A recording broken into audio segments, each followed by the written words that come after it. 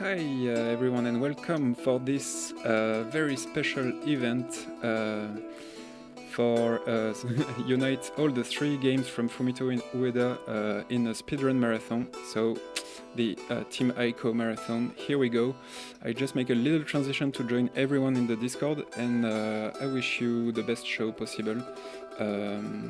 See you soon. Let's go.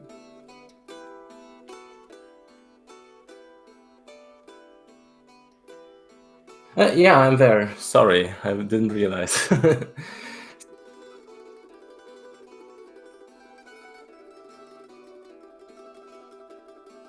Yeah, I guess I can do a little introduction. So, Indeed, yeah.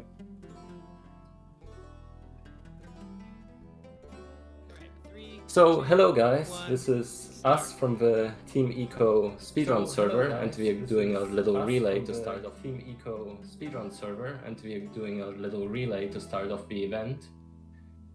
My name is Tic Tac. I'm one of the Speedrun.com mods for Shadow of the Colossus, and I helped to set up this event together with AZAMA and the runners. I guess AZAMA can say a little bit about it as well. Yeah, sure. So, yeah, I'm also from the Shadow of the Colossus community, basically, and we've done some races and cool events recently, and here it was a great occasion to join everyone in a marathon on those crazy games. Yep, and I'm Sancho Panda. I'm the one with the horns. Yeah, the one playing. Hey, So I made my first jump. What's your PB on this game, for example? My current real-time PB is an hour 37 something. It is currently still a good 5 minutes behind the amazing world record run done 4 years ago by Karekusa, a Japanese runner. And All right. I will forever be in his shadow, but that's okay because I love this game. And I'll just play it just to play it. I don't have to chase him. I just like getting better. Yeah, what should be maybe also mentioned that this is the PS3 version of the Eco game, Yes. which is actually kind of unusual for marathons because the PS2 version on the PAL console is actually like half an hour faster. But we 40 found that we minutes. also Yeah. 40 minutes, in fact. There we go. Yeah. At this point, it's spending more time on a good game. That's cool. Yeah, exactly. We're getting to see a little bit more of the game because the PAL version skips, I don't know, like half the game almost, it seems like. They skip over the watermill, the waterfall, the whole water section is skipped. They skipped large portions of the East and West arena puzzles, and it's really fun to watch. We're going to have to try and find swag in other areas because we don't have the super jump because we're not running at 50 hertz, which is what causes that super jump glitch to kick in. So, since there was the questions as well, the other games in this relay will be Shadow of the Colossus, run by FoxyZilla, the current world record holder of the any % category. Yeah, he's got a little more clout than I do. And The Last Guardian, run by Sable Dragonrook. Yay! Whatever. And she's the reason we're partnering with the charity, so thank you, Sable. You're awesome. Yeah, thank you so much for this opportunity. I guess Fumito Ueda would be very happy. Maybe we could share that on Twitter later. So if you're wondering why I'm constantly calling anybody who's never run Eco or who's never speedrun Eco, his feet pick up pace just a little bit when he's calling, and so it makes his run significantly faster if you constantly do this at different points during the game where it doesn't mess with her AI. And Yorda's in a cage right now, so it's definitely not messing with her AI. This is the this is the the best we'll have it during this run. So yeah, finally you can meet Yorda and start the real game. Yes, and we're skipping all the cutscenes, so maybe we can say kind of like what goes on during those cutscenes. She comes out of a cage. She touches our face. She's not observing social distancing. there was a dream also before that. Yes. Ico was kind of dreaming a black, strange shadow person in a cage, and it turns out to be this light girl. So we got here in about 4:06. That's a really, really decent time for that to hit the first idle door. Now let's Cool. see if Yeah, I can 'cause do you this had jump to- right and get her to come up at the same time I am. Yep. It looks awkward, but it saves a few seconds. Yeah, for the ones, oh, this is so cool. For the ones who played the game, maybe you'll recognize that. You'll definitely see that Yorda is very cooperative here. Yes. Well, she's always cooperative while you're holding her hand, right? It's it's Yeah, when yeah, you let sure, go sure. that things get But- messy sometimes. But Oh, that's part of the and- fun of the game, you know. It's not pure skill. There's a lot of RNG, not just with Yorda, but with the seagulls that she sees and sometimes runs to, and the shadows kind of do different things. You never know exactly how those three different parts will interact in any given run, and there's really nobody's figured out a way to make that too predictable. There are places where we can do it a little, but not a lot. I think she's gonna run down the steps right now already. All right, she just kicked in the cutscene, and now I have to hurry up and push the block anyways. This will make this really, really interesting. This is not how it normally goes. All right. Oh, he's going after me because I'm closer, so this will work. Yeah, come after me. Oh gosh, this is really weird. Come on, Yorda. We're just going to. We've lost some time here, but that's no big deal. We're This gonna. game is a lot We of are fun. only going to fight actual 3 shadow fights. Yorda willing, as long as she helps us with a few shadow skips.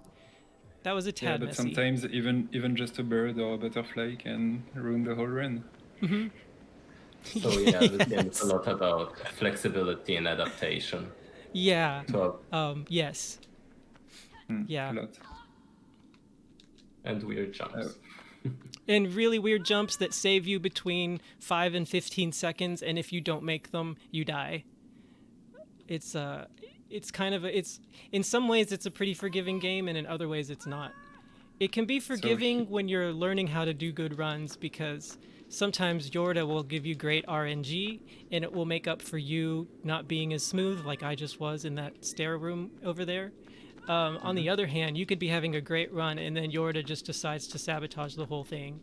It's very, very common. So here's a jump that saves us just like a couple seconds. And if you miss that jump, this you one die. is so cool. And here you're alone. You left her alone too. Yeah. That's the thing we have to do for the speedrun trophy too. Yes, this particular skip was found, I think, 11 years ago by the world record On holder PS2, for right? the Japanese version of the PS2. And Yeah. thankfully it still works for us. Of course, the PAL version, you just get to skip all of this because you super jump across the drawbridge like a... Yeah. It's not a glitchless run, let's just put it that way. This one is glitchless. Yeah, if you want to see all of the glitch runs, definitely check out Biyuchi. She's also in chat right now. Yay! Runs the PS2 version. Yeah. Also represented at some marathons before. In my mind, I don't know what she thinks of this, but in my mind, I've always called her like the mama bear of eco runners, because she's the mod on speedrun.com for it. She verifies all of my runs, and even though she runs a different version of this game, watching her run with explanation at the GDQ Femme Fatale really helped me a lot as I was starting to learn the game, and she's super cool. So we're sad she's couldn't be with us today. Get well quick. So there was a question about how the games are related in story. They're definitely in the same universe, and we're running the games in the order they came out. But technically, yeah, Ico is a sequel to Shadow of the Colossus, if I'm not wrong. Yeah. I mean, So- we're gonna Alright. assume that people know how Shadow of the Colossus goes because that's such a famous game. But the very fact that Ico has horns is the clear giveaway that he's a descendant of Wander, who is the main character in Shadow of the Colossus. Yeah, by the end of Shadow of the Colossus, we have this story element. I wouldn't say it's clear. Maybe the boy is not Aiko, because so far we've also heard about boys with horns. Yeah, A it's lot. definitely I not think there Iko are because 50 in yeah. the prison. Yeah, there are 53 other boys who've been imprisoned 53. before Eco, and if it's every, if it's every generation, you're looking at maybe somewhere around 1600 years of this established institution of boys being taken to this castle and sacrificed for some purpose or other. The reason of that purpose depends on if you just go off the book or if you read the novelization, but I don't want to spoil that for you. The novelization, though, is amazing. It reads like a horror novel, and it's really great. Yeah, it's crazy how you actually got a number to that, because I don't think I actually Yeah. looked that much into the lore. All right, Tic Tac, I'm about to do something I just started doing last night after streaming. Oh, perfect. That. Show us what you've got. Just skipping that ladder. All right, we got the chain jump. That's good. And I also figured out last night, I was just watching the world record run some and just thinking of some of the mechanics that I've learned from the game. I've also learned how to skip landing on this ledge right here. Yep, so we just fell all the way to the bottom instead of running down a big twirling, swirling staircase. But we'll go back up that staircase, so you'll see while we skip. Now here comes the bomb toss. Fortunately, we have infinite bombs for however many times we miss this up. That was a bad jump. I love the bombs and the bomb thing here. That should do it. Got it. Yeah. It's got a nice blast radius to it. They improved the blast radius from the PS2 US version, which we shouldn't even talk about because it's garbage. Okay. All right, so when we fell earlier, we were skipping running down all of these steps. Unfortunately, we can't fall back up in reverse. So there we go. That's kind of like we've kind of made it through the first leg a little bit, except for these Benny Hill segments where we're just holding Yorda's hand and running away from shadows for 2 rooms.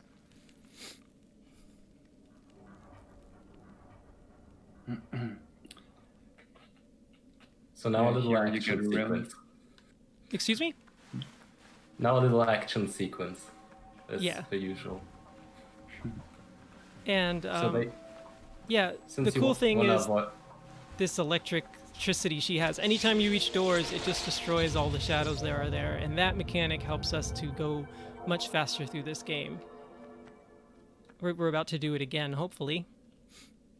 She's also your best weapon with those idols. Yes, especially in New Game Plus when you have a lightsaber and when you're holding it and you're holding her hand, it makes it like 3 times longer than this stick, and it one-hits the shadows. She is definitely your best weapon. Oh, it has an hitbox? She's not just a damsel in distress. The lightsaber has an hitbox even when you don't hit?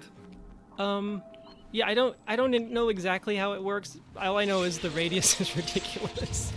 Okay. But when you're not holding her hand, it's like half the size of the stick. So that's really weird. It's just a fun dynamic that they put into it. All right, we're about to skip a cutscene. Can you guys explain like what went on right there? Oh yeah. So there is someone else, like the queen of the castle. Actually, it seems like she presents herself, I think, like Yorda's mother, right? Yes. Yeah, she is Yorda's mom. Yeah. She doesn't want Yorda to go, so she tries to stop you. And it's very minimalistic, so I don't know if there is much more to say. Yeah, she's a helicopter parent. That's how I describe her. She's just really possessive of Yorda. Yeah. Oops. Yeah, because we have some answer elements later. Maybe we'll talk about this during the boss fight at the end of the game, but it seems she needs Yorda's power, something like this. It reminded me actually this story, of a woman in Eastern Europe using young girls' blood to be younger herself. Something Bloody like Mary? Is that it? Maybe, I'm not sure. Bloody Susan? There's a lot of them, I guess. Yeah, I think that's a pretty I just mean there is a sort of a vampire thing of the Right, mother absorbing Yorda's life. All right, here's another bomb toss we're gonna try and do. I love this We're one. lighting it. We're lighting it early and throwing it instead of placing it where we want it and then lighting the stick and running over to it. Yeah. All right, yeah. come on, Yorda. And now we start the nightmare segment, which is trying to skip 3 different shadow fights. And Graveyard. yeah, we're going through about 5 different rooms, which involves some double backing, so it's about 7 shadow fights in those 5 rooms, and we're going to try and skip all but one of them. But a lot of that depends on how Yorda behaves. She nearly just stepped onto the floor. Did you guys see that? And as soon as she hits her foot hits the floor, that triggers the shadows. She almost ruined it already. Yeah, and keep in mind in the PS2 version, none of this is even an issue. So you got here the some PS2 extra PAL? content. Yeah, you push this block in, and then you just super jump up from that corner right there and push down the other block.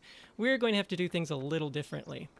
And all my effort to try and get her to stand there, and she moves back to the middle of the stairs anyways, which she does sometimes and other times not. Now I have to let go of her right before her feet cross this pressure plate. That'll do it. All right, Yorda, stay there. Yay! That's the hardest part of that skip. No matter how bad this goes, and it can go really bad from here. I think she's going to get grabbed actually while we're still in here because of how close that shadow was. But no matter how bad this goes, it'll be way better than having to fight and kill 9 shadows, which adds up to like, let me do the math real quick.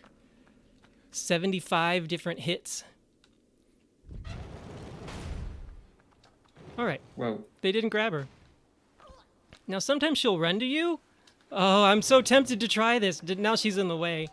I'm so tempted to try this. Okay, let's see if we can get a perfect skip. I can't touch the box. Oh, they're gonna get her. No! Okay, whatever. Let's just go ahead and let him grab her. He punked me good. The problem with this is they will cheap shot you during cutscenes. Okay, they're probably still trying to get me right here. Yeah. All right, we're fine. This is still a decent skip. But if she runs to me, which doesn't happen very often, I have to try and see if I can do this without her even being grabbed or taken up. All right. This was a good skip, provided we make it through the door.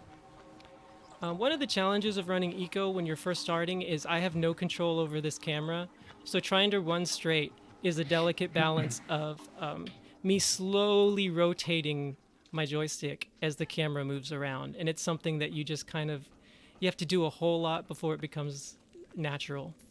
But guys, we just avoided fighting 9 different shadows, 6 from the first encounter when her foot touches the floor of that stairway, and 3 when you come back out again and push the block down. And so what we were seeing was both of those shadow fights piling on top of each other, and that's why there are so many shadows there. It's rarely that busy in this game.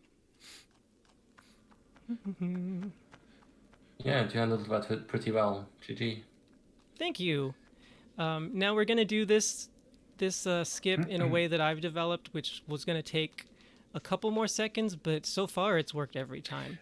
Oh, and I've got a question for you. I always asked myself, when you're on a ledge, you can take it with your arm or go up and move like, Egyptian lateral movements.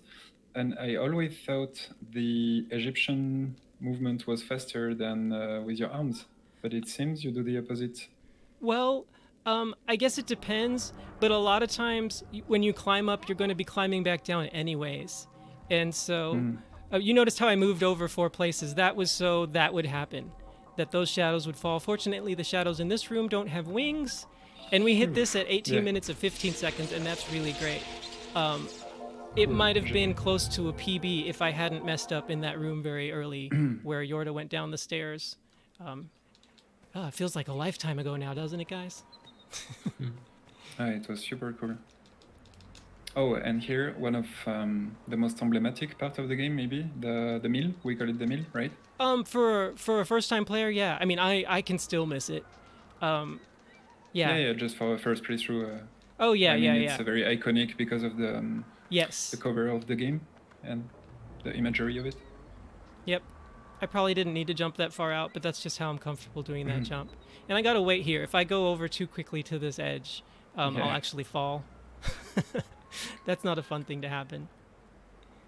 Oh, and I saw you practicing this too, like jumping from the middle faster to catch the border of Right, the... yeah. Yeah. And this seems pretty precise too. Yeah, I've kind of come up with a wimpier way to do that. I was killing myself doing that too often. Here's another like couple second time save that you miss and you die. Yeah. All right, Perfect. hopefully Yorda will be here and she won't be refusing our hand. Maybe We'll a see. butterfly. She's there. Yay! Yeah. Super. Thanks, Yorda. How about that?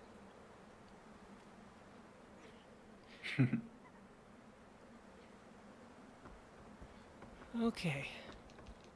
This part is kind of no one's actually figured out the best way to get her up these stairs because she really likes to dwaddle. So I tend to just carry her up that second one, and a lot of times she does the rest herself. But see, even here she's like taking a step back. There she goes. All right, here comes the skip that has always been kind of the most RNG heavy, and we could actually die here. We could just have we could be forced to have a bad fight. But or there's actually, two different decent skips we can get.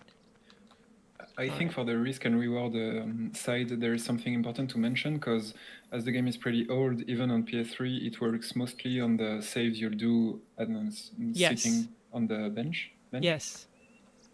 But the game is actually also checkpointing with the idols, right? Yes, so that means our checkpoint is just right out of this room. So I just put her in a place where hopefully the shadows won't get her, and I'll be able to pull her through the gate before they can get to her, and hopefully even be able to jump back through myself. But that was a bad jump, now I'm a little concerned. Let's see where she is. Nope, she got grabbed. She got grabbed, there was nothing I could do about that. Yeah. Oh well.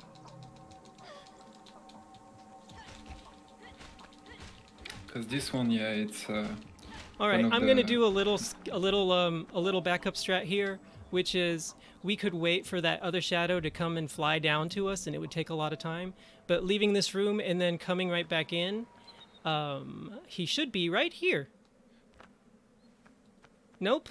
Okay, this game is really just gonna mess with us this run. That's okay.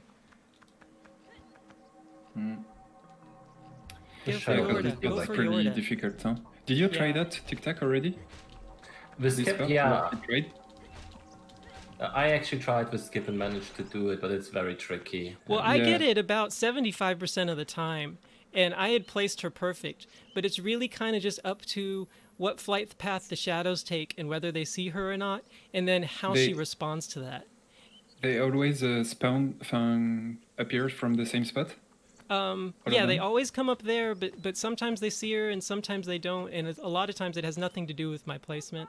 Oh, I'm that's a lot of RNG here. I'm forgetting I need to get her through here again. Yeah, a lot of Yorda RNG going on as well. So this is what we were trying to do. Yeah, we were trying to grab her, pull her through, and then come back around and have all that happen while the shadows were still there. This that would movement be you do with the door. Yeah. It's something, huh? You know, but they'd already grabbed her, so even my bad jump really wasn't what caused that to happen. Like, usually she's kind of waiting a little bit nearby. But, you know, there's not much you can do about that. That's just complete RNG. Where I put her was where I always do. And like I said, I usually get that skip about 75% of the time, but then there's those times where or sometimes she sees a bird and she just runs out into their view and then they go after her.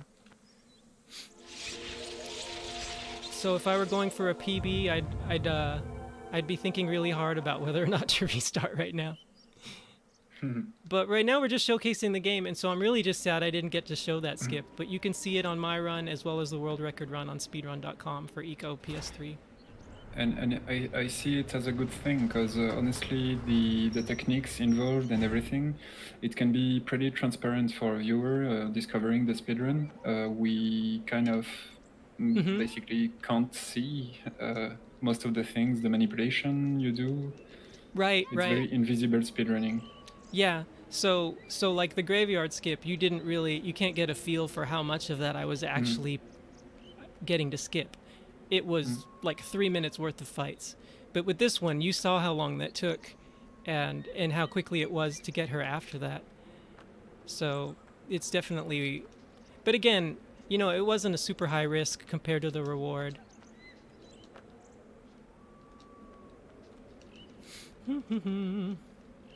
All right, here's another Oh. challenging section. Yeah, the jump you'll do on the rope. Yeah. To be honest, I actually This haven't one. timed whether moving while hanging or moving while standing on top of a ledge is faster. I just do Yeah. it this way because that's what the world record runs for PS2 Japan and PS3 do. Okay, could All be right, timed maybe. let's see if we can trap these shadows here. It's really challenging, tough thing to do. We got him. Yes. Wow, that's wonderful. Here. And so you're mashing the Mhm. attack button? Yeah, I'm just mashing the attack Okay. button, and because my stick is hitting the wall, it's not doing the full combo. And so the first hit kind of stuns them, okay. and so this keeps him chain stunned. And that's why I use that method there. I see, because I tried similar things like not mashing, but pressing at the good moment to only initiate the first attack of the combo. Yes, You see? you'll see me do that in the East Arena. Cool. Okay. Because I don't back them up so quickly. And I was doing it early on we in this agree one that too. the first attack of the combo has a much better zone. Yeah, yeah, I would hitbox agree with than that. the second one.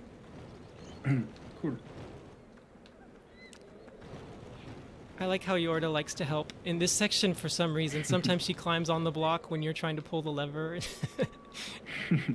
It's cute. Yeah. That's IA still magic in 2020. Yes. And I mean, as you watch this game all the way through, she's not just a damsel. She has her own role to play, and I really like that. So, this next fight coming up is the only one where they actually don't ever go after Yorda because they don't have wings. They're just down here. It's the only one. Yes. So we don't. It's kind of confusing to me. It feels a little redundant for it to even be there, but I guess they want to give us trouble, So I just did a skip right there. That's really easy. You use a visual cue, and you use the directional, the D-pad button instead of.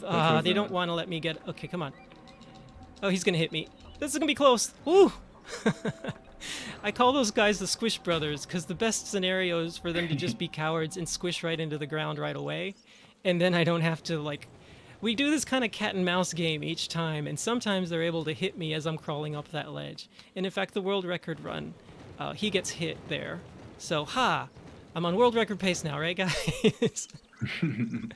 That second of time save will help you, yeah. Yeah, that made up for the whole sewer skip being terrible.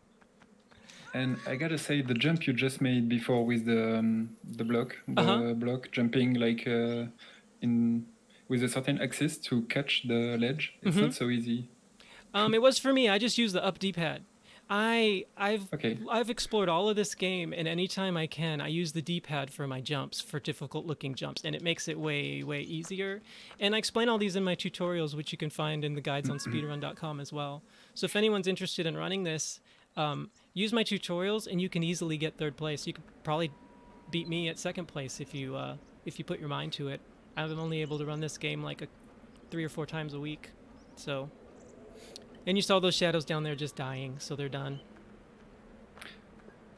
Yeah, and in fact, if you want to learn to run any of the games shown today in this relay, you can find all kinds of guides and tutorials on our Discord as well. Oh, look, Yorda hadn't made it up the... That's funny. Oh, Yorda. Don't shake your head at me, Yorda. Do-do-do. All right. Whee! I like this. This was a brilliant way of getting down this chain a lot faster. Ooh, he hasn't even grabbed her yet. Hey, she's not yours. Whoa. Perfect. Yeah, that was brilliant. I didn't even have to chase her. That so yeah, I've never had it happen that well. That was ridiculous.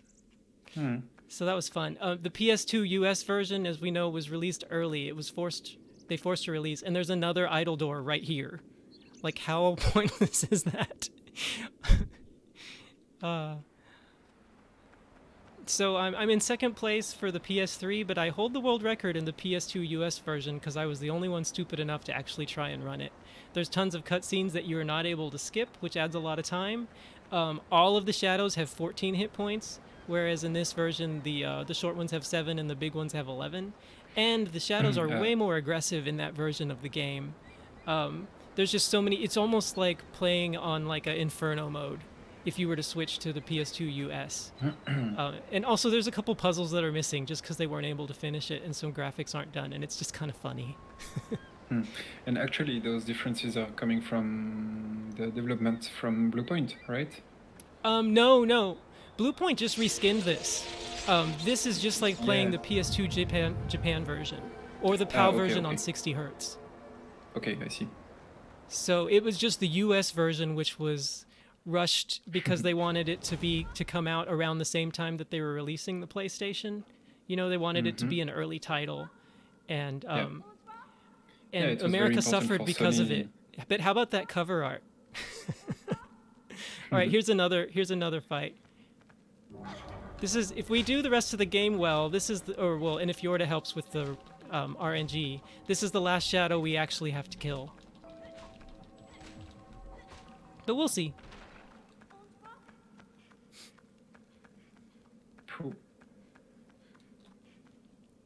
So, chain stuns. It's a great thing. All right, let's see if I can get this jump. Yay! Normally we take Yorda down this ladder over here, and it takes her for Yorda and ladders.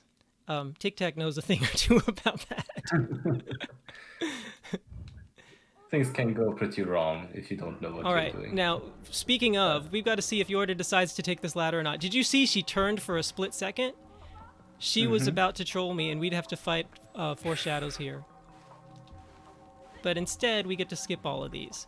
The shadows only appear when you and Yorda are in the same place. So there are many times where I can leave Yorda by herself, and as long as I do it fast enough, she won't get grabbed by any shadows, and I can just go do things on my own. That was a bad jump, but as long as the rest is clean, it shouldn't be a problem. We're on a timer right now, though, guys, to get back to her before a shadow grabs her. Although it's not that bad if he does. Oh, I think he's actually going to now. I'm having a little bit of trouble doing some basic things just because the game's a little wonky physics-wise.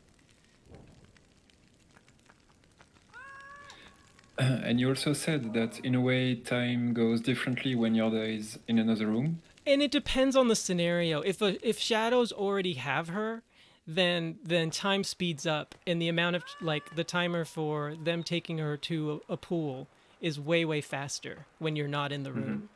But if she's in there without a shadow, it's like I think it's fairly consistent the amount of time you are away from her before shadows appear. Usually it's just one shadow and grabs her. I think we're going to see that happen here, but I've got a backup strat if it does. It's nothing to worry about. It'll be close, though. I won't be surprised if she gets grabbed right as I'm jumping through the window. We were just a little sloppy with our jumps and lighting that thing. Let's see. Did you hear that? So, the thing to do right here, it went, the split second. I heard her get grabbed the split second before the scene ended. That's how close it was. So the thing to do is make sure you don't grab this sword beforehand. Because if you do, then that wall goes up, and then you're not able to catch her, because as you can see, that shadow pool is outside of the wall. Now we'll just attend to our business and keep Yorda close to us. And this shadow will be really easy to kill, because now we've got the sword, and it does a lot more damage than a stick. Yeah. Skip the cutscene. What are the damages for the sword and the other weapons? I'm sorry, say that again? The damages, like the attack level for each weapon? Yeah, I calculated it at one point, but I can't remember. I just know that the sword, I think. I just wanted to point out that maybe the difference between stick and sword is the biggest one, because the other weapons are just like slightly better than the sword, but it's not changing so much. Yeah, I think, yeah, I would agree with that. So Yorda, I wanted her to stay down there, but as you can see, she went back up the stairs. And it's those sort of little things that will drive you nuts sometimes. Because, that's like a few seconds. I wanted her to just wait for me to jump down and then get her and go in. But we're not on PB pace anyways, so we're just going to have fun with this run. And overall, everything's going pretty smoothly. The graveyard skip was huge. Sure. Getting that East Arena skip right there where she had to go up the ladder, that was great. This is still a really good run so far. Whee! Unfortunately, there's not a lot to say right now. Boop! So, any questions from you guys or from chat as we continue here? On the chat, I see some people here talking about the poetry side of ICO. And yeah, I don't know, but on those 3 games, I think we can just have a emotional memory of those works from Fumito Ueda, basically the game director, but the whole ICO team, Team ICO. Yeah. And they just did a wonderful job. I mean, even the PS2 US ICO, version. it's 2001, huh? Yeah, the I PS2. just want to remember people. Yeah. Even the PS2 US version though is still a really great game, even though it's after playing the PS3 version you realize that it's how sad it is that we got robbed of the complete game by those darn board executives. Just as we had Shadow of the Colossus remake, an ICO remake on PS5 would be honestly really. I doubt that'll happen. Sony could do it. Could work. Yeah, but maybe. Bluepoint was too busy on Demon Souls now, so we'll see later maybe. Yeah, who knows? They have the rights, huh? Yeah, it's a good point. Yeah, who knows? I feel like when they came out with the 2018 Shadow of the Colossus, there were still things that could be improved. With Eco, if they wanted to improve it, I feel like they'd have to rebuild it like they did with Shadow of the Colossus, and I don't know if they shouldn't touch anything about the physical or the gameplay, maybe the inputs.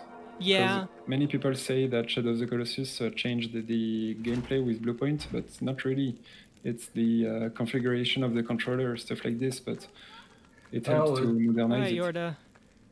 To be fair, on the PS3 Shadow of the Colossus, they actually messed up the physics somehow, making the game a lot harder. Hey, we're playing Eco right now, guys. Talk about your game Tic Tac when it's when it's foxy. I don't think I can fit that one in the Shadow of the Colossus commentary, just because it's the PS4 version, probably the best version of them all. Yeah, and it's beautiful. Probably. It's a beautiful game. That's what I want to say. ICO without touching a thing, just doing the same gameplay and stuff, just with ray tracing, and that's it. Yeah, so right now we're opening, all the things we did in this area are opening the left half of the gate. Now we gotta go through a bunch of stuff to go and open up the right half of the gate. I'm gonna go ahead and get this sword right here so I don't possibly waste 4 minutes. Alright, let's see if we can get this little jump right here. This one is harder to get than on the other side because of the camera. Nope, I didn't get it. Let's see if she actually wants to come down to me, if she's going to change her mind. Yay! I try not to overcall her. Guys, seriously, that was a huge victory. When you miss that jump, sometimes all the way down at the bottom rung, she decides to go all the way back up, turn around, come back down again, and you lose like 20, 25 seconds in the run. But it's part of the charm of the game. Alright, now, this is a really fun skip to do. We are going to leave Yorda right here, because running with her is slower than running without her. And we're going to let the shadows grab her, and then they are going to airmail her to us. Free of any postage. I remember the first time. Yeah, go ahead. I'm sorry, go ahead. I was just saying that I like keeping the camera on her because if she gets grabbed while you're not looking at her, the camera jerks away to show it happen, and you stop moving. And so this is one thing I've started doing that I haven't seen any other runs do, and I think it helps. But because of where she got grabbed, look how high up in the sky she is. Yeah, I remember when I saw the skip for the first time, I actually had to laugh at how ridiculous it actually is. Yeah, it really is. Yeah. And this is where you've got to kind of do a dance of I don't want to go through too quickly, or the shadows will still be really, really far back, but I don't want to go too late, or the game's you go to a continue screen without even going through the door. And I think AZAMA, you've seen that happen to me. It's brutal. Exactly, yeah. All right, that should be good. That's why here it's... no borders. Sweet, that was great. That was a perfect skip. Just perfect, yeah. Now, the other way I was talking about is instead of getting this sword in the East Arena, you get the sword that you saw up at the top of the ladder. But I kid you not, the time it takes to grab that sword, if you don't do it perfectly, you get to a continue screen because you're not able to rescue her in time. You're not out that door in time. She's in a pond, and you can't get her, and you've lost about 4 minutes of your run that you have to do over, starting all the way back at the top of that East Arena.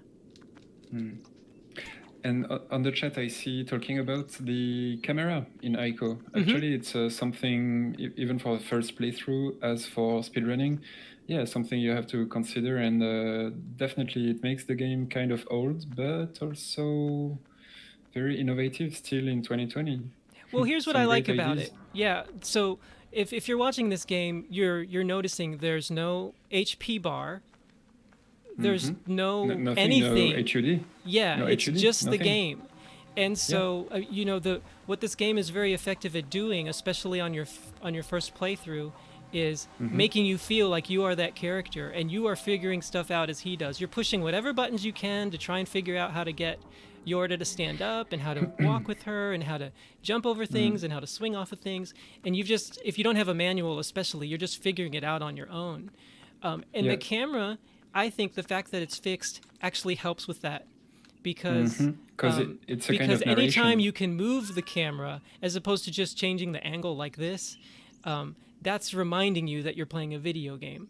And so I really like the fixed camera for that aspect, but it's very frustrating until you're good at running straight while all of that's happening. Maybe even for a first playthrough, it can be well accepted and just enjoyed very much. And honestly, this camera, it's also a way to do some mise en scène from the developers, just like it would be the case in a God of War, for example, with a fixed camera, but you have no control on it, so it shows you what you have to see.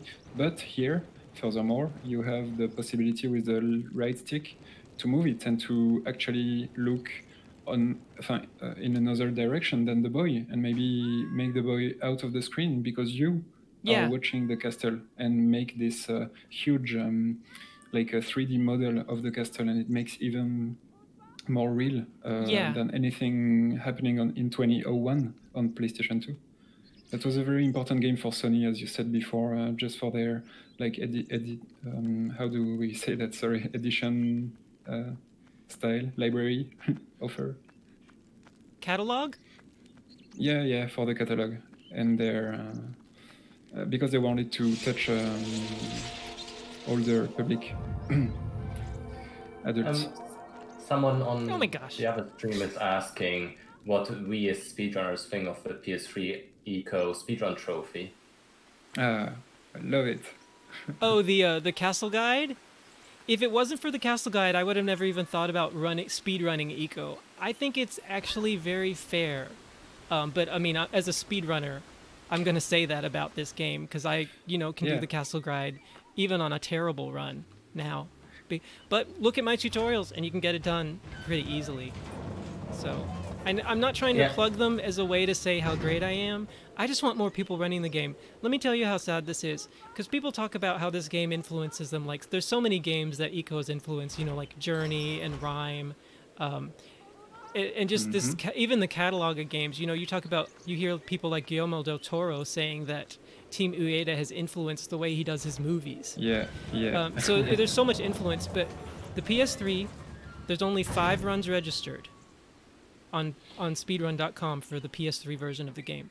There's only 3 runs registered for the PAL version. There's only 2 for the Japanese PS2 version, and there's only 1 for the US version, which of course is mine. Yeah, sure. Which I partially did as a joke to see how much worse it was. But I see in the chat that everyone just enjoyed so much those trophies. Honestly, I did all of them a few months ago with the PS Now, actually, and it worked, even the speedrun one.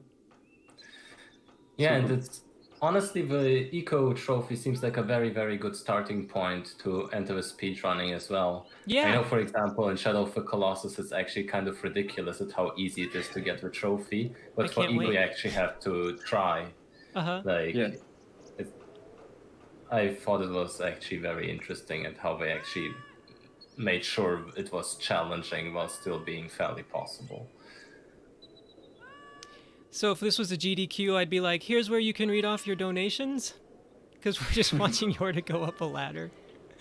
When I'm playing this game by myself, not in chat, this is where I work on my scripture memory, because it's just such a pause here. Go, Yorda! Woo! Climb that ladder. You got this, girl. Who needs to use your other leg? I mean, really. Using both legs is overrated. So the next part, I remember something pretty complex. You'll have some jumps to do. Yes. One very special to go very high. Yeah, well, first we have like about an hour of watching me climb this across this pipe. Yeah. So, there's things you can do here, like check out that artwork. Look how close mine is to it. My little horn part is a little redder, and that's because I just used Sharpies, and I like traced this pattern onto a t-shirt, and I just cut the sleeves off. So do it yourself, Eco cosplay. So yeah, for a bit of context for the other stream, this is actually part of the Team Eco Marathon that we organized ourselves, and the people from really, really Longathon were kind enough to include it in theirs as well. But we are streaming it on AZAMA's channel as well, so if you want to look at Sancho's glorious cosplay, you can check it out. Oh, it's not showing the cosplay? Oh, that's disappointing. You'll find the video later too, so that will be a good memory for all of us. No, that's fine. I understand why they need to do that. That's fine. I put the link in the chat. Hopefully that's okay, but the organizers. They're all in the same shared viewership. Oh, here, the jump so first try, you had it. Yeah, so that jump, if anybody tried to run this game, they know how annoying that jump can be. I'm convinced that the window for making that jump is under 1/10 of a second. I'm not going to call it frame perfect, but it's tight. It's really tight. And so just as a quick crash course, if you jump a little late, you'll fly up about halfway. If you jump early, you'll watch your knees buckle. You want to try and jump right as it gets to the bottom, right before it starts pushing up. And there's this little notch in the bottom right side that as soon as it disappears, that's when I push jump. Okay. And it usually works well. So you've got your perfect... I've got a visual cue that's helped me get better at it, I had a PB a long time ago where, hey, Yorda, sweet, stay here. Come on, Yorda. Come on. Please? If she doesn't follow us here, then we're going to have to chase her down. But yay, there she is. All right. Here's another little trick. You have to wait for a split second before you try and make that jump from the watermill to that edge thing. If you... Anytime you climb on a surface, if you're pushing the directional button while you climb on that surface, you stumble. And so you'll stumble over and over again trying to make that jump. You have to pause for just a second before you make the jump. Oops. Oh well. Yeah, I remember trying to do this jump casually, and it was a nightmare until you explained to me how it actually works. Yeah, just make a little pause. I even show in my video like how that works. So there are a lot of times where even though this is a speed run, you just have to take a beat and literally let Eco gather his feet so he can make the jump you're wanting him to make, or else he'll just tumble into oblivion even. So, fun times. But that section went really, really smoothly. I'm really happy with that. Yeah. Honestly, that's wonderful now what we can see today. There was just one major point. Where was it? The biggest loss? The biggest loss was the sewer. Or the room with the light through the trees is what they call it. As Alright, you we're say, about the to rest try was another pretty shadow smooth. skip here. Every once in a while, she will get a little scared and she won't make this run. But usually, she just trots right along. We're just trying to skip 3 shadows. She did. She's good. She didn't get startled this time. They have a hard time grabbing her if she's on that block. Yeah. Oh, nice try there. Ooh. Slippery Hands McGee. The crow feet ones are my least favorite. They are fast and they are very, very aggressive when it comes to hitting you. All right, we're at the gondola now, the gondola section. And this I is love this part, the way Yes. All the models and the 3D, the environment changes a lot with much more curves because you're in caves and not in this very Yes. straight castle. And the fact that it's showing you stuff you'll be doing at the end of the game right now. You're just casually Yeah. running past it. I just love that this game does that throughout. Exactly. So refreshing. It's also part of what makes this game so tight. Like, they're not cheating in how they made, in how they designed the whole game. This entire layout is one big layout. That's actually the design there. That's not like a cinematic, you know. And that's part of why this game, it's really hard to find any other skips because it's so tightly made. All the puzzles are like yeah. in their own cubed section, and unless you've got the super jump like the PAL version, for the most part, you're at the mercy of what the game is trying to ask you to do. And even even that skip we made early on, where we left Yorda in the train station, they designed that skip to be there, so we weren't pulling anything over on them by getting that one done. Because if they hadn't designed that skip, why would they have included the drawbridge? Actually, it's a lot of level design too. And yeah, the way they will use the same place 2 times maybe at this point and later in the game. But also the way they tell a story through the environment and with the combination between that camera we've mentioned and the level design, the way everything is shown step by step, it's just so majestic. Even so many indie games have tried it those past 10 years, and we still have to learn a lot in game design as level design from ICO.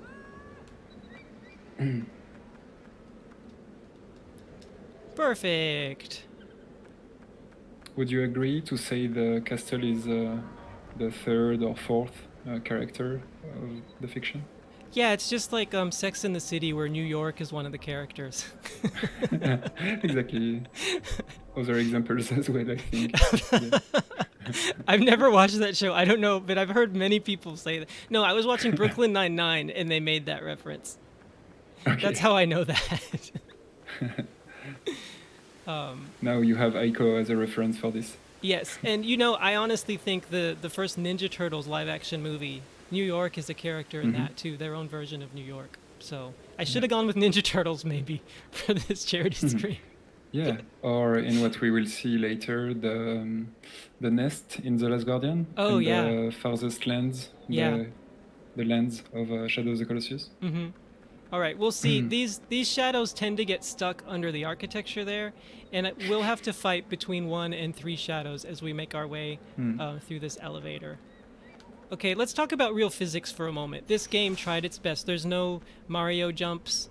You know, everything in this game is supposed to feel as real as possible to the real world, except for, you know, the type of falls that Ico can take without breaking his ankles. And the fact that if you're all the way on the edge of this elevator, you pull it faster, that's just phenomenal to me. Like, what a really... Like, the fact that they spent the time coding that when they could have been lazy about it, it just shows you their love for that, for their philosophy of having real physics.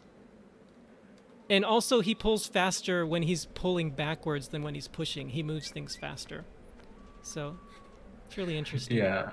I feel like a physics question will come up in the Shadow of the Colossus run rate later.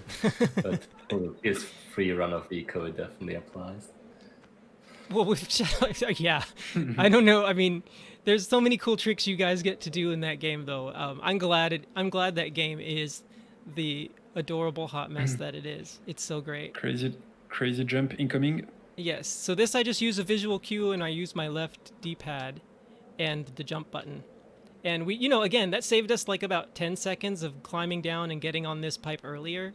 Yeah. And if you miss it, you die. But with the visual cues of that bridge up there and what rung the screen is ending on, you can make that jump every time just using the D-pad instead of the joystick, which, the joystick, your thumb moves around on the joystick, so you may think you're doing the exact same input and you're not. Especially with the way this game works, where you're constantly just rolling your thumb all over the joysticks just in order to keep up with the camera oscillations. Okay, that was weird. All right, here's another bomb toss. If you miss this, you lose like 25 seconds. The game wants you to throw the bomb without lighting it, and then get a stick and try and make it over to that spot and light it. It's painful, but we got it. Yay! Really? Yep. The game wants you to do this? The game wants you to throw the bomb, but without it being lit. And then it wants you to get your stick, because you can light the stick, and hurry over to where that area is. Okay. Yeah. But just the fact that you can actually light the bombs without even using the stick is very amazing. Yes. There's 4 bombs in this game, and all 4 you can do that with. We're not going to do it with the 4th one because it's not worth risking for a... And actually, Tic Tac, that's physics too. It reminds me somehow Zelda Breath of the Wild or something like this. Like the fire is really fire. Yeah, I feel like a lot of games nowadays are somehow inspired by this game to some extent. Yeah, and most of them say it. Yeah. Yeah. It's referenced so much, like Miyazaki from Software creating Demon Souls, Dark Souls, all that. He mentions Ico very often as a reference, and actually we can find very similar things in the first Dark Souls. The importance of silence, stuff like this. Yeah. We haven't even mentioned the fact that there's been no soundtrack this entire time. Yeah, it's just you in the castle and the birds, and Yorda going, nope. In her made-up language, which is actually like backwards Japanese. Again, these jumps... the Team Ico created. Yeah. Again, these jumps right here, you miss it and you lose so much time because we didn't save at that bench earlier. But that's how you do a speed run. And if I'm, this is a really long-a-thon, so that means more time, right? I hate doing that jump so much. I've never missed it, but I still don't like it. Like, you could wait for the camera to swing all the way around, but where's the fun in that? All right, now we're about to skip a 2-shadow fight. She has to do 2 jumps, so it can be trolling a bit. But the shadows only come out 1 at a time here, and they don't cross that barrier, except in the PS2 US version. They will cross that barrier, and they will knock you off that cube to your death. So yay, PS2 US! All right. So yeah, besides that really terrible... Besides missing the sewer skip, this has been a pretty decent run.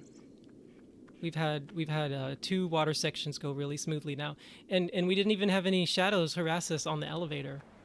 0 shadows, so that was cool. Do you know how close this is to your PB, like pace-wise? I'm gonna guess I'm about 2 minutes off. It really does hurt missing that. Yeah. Maybe less, but that's what I'm gonna guess. For a marathon, that's actually very good.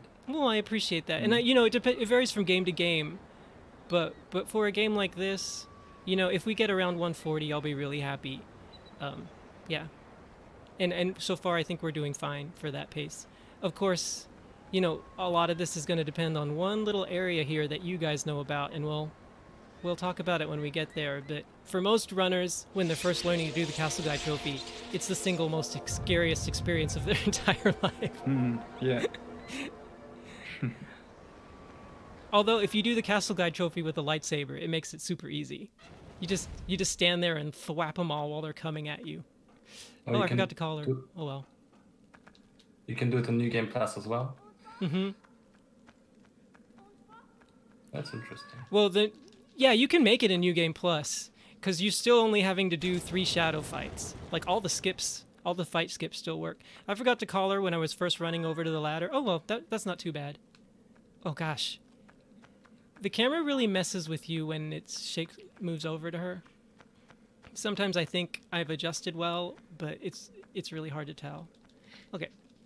I think she's about to follow us up the stairs.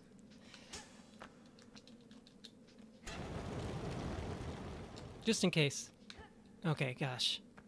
Now, this is unfortunate. This means that these shadows might spawn before we go through this door, and if they do, they're going to give us trouble coming back out. We'll see. We'll see when they show up. So, again, you know, I leave Yorda in that spot all the time so I can jump right down and get to her. But if she decides she wants to, you know, be with me, and, you know, props to her for thinking she could be helpful. I've actually had her climb up this ladder, too, and it cost us a lot of time.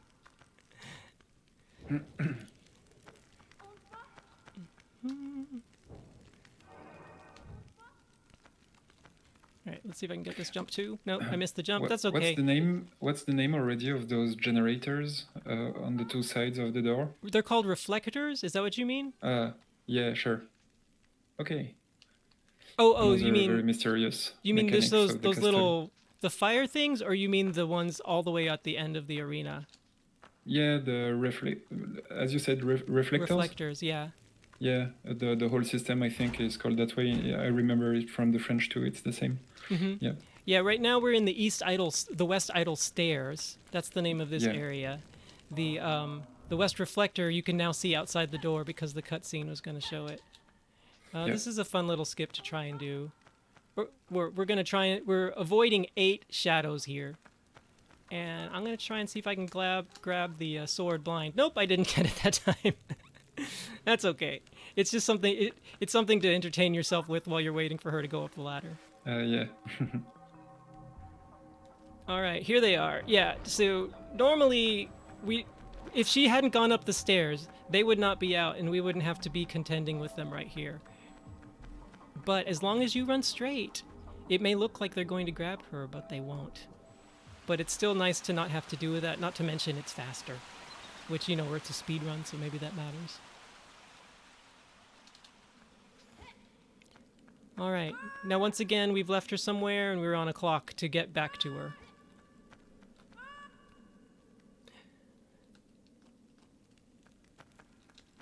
All right, I got that jump that time, though.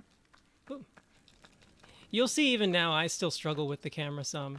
It's just the nature of the game.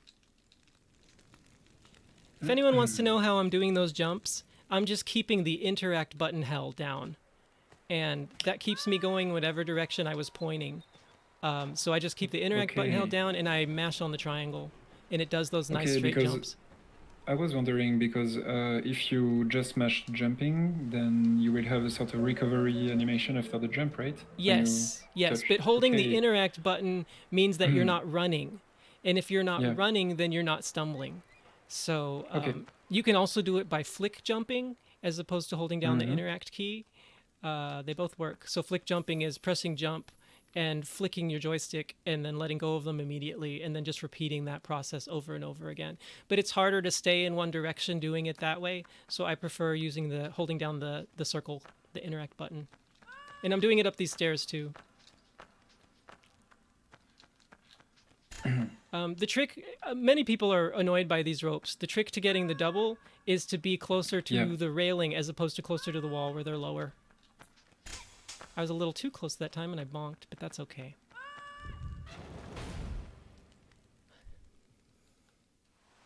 And it's crazy how they just used the same level design, or almost, Yeah, in a mirror mode. yeah, the puzzle's a little That's, different, but I still haven't yep. figured out exactly how long I should wait here and let her run up. So now we've got another bomb to do. And I'm going to do a couple tricks to try and make it go faster, which again only save a tiny bit of time. But, you know, so instead of running back down the stairs, let's do this. All right, we got it. Yeah, You know, nice. again, it saved us like 10, 12, maybe 15 seconds. You missed that jump, and you are Bravo, starting back at GG. entering this entire place. So it's a huge time loss. Look how shiny that bomb is. I think that jump on the bridge you just did, I actually died once during the trophy quest. That's terrible. You have to start from very far before that. Yeah, you have to be standing like, you have to find the right place to stand. Come on. And it's a little forgiving, like you can jump a little short and you'll catch the bridge with your belly, you know, you'll oof on it. Or you can be a little long and yay, guys, look. She You was never know just where here. Yorda's going to be. And she's Wow. right outside the door this time. So I think it pays to wait a couple extra seconds and let her run up. And then do not call her at all during all of this. I know Yeah, you want I to call remember her this, so you yeah. can run faster. But what that's going to do is confuse her AI. And she's going to end up at the bottom of the path again. All right, let's see if I can Yeah. just get through this gate smoothly. We did. And now I'm not watching these shadows. I'm just watching my feet and trying to run in as straight a line as possible from one to the next. I recognize this pattern. He's not going to get her. We're fine. We made it! The hardest part And is really just getting for- through that gate. Sorry, but what you just said before, I think there is something really interesting in here, because when you call her from a certain place, you think she might have different answers, and there is a sort of pathfinding system for her, but also for your voice when you call her from another room. Like Yes. she could move. That's really crazy. Really interesting. Oh, the elevator thing. This one. elevator is so dumb. This is the Guys, biggest we just troll lost ever. 25 seconds because Yorda did not, like, the trick is to have her all the way against the wall so that her arm like goes fully straight and then she kind of catches up to you. But it's actually very finicky. Like there's no way to get it every single time. Even when you do the same thing, sometimes she just doesn't come along. So yeah, you just can't control that. The run is truly at Yorda's mercy. It really is. Yes. All right, hopefully I can get this ladder skip so you can see what it's like. It's easier from this side than from the other side because the camera angle is a little bit more generous with us.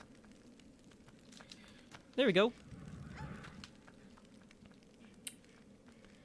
Anytime we can get Yorda to avoid a ladder is a good time. Okay, Great. now let's just marvel at the fact that Eco's stick is lit, and so you can see his face. And then as soon as the stick stops being lit, right here, that's 2001. This game came out in 2001, and I still have to point this out at this point in the run every single time because it's just amazing. Also, yeah, we can also point out the fact that most of the development team wasn't basically from the video game or any 3D model thing world. Most of them were artists, and they the way they started to develop and they thought the very basics of the game development. We can see it in the physics, in the renders, like for example, this crazy effect, very iconic, of the light on the castle. I don't know. It's I don't remember the name, but it's a sort of a blur, like a radiant, strong light. Right. You can see it. Yeah, and when you Many go from different light to things. dark, and it simulates your eyes adjusting. Like that's just so cool. So many technical aspects were just like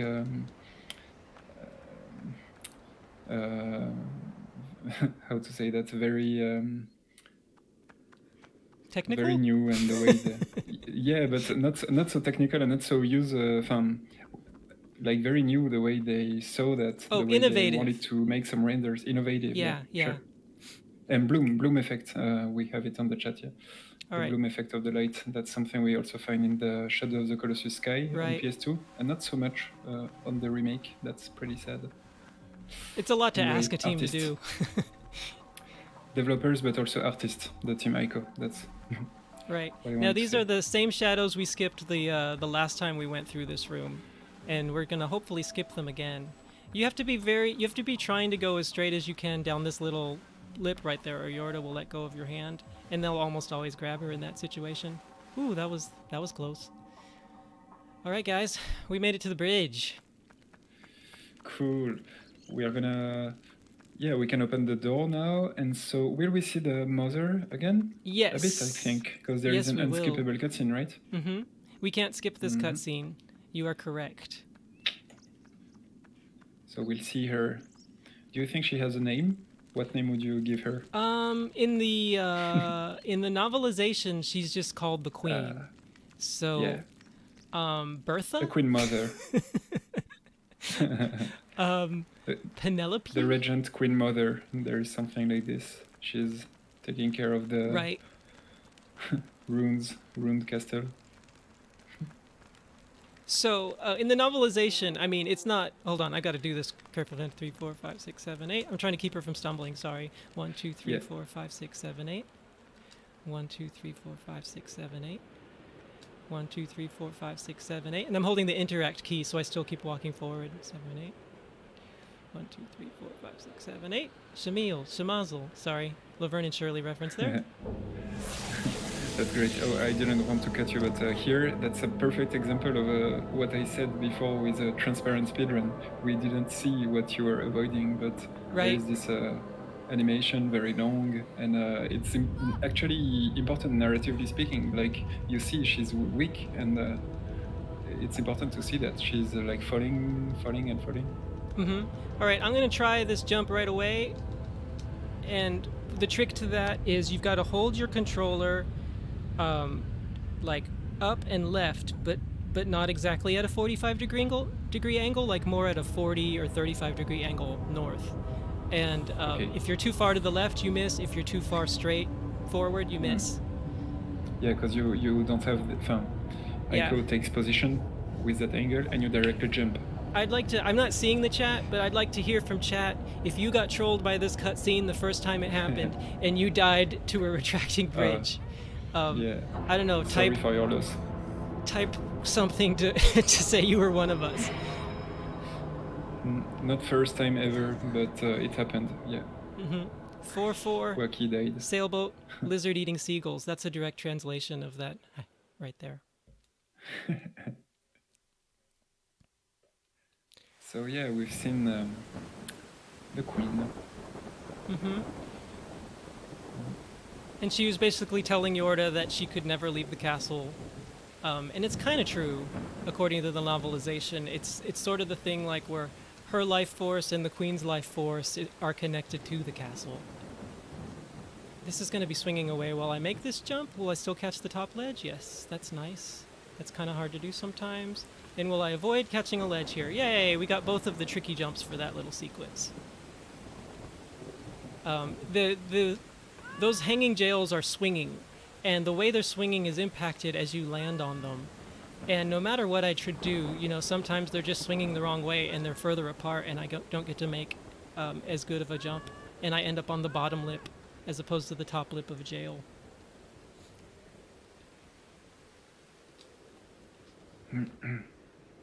Here we are. So back in that room, as you said before. Yeah, back in the room that we saw when we were running to the gondola. How cool is that? And this portion of the game, if you're gonna learn to speedrun, I suggest running it in about 6 15-minute segments. But at the end of any practice, end by doing the bridge to the Queen. Just so, oh goodness, this ladder is so trolly. This is a mini boss right here. It's so hard to grab that ladder. I was being extra careful, and it was like, no, you're being too careful. I must punish you. If you're slightly off, you don't get that jump. It's so weird. You have to be dead center on that ladder.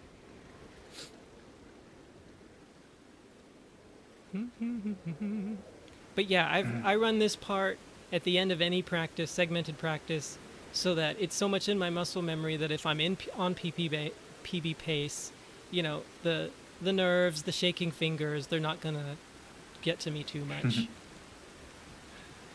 That's important. Yep. Sure. All right. Now, next we're gonna try and do a bit of a cutscene skip. It's not really skipping the cutscene, but we're gonna try to be falling during the cutscene. So I need to count my steps here, and I counted wrong one night, really late one night, and ruined a PB run. Sadly, it was just 2 or 3 nights ago. Wait, 1, 2, 3, 4, 5. Yeah, we got it. So And, I only did 4. There is this physics, there's a sort of momentum, and you just push the thing, Yeah, and yeah, you've got exactly. this time to do it. But one time I only did 4, and so the mechanism didn't kick in, and I had to go all the way back up to the chain. I had to swim all the way back over. It cost me like 40 or 50 seconds or something. And I missed my PB by 8 seconds. So, and at the time I thought I counted correctly. I was like, that never happens. I was raging, and then I went back and looked at the film, and I was like, whoops, okay, no, that was totally me just not getting it. Here's another cute little skip. Bucci, if you're still watching, I noticed you weren't doing this, but you're supposed to like climb up that pipe, but instead you could just jump directly to this chain. Yep. I remember this one. And surprisingly, climbing all the way up the pipe and jumping lands you at this exact same spot in the chain, so it's not like you're even saving any time by doing that instead. Yeah, because the jump from the pipe is like falling a bit faster, right? Yeah, because you're jumping from further back. Oh. Yeah, sure. All right, guys, the gears. If you've ever played this game, you know about these gears. They are weird. And that's a combo with the camera maybe we don't remember as a good memory. Yeah. Oh gosh. Oh, how did that even work? How did that even happen? Ooh la la la la. This was very scary. Because the backstrat here is like a hidden ladder somewhere. Yes, and you can't even see it at first until the camera swings all the way around. Yeah. But those spikes will troll you, and even when you're on the ladder, if you jump at the wrong time, you'll hit one of those spikes, and it won't even work. It's so annoying.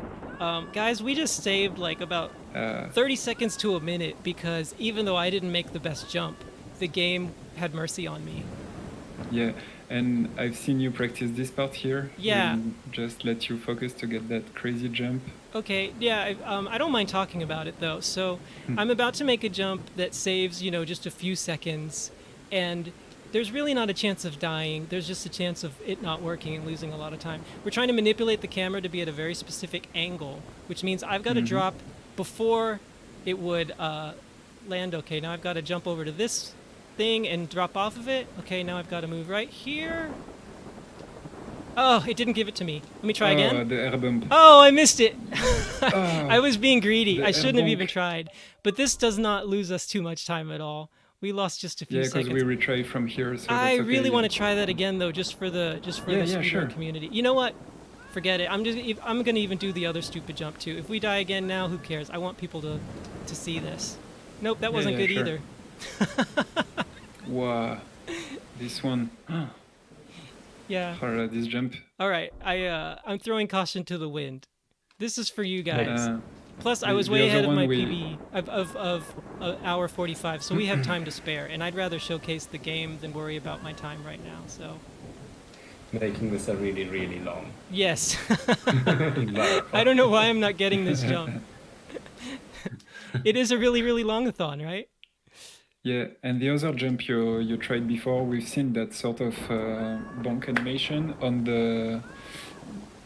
air, on nothing, basically. But it's a very precise set of actions go. you do to place the camera the good Yes, way. and I thought I did it And, that time, but the camera is kind of finicky. Even though I thought I did it, it's still, The edge detection, for the jump. the wall detection is really annoying sometimes. We'll try it one more time, and if not, we'll just crawl. I'm not gonna risk another death. Yeah, you did that crazy jump, so that was cool. Yeah, okay, I gave The you one one before. jump, guys. If this doesn't work this time, and I don't think it's gonna, I don't think this is good enough.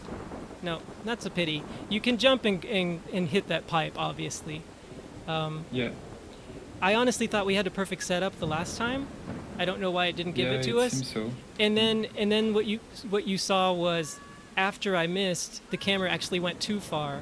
So it's that jump right there is super hyper dependent on the camera because I'm just using the left D-pad to make that jump. Or to not make that jump in this case. So sorry guys, you didn't get to see it. You can see it in almost every single run that I do. But not this time. Yeah. So I don't know, we probably lost like a minute and a half just being silly there, but I'm okay with that. It's okay, don't worry. We've seen it's a tricky part, and it gave you the opportunity to succeed for this other jump you didn't try first try. That's true. I had my game face on, and now I'm just being a little more serious, a little more silly. All right. Okay, so will you try the new routine we just found? The one that is like definitely slower than going down the normal way? Why not? Sure, why not? No. It's so dumb. No, I didn't say a thing. No, you can do normally as you want. Okay, It was funny, we tried to find a new thing, but not really. Not really.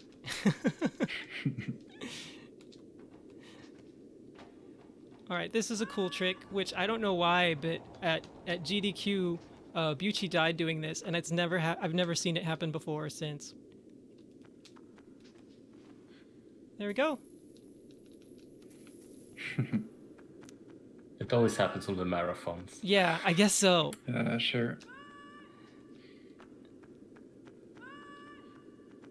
So yeah, we found a way to like, instead of jumping off this ladder, going down the ladder that we're about to get to, and like falling from a really high distance, but then for some reason we slide on a wall for a tiny bit, and then we land on a rock. The chat is already calling for it. Huh?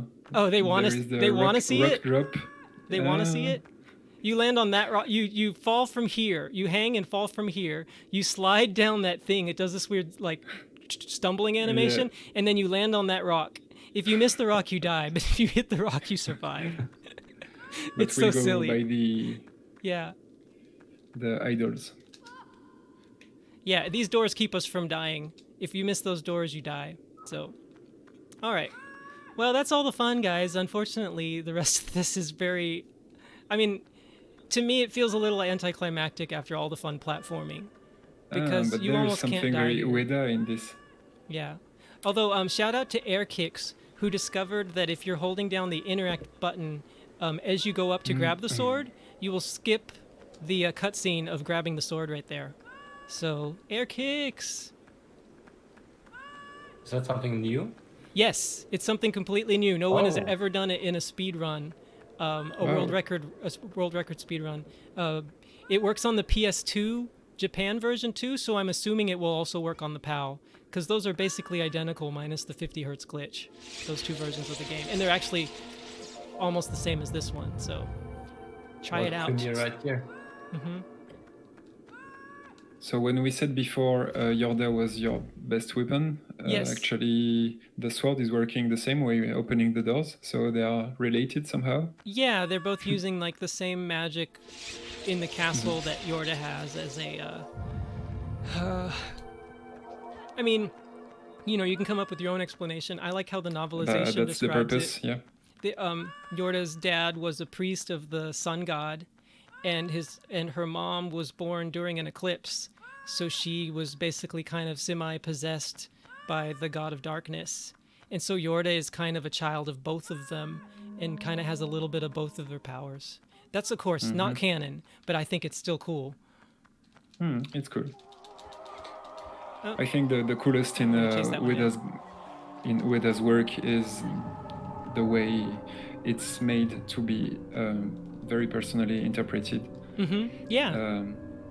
It's made for this, and basically when he speaks about his games, it's not very often, it's always to mention this, like you inject your own story in it and your own demons, your own visions, anything. So I'm just playing around with having 2 different walls to my back, so that I can trap the shadows when they're trying to run away. Yeah. Oh, I did that one a little too early. This is perfect IA manipulation once again. So Yeah. cool. I don't know about perfect, but it was smart of them to discover it. Although I'm the only one who does it in this spot. Yeah, if you watch Karakusa's run, he's on the other staircase. I just like this angle better because I can see my feet. I can see how far away I am from the wall. Mm-hmm. Come on, come on, come on. There you go. Yeah, story-wise, this is actually kind of dark. Yes.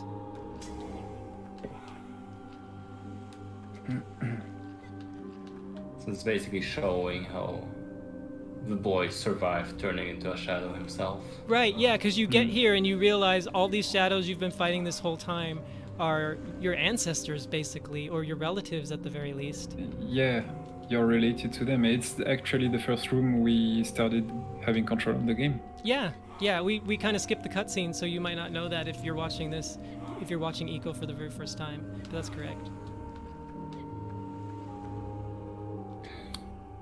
A sort of loop. Yeah, Like, yeah, that like happens. I mean, a loop coming back to this point at the very beginning, like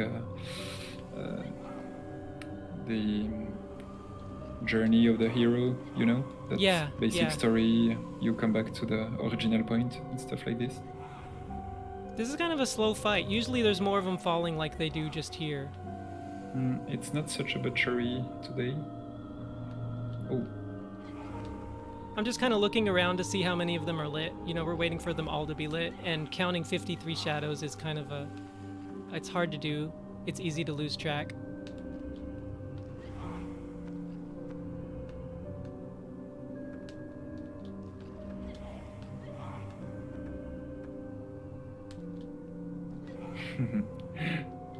The chat says this is the shadow pajama party. Yes, I've said that many times myself. That might be it.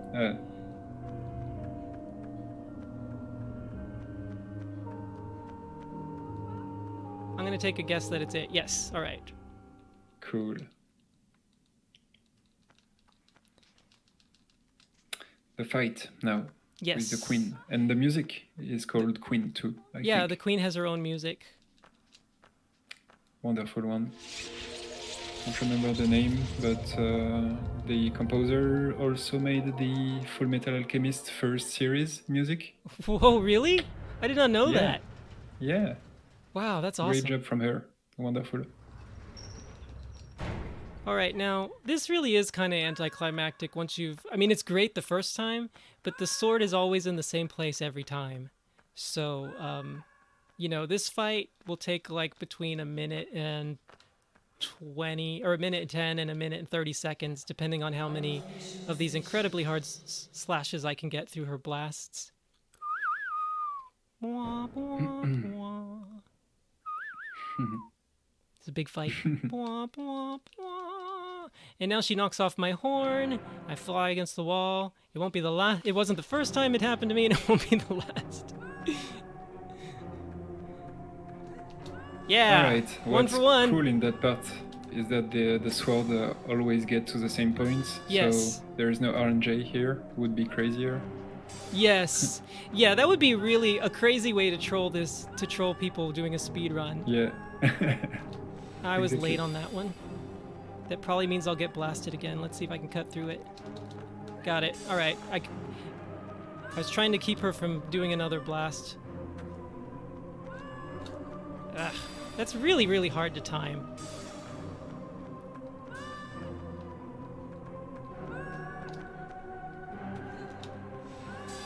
Well, we got one. You guys got to see one. Ah, she got me. This is not my best fight. That's okay.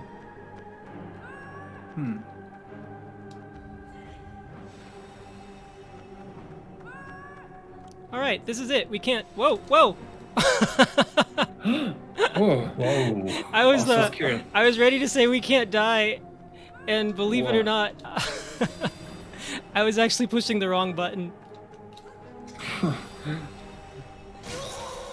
That was very scary.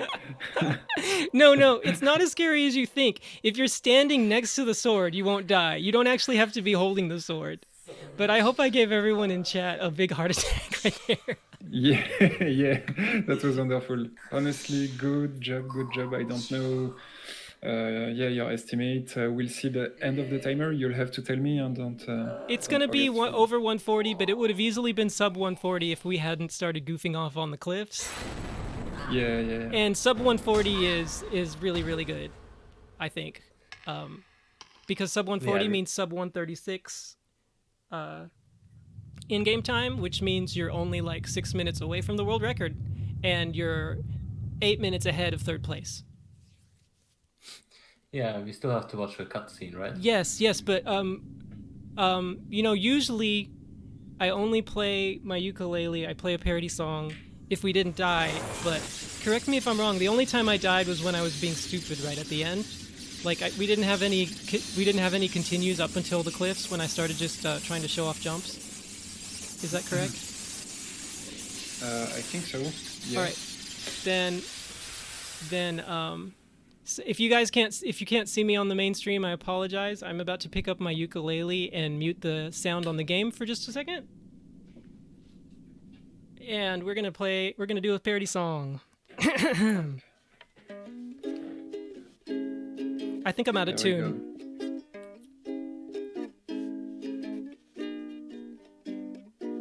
When we met, you were in a bird cage. You made the cutest parakeet. All of my life, I was raised as a sacrifice. But you see me as a human being, Yoda. Please open doors for me, Yoda. Unleash your inner Palpatine, Yoda. Together we'll escape this castle keep. I am a descendant of wonder. Quit's not in my vocabulary. But when I call, and you don't budge at all, sure ups the difficulty, Yoda. Don't shake your head at me, Yoda. Stop chasing seagulls, please, Yoda. When I hold out my hand, why don't you trust me? Da-dum, da-dum, da-da-dum, da-dum, da-da-dum, da-dum, da-dum. Da-dum, da-dum, da-da-dum, da-dum, da-da-dum, da-dum, da-dum. Retracted bridge won't separate us. I'll scale the cliffs of insanity. Find the sword of light. Fight 53 shadow guys. I'll stab your mom in the spleen, Yoda. It's your turn to rescue me, Yoda. Let's meet up by the sea, Yoda. We'll split a watermelon on the beach. Da-dum, da-dum, da-da-dum, da-dum, da-da-dum, da-dum, da-dum. Da-dum, da-dum, da-da-dum, da-dum, da-da-dum. Da-dum, da-dum. Sorry, my lower registry is a little off tonight. I've had some sinus issues. That was amazing. You're awesome. Amazing. Thank you so much for this. Thanks. So, guys, this charity event is really awesome. I love what it's about, and they're wanting to raise $950. If we can get 95 people to give $10 or 100 people to give $9.50, we'll meet it. And I don't think that's that's not too much to ask. And Yorda's asking you to donate right there too. That's what she was saying. She was saying, Yeah, please that's donate. Exactly. Please donate. That's a direct translation. If the squashed bug had not been at the beginning of that hieroglyphic, it would have been more of a command, but she was choosing to do it politely, and I appreciate that. So, is Foxy gonna join us soon? Yeah, we should welcome Foxy maybe to get ready for the next run. And we'll have a little transition and there we go for Shadow of the Colossus. But Yep. honestly, thank you again. Great job. Thanks. Yeah, this was super fun, And, guys. This is really about the event, but you can find me at Sancho Panda. I run Eco usually around 11 p.m. at night, U.S. Central Time, and sometimes I'm wearing an Eco costume. One time I played 2-player at the same with just myself, Yeah. and I had a sock puppet that looks like Yorda, and I was controlling her with my foot. I was controlling Yorda with my Crazy. foot with a sock puppet that looked like Yorda. We have a lot of fun, and I've got other parody songs that I do, depending on how the run goes and what my mood is. So you're welcome to follow me, but if you don't, that's cool. I'm glad you got to be here for this one run, and more important is donating to Joyful Heart Foundation. Yeah, and I'm sure we'll see you back for the Last Guardian part. Yeah, I'll be Ew. helping with the commentary for that. Great. I We wanted might to have a need it. parody song ready for that too, but it's not my show, and I wasn't able to get the lyrics in time, but I wanted to use You've Got a Friend in Me from Monsters, Inc. Yeah. It would fit perfectly. Yeah, you got a friend in me. I'll take out your spears for free. Eco stuff shown by the credits. Yeah. Thank Oh you yeah, so now much you're to them seeing too. what happened, the cutscenes that we skipped. It's showing them to you. So, Mhm. blah. In the book, the reason that Sarcophagus rejects him, and this is early, so it's not that big of a spoiler, it's because the tunic he's wearing is actually slightly different. They found a book of the sun god. It's called the Book of Light, and they put a different insignia on his tunic. And because of that insignia, he wasn't able to be absorbed by the castle, and it rejected him. And that's just a really cool, like, creative thing to come up with for the novelization. It's called Eco Castle in the Mist. It was written originally in Japanese by a very famous Japanese young adult novelist, and it's just Do a you know really fun read. If you like the how- game, you'll enjoy it as an interpretation, not as canon, but as one person's interpretation of the game. Sancho, Yeah. do you know if she worked with Fumeto Ueda? And how? She played the game and she loved the game, and she got their permission to write the novelization.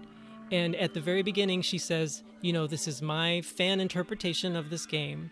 There are some of the rooms will be out of order, some of the events won't be exactly like the game, but so they gave her permission to do it, but it's not Yeah, 'cause- it's not an official canon thing.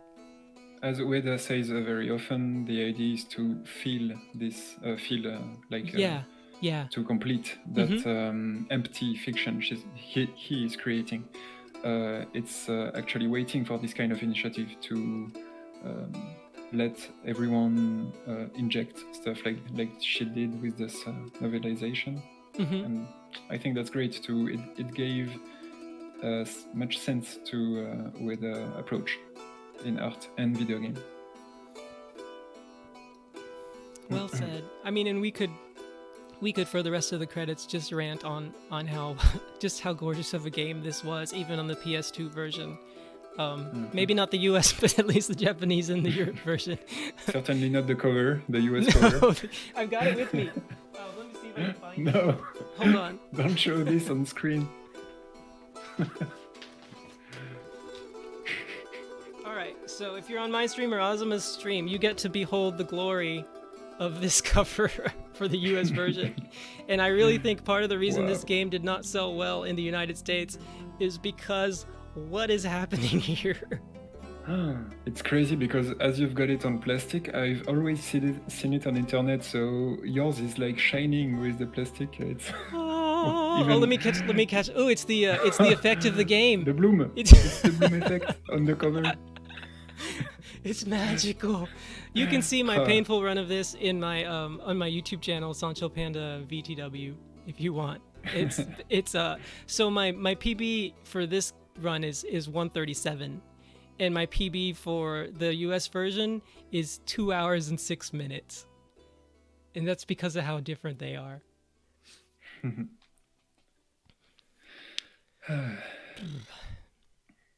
So yeah, you'll just have to Yeah, this was so fun. to walk on the beach now. Yeah. You won't eat watermelons this time. Yeah. Because there's technically one more thing to actually do. The other credits, you have to go through them if you want to see what your end game time was, or at least with Shadow. But with this one, the game doesn't end until you meet Yorda, or in New Game Plus, split a watermelon with her on the beach. So, you know,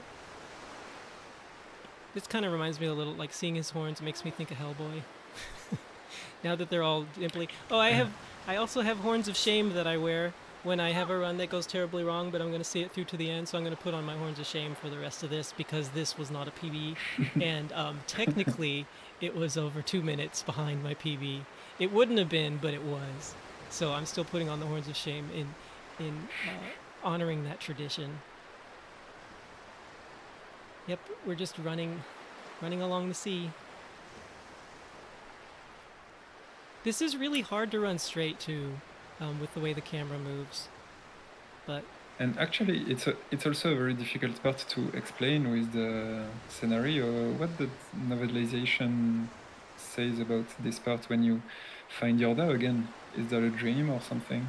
no, the novelization, this was one of the things I didn't like as much about it, but the novelization chooses to have Eco basically after the events of the castle, maybe because he'd suffer from post-traumatic stress, but after the events of the castle, he's forgotten, and he just sees this girl who he recognizes who looks familiar to you, and it's left to your imagination whether or not he slowly recovers his memory as they rebuild a friendship. So you can tell me top?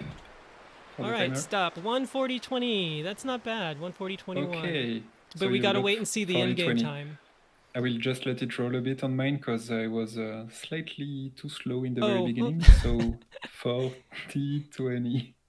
140.21 is what I had. Perfect. But we've still got to see the in-game time, which is usually about an even 4 minutes away. But we had a lot of death screens, so I anticipate it's going to be a lot closer to 136. Well Let's done. see. Congrats, because 20 seconds from 140, it's really cool. Yeah, like I Thank said, you so you're much only again. 6 minutes away from first place here. No. Maybe it's more than that. Okay, let's so there's my PB, and we'll see how this one ends up. Drum roll, please. Okay. Like I said, we wasted a lot of time that the in-game time wasn't running. 136 even. How about that? Wow, 136. Perfect. So the discrepancy was all the times where we had death screens where where I was talking and not playing, and the in-game timer wasn't running. So how about that, guys? Wonderful. Foxy, you're welcome to join us now. I see he's in commentary. I'll Sure. leave you guys to it. Thanks so much for letting me kick us off. This was honestly, Thank it was you. like a dream come true for me. Take care. Make sure to host Foxy, yeah. Oh, right. Yeah, let me do that. Foxy is still a 54, and thank you so much for your run. That was an amazing performance. Oh, really, thanks. really I appreciate that. All right. I'm kind of a noob. Can you tell me how to /raid? Yeah. And space, and then Foxyzilla 54. On this, or can you see my screen? Or I don't actually. I'm sorry. This is so No problem. Wait, I'll DM you. Give me a second. Hello. Hey. Hello. What's up? Are How's you ready? it going? I have arrived. Yay. Right on time. I finished a bit early for you. Perfect. I was ready. I had my expectations. Oh, I appreciate and you met that. them. Yeah. All right. Let me make sure my stream is up. I should be, but got a lot of tabs. Yes. Okay. Cool. So I just type raid in my chat. Oh, we go. So. Okay, yeah. I got it. And then you have to start it, and then you're good to go. Yep. Is it 54 or 45? 54. Okay. Let me go into Discord, and then Sancho, you can stop sharing your screen, and I'll start. Oh, Taking off my screen. now I can do All right. that. Here we are. There you go. Rating party of 3. You're welcome. Hopefully everyone's watching AZAMA though, or the charity stream. Yes. Okay. Everything is alright here. So you guys should be able to see my like screen now. OBS is doing great. Let me throw up the Twitch chats so I can say hi to people. Good luck. Thank you, and great job, Sancho. Awesome stuff. See you. Yeah. The only thing is I'm hearing the game. I'm not sure if that's a good thing. Like for your Discord share. Interesting. Maybe just share the screen with OBS. Well, that's what I'm doing. Weird. You can probably turn down the volume or something for yourself. Yeah. Yeah, well, as long as it's not doubling on stream, it should be fine. I have no idea. Yeah, okay, you can turn it down. That's awesome. Okay. Yo, Shadow, thank you very much for the good luck.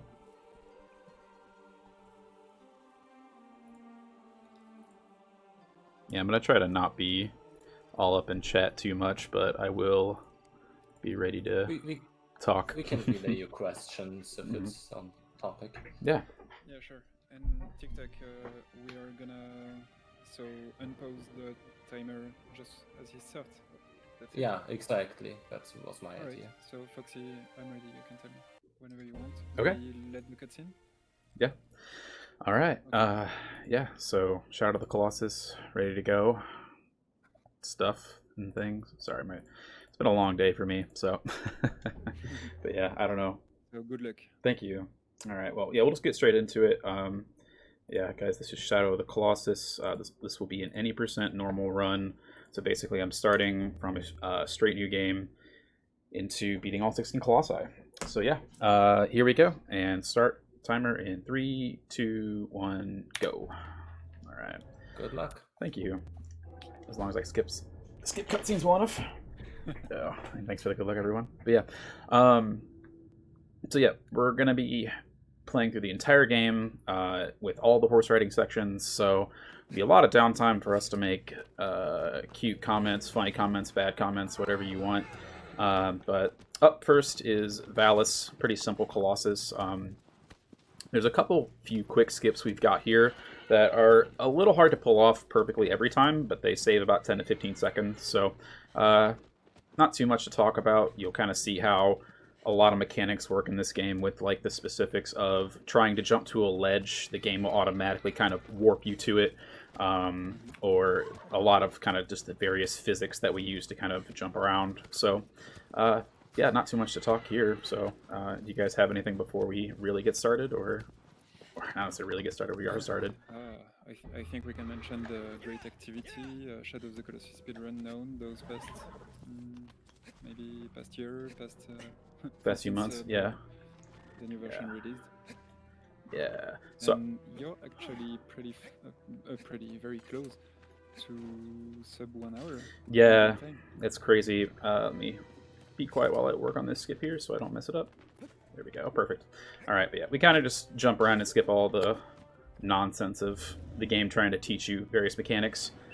But basically, we're gonna, instead of having to climb all the way up Valus, we're gonna do the simple thing of just going straight to his head, as we can move during some cutscenes. So nothing too crazy. Very simple Colossus overall, but you know, it's kind of these fun little things and quirks that the game has, or you can kind of circumvent a lot of the puzzles. And ooh, that was wow, I haven't done that in a long time. But okay, yeah. So sometimes the game can get a little bit finicky with how it wants you to.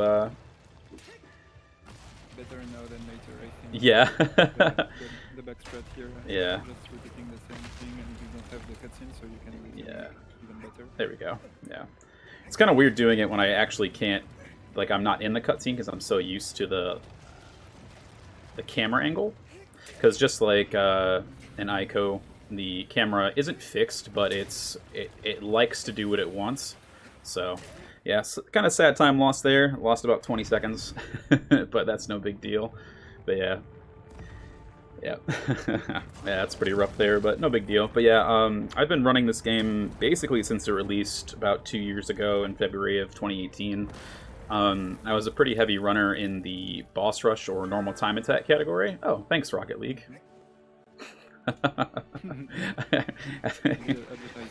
Yeah, a little weird advertisement there, but yeah, I've been running this game for basically the past 2.5 years since it's been out. Like I said, started with the normal time attack category, which is, again, all 16 Colossi, but you do it in the actual time attack mode instead of the actual, full game of all the hour running sections, and recently got into any percent about 6 months ago, and now currently trying to shoot for a sub 1 hour in-game time goal. I'm about 7 seconds off of that at the moment. It's pretty, it's very sad when I got that PB just because the run somehow came back to life at the end and barely, barely missed my goal, so it's alright. Left side of the screen cut off. Expectations for today? Expectations for today, let's get all the skips. Basically.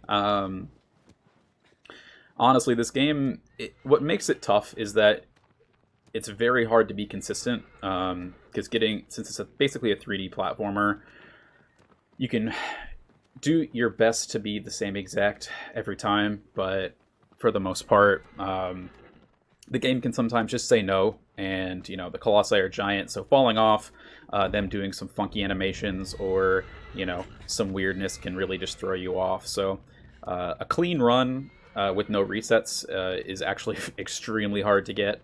So for the most part, my goal here is to have as few resets as possible and to be able to at least show off all the major tricks. So that's a little bit rough there. So well. There you go. Yeah. And I died. Nope. Oh, I didn't die. Okay, so that can happen sometimes. This is starting off very poorly.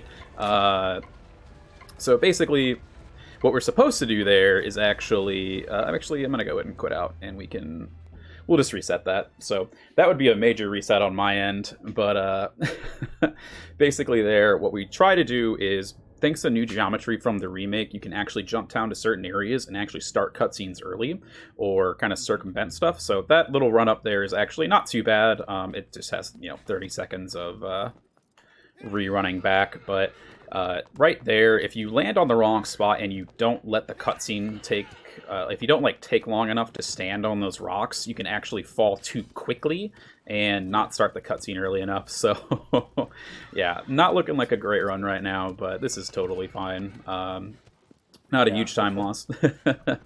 That's also the thing about any percent. Every little mistake can cost you minutes and literally kill the run instantly. Yeah, it's very hard to run. Yeah, the actual hardest thing about any percent on top of that is that a lot of the times with boss rush, you can literally just restart the actual section and do it over again, and it costs you little to no time. Whereas here, if I die on a Colossus or have to reset, that's basically run over. So you basically get one try for everything, and if you don't do it perfectly, then you're just kind of out of luck. So yeah, that's the huge difference with NTA boss rush. Just doing maybe also the risk is different. Yeah, so the risk is much higher, but again, the payoff is somewhat better. So a little bit of a not perfect landing there, because I should be able to basically, right after the cutscene, land on Quadratus here, the second Colossus, during it. But, if I don't land perfectly, that's okay. So, alright. Yeah, the first, actually, I don't know what I'm doing there. Heads off with the runs right now. It's actually much later than I usually start my stream, so I'm a little bit, where am I? Okay, there we go. A little bit off on my time of day, but that's alright. There we go. Alright. So here we can possibly show off one big thing is a mechanic in the game called being in plant, or at least that's colloquially what we call it. Basically, you can see Quad is shaking his head around it. I'm actually not being shaken at all. And there are certain spots on a few Colossi where that's I don't want to say required, but it's very good to get, so we don't have to worry about being shaken around and kind of having to reset ourselves for, you know, getting these stabs. Now, it's not great all the time.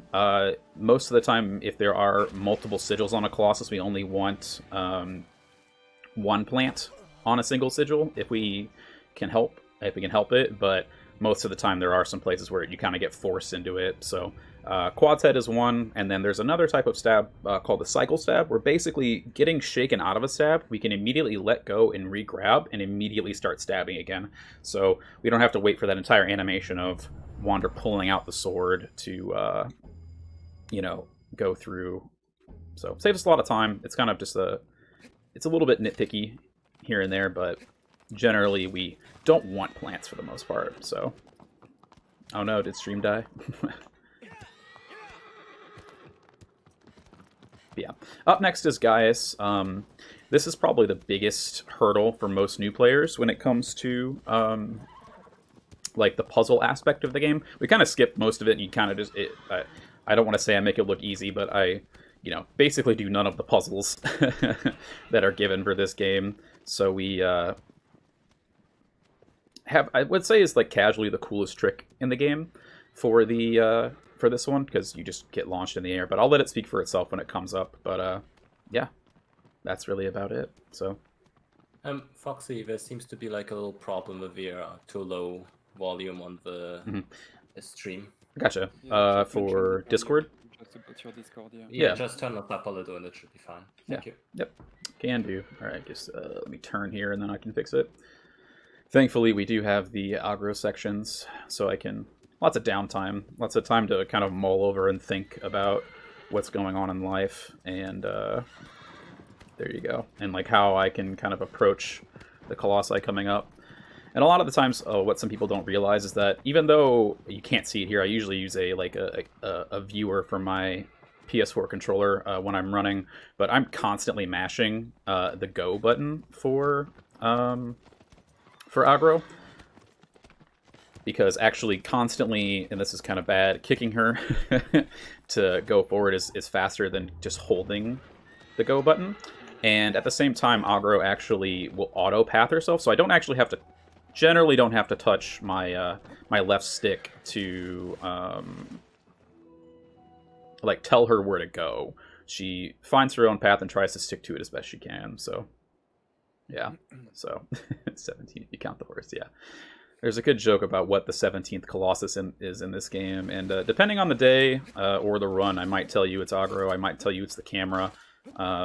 As much as we love aggro and how quick she gets us around, sometimes her pathing or her listening doesn't work too well, and it's a bit of a nightmare and kind of boils the blood, you might say. But all right, that's definitely the Colossus we have in 80% and then the boss rush. Yeah, yeah, the ultimate Colossus.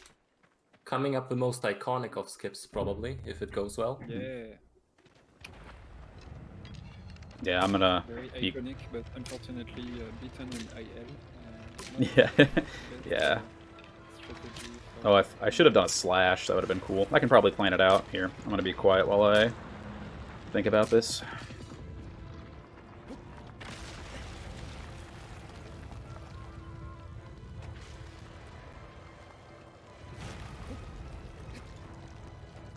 Nope, messed it up. Ooh, okay, that's fine. So. Okay, some back strats here. Yeah. Just gonna do a quick little backup strat. This is not good. Alright. We're gonna do the easy way.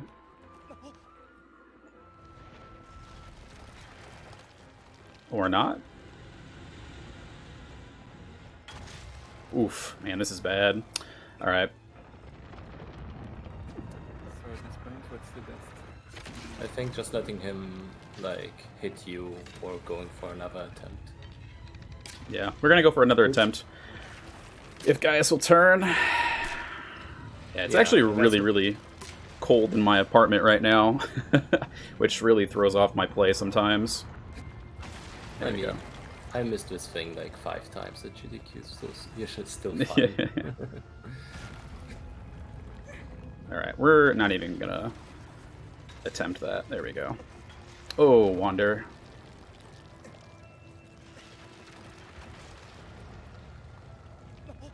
No. I'm trying to get like the fancy skip. Oh my god. Okay. Problem is, like I said, I can't just reset this to make it easy on myself. I have to basically do this over and over and over again. So the easy part is once Gaius is kind of stuck in a loop, I can kind of just sit here and let him swing at me all day, and it's not a big deal. All right, actually, try this again. I think it's just about. There we go. Haha! Look at that recovery. So that's the launch. I should have got that first try. Oh, here we go. Oh my goodness, Wander, please. Wow, man, this is great. This is quite the meme run, everybody. So this game's being very rough on you. Yeah, it's a very marathon. Oh my! Wow, man, I can't help any of this. This is again. It's about Gaius' reputation. He Yeah. wants to be the star in the marathon. Yeah, so really showing off my skills right here, guys. So which Colossus will beat the great Foxy? It's Yeah. marathon, maybe. This is my punishment for getting a really good PB in another marathon. So, Yeah. all right.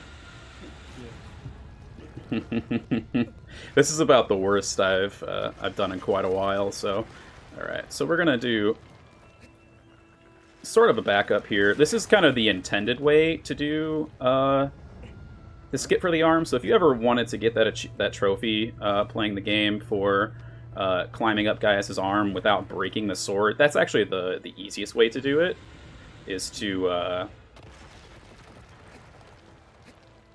On PS3 it was a bit different. You could imagine that jump from the sword directly. It was a bit easier somehow. okay. And I also got a meme stab there, so that's even better. All right. Yeah. It wouldn't be the same run without all the memes. It's Yeah. part of the game at this point. Yeah. So that's fine. Folklore. Definite huge memes. Yeah, it's kind of sad with my... There we go. So now I should be in a plant. There we go. Which is actually what we want for Gaius' head to make it easy. Alright, so I should basically be almost done with this sigil. And then... There we go. So we should wait for Gaius to throw his head back. Or not. It shouldn't do enough damage. Oh, there he goes to do it. Yay! Okay. There we go. Alright, I really want to apologize for that. Like, that was so bad. Absolutely terrible. Alright. We're gonna try to get a slash kill here. Yes. Okay, so basically you can see Gaius has a little bit of health left, but if I jump and slash with the sword, I get an automatic kill with that. So, new meaning of the word meme. Alright, so people can't probably see it, but I actually have my own Shadow of the Colossus swag on right now that I bought from a certain t-shirt website. But, like I said, I'm really cold, and it makes me harder to... What's the best way? Feel like I'm doing well, so I'm gonna put on my little sweater and warm up here. You just showed the people multiple ways to get the achievement. Yeah, so if you're feeling confident, go for the sword launch. If you're kind of just want to get it done, you know, easy way to do that. So, but yeah, the slash is a kind of that's new to the PS4 version, right? I always forget because I'm so locked into this. But basically, if you get that little sliver of health on a Colossus, all you need to do is slash a sword. And the reason that we use it in certain places but not others is if you stab a Colossus with just a normal, like, you know, sword stab, there's a little bit of a delay in the animation usually that keeps the in-game timer going. And with a slash or a jump stab, it actually automatically jumps you to the cutscene. And so... it's just, you know, those little time saves here and there that, you know, save you, like, what, maybe a second of in-game time at most. But, you know, that's what we're here for. We're here to go fast. So, yeah, really, really sorry about that, terrible guys. At this point, so there's a meme with the next Colossus, Phaedra, where if you... I don't know why it does this. We haven't figured it out yet. We think it's related to cutscene skipping. But Phaedra's, like... I call them butt flaps because that's what they are, that you're supposed to jump onto when you start the fight can sometimes glitch out and just start like literally just shaking everywhere, and you can't like you can jump on it, but it generally will like throw you off of the Colossus. And in any percent, that's just again if you get that, your run is basically dead. Or if you're feeling confident, go for the casual way. But I if that happened, I honestly wouldn't know what to do besides quitting out of the game and just trying it again, kind of like with Quadratus. So I mean, you can try and grab it and just spam the jump button. That sometimes works, but Yeah. other than that, just let Phaedra kill you. It's probably the fastest, or reset. Yeah. And so you'll see a lot of times that I'm actually in these like little slow sections where Aggro seems to be kind of just like trotting along. She really wants to slow down, but if I do if I forcefully stop her and then do a quick start, which is literally just back on the directional and pressing the go button, it forces her to actually go max speed. So I'll be doing that a lot. Okay, so I did get the torque glitch. That's really good. Hard to avoid sometimes, but, you know, I think I don't want to say I get it more than other runners, but I definitely get it my fair share, so...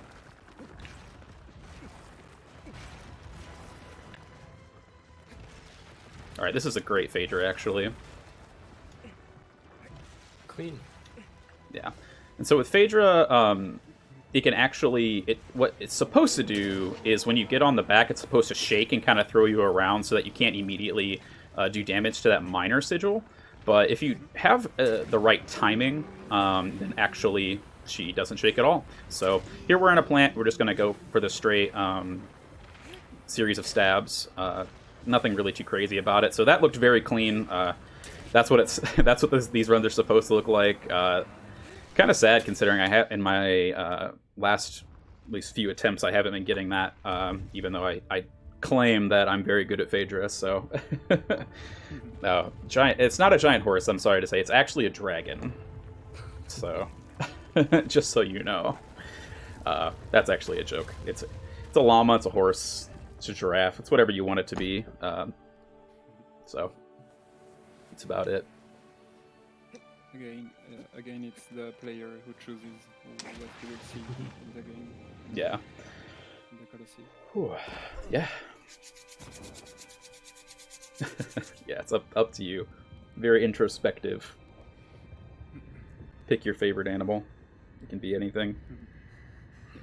Okay. Maybe not a fish. But yeah, we've got our fair share of fishies coming up. Yeah. Yeah. Terrible fish. Yeah, I'll warn people about Next one will be pretty clear as an animal. Yeah. Yeah, it's Superman. A fan favorite. Fan favorite, yeah. Avion is certainly a fan favorite. But yeah, not much to say here because we've kind of got into most of the strats. I think I'm gonna go for the IL jump stab once. Oh. I haven't practiced it since since the ESA marathon that I participated in. So we're just definitely gonna yeet ourselves at this one because the run's already a little bit not looking awesome. But yeah, it'll be a fun little thing. So as we were kind of talking about earlier, so the strats that we do for any percent and also mostly the boss rush category they're pretty optimized, or at least boss rush is super optimized now. The world record was recently crushed very, very hard by the current world record holder. But any percent, just because it's very risky, the IL or the individual level strats and the time attacks that you would do for each Colossus, I don't say aren't viable, but they're not. It's definitely not something you would go for. So if you're looking for even cooler content, definitely check those out on the speedrun.com page and have fun with that. But we're here because any percent's cooler in the big boy category, so should definitely enjoy this more for my riskiness, let's say that. Even though the cool thing about boss rush is actually that you are basically allowed to go for riskier strats due to the nature of it, making it a bit better for marathons. But I feel like we as a community got to a point where any percent isn't like too bad to run anymore. Yeah. It used to be like pretty scary.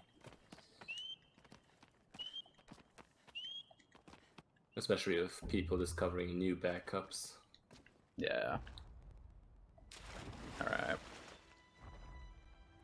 Thankfully, as well, you swim faster in the PS4 version of the game. So in the remake, so this water section used to take what, like 30, 40 seconds in the OG, and now it's only like 20 something. So much nicer to not have to worry about that. But I'm gonna shush here while I focus on this because I use audio cues and I use the whole setup to go for it. So here we go.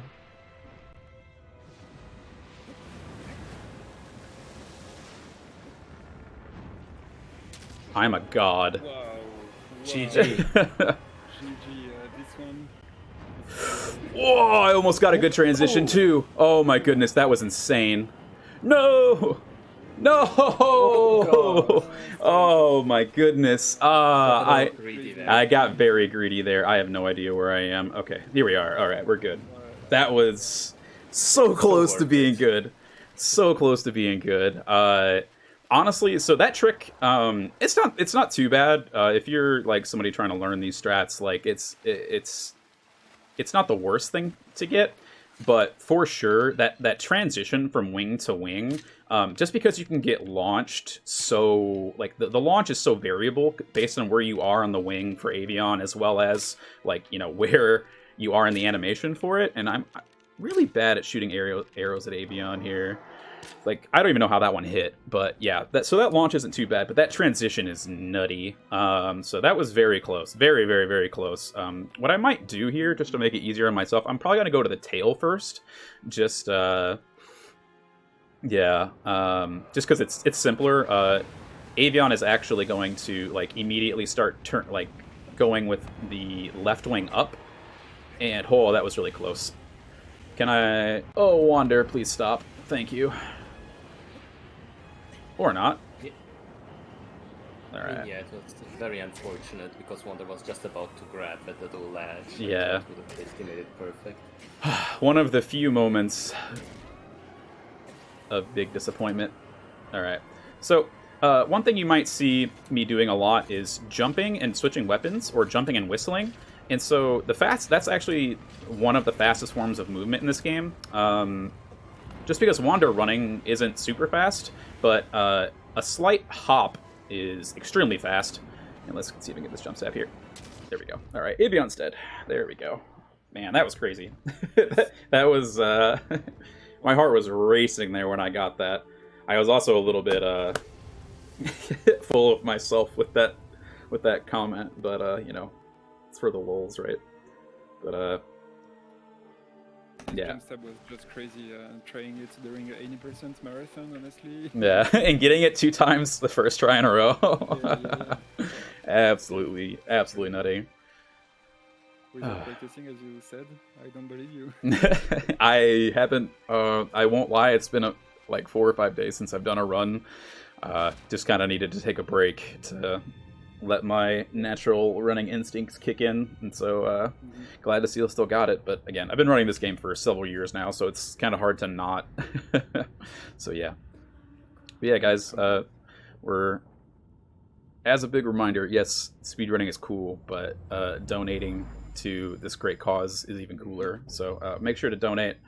And you know, it's $9.50 is a very, very reasonable goal. So hopefully everybody can at least contribute something if you can. Otherwise, raise awareness. That's always huge. You know, let people know that the charity is available, and you know, something that you can put forth in time and effort to. So, yeah. But next up is Barba. Barba is I don't want to say it's the one Colossus with like a glitch in it, but it's got the weirdest one, I would say, that just kind of you might see in a casual playthrough. It sadly can't be used in ILs because actually when in any percent once you come out of a cutscene to start a Colossus fight, you actually have full control of Wander immediately. Okay. Whereas in Time Attack or ILs, you have to wait like a half second to actually get control of Wander. So here's one of those times in this forest where I'm going to be doing a bunch of quick starts and quick stops to force aggro into running fast. It's funny because in the OG of this game, this forest is a nightmare because it's literally just like a dark forest with no trees in it, and you have no idea where you're going. And sometimes aggro again doesn't want to listen, but you have no idea where you're going. But here, because of the added geometry, aggro really doesn't want to run fast, and so we kind of have to break on through to the other side and force her to deal with her fears. So, but yeah. Oh, thank you, Shadow. But yeah, so Barbara's is a fun, weird one that we get to kind of experience differently in the remake. Actually, it's also, this skip is actually also in at least the PS3 version, because they knew about it a while ago, but the game itself, you know, had a resurgence in popularity as of the remake a few years ago. We've actually had a lot of new runners and activity around the community with all three Team Eco games, as you guys see with the marathon. So if this interests you, feel free to hit us up on our Discord or you know, contact any of us, and we can help you as much as we can. We love new people. We love helping you out. So you know, come and enjoy and have the fun with us. So. But yeah. Yeah, and actually I think also old players discovering the game, and even the speedrun on PS2 or PS3 just yeah, started, not only new runners on PS4, but maybe older ones trying to do something. This PS4 release was just so cool. Do you remember where you were when it was announced? I think I was in my apartment when I used to live in Wisconsin a few years ago, and when like I couldn't contain my excitement when it happened. So I probably screamed like a giddy schoolgirl, and like actually thinking about the fact that it got even announced and released, even though I'm playing the game right now, makes me excited. Like just the fact that it's here, just in general. Watching the video again is like wow. Yeah. All right. So sorry, I need to pay attention here. I'm looking for a very specific spec on this wall, and I'm gonna skip the cutscene as soon as it passes like under the ground. So I should be on Barba's head now, but Wander has warp magic. So Definitely one of the most bizarre skips in this game. yeah. I found relatively recently. But yeah, a funny thing that I've seen a lot actually is so there's a similar thing that you can get with a certain point on the 15 Colossus Argus, but somehow, some way, the cutscene skip and with Barba actually like puts you on his face, whereas with Argus it for some reason like warps you to his right, so it's completely useless. That was actually a super good Barba. So besides Valis and Quad and Gaius, this run has now been solid. I guess technically was missing Avion. It's not been that great either. Sorry. Trying to like this. There's high points and there's low points. Yeah, and the fact that I almost got the transition. So yeah, that's pretty great. But yeah. Yeah, F's in the chats for your favorite Colossus people. Oh, or you can tell us with your money what your favorite Colossi are. You know, vote with your dollar. Tell us how you really feel. It's kind of a fun thing within ourselves to kind of know what our favorite Colossi are like casually versus, you know, the speedrun wise. Personally, Phalanx is my favorite, but that's kind of generally the basic answer for a lot of people. And okay, we are going to Hydrus now. I think I have to actively say what Colossus I'm going to, just because even though we don't keep track of our time via RTA, having splits for this actually helps a lot, because more than once people, or I wouldn't say more than once, quite often people actually go to the wrong Colossi in the middle of a speedrun. So you'd think we have it down which Colossi we're on, but you know, sometimes we're just absent-minded like that. Yeah, it's definitely like a psychological thing where you start thinking about future strats and just skip Colossi in your head. Yeah. Like a check mark. Mm-hmm. Or if you're like... So a lot of the times what usually ends up happening with me is like I'll be kind of reset heavy. I'll be kind of reset heavy on either like Gaius or Quad. And so I finally kill that Colossus, and then just because I've been doing it so much and that's kind of been my choke point, my first inclination is just to go back to where I came from. So a lot of the times I'll end up just accidentally trying to go to Quads Arena or miss Quads Arena.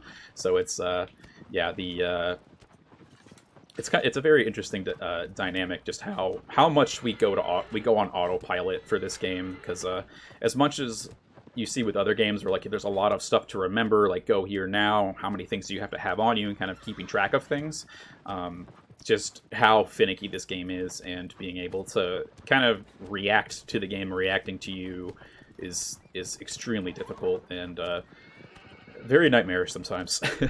Very frustrating, but we love it nonetheless. It's a gorgeous game, and Blue Point really knocked it out of the park, so yeah.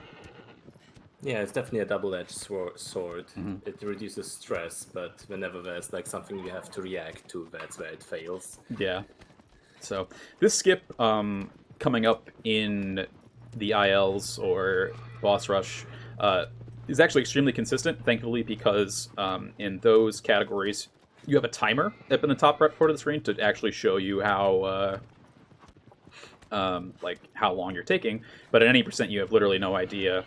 So there's there's an easy way to set up Hydrus with this, or with that, I should say. But at any percent, you're kind of just at the mercy of like hoping that you timed it correctly.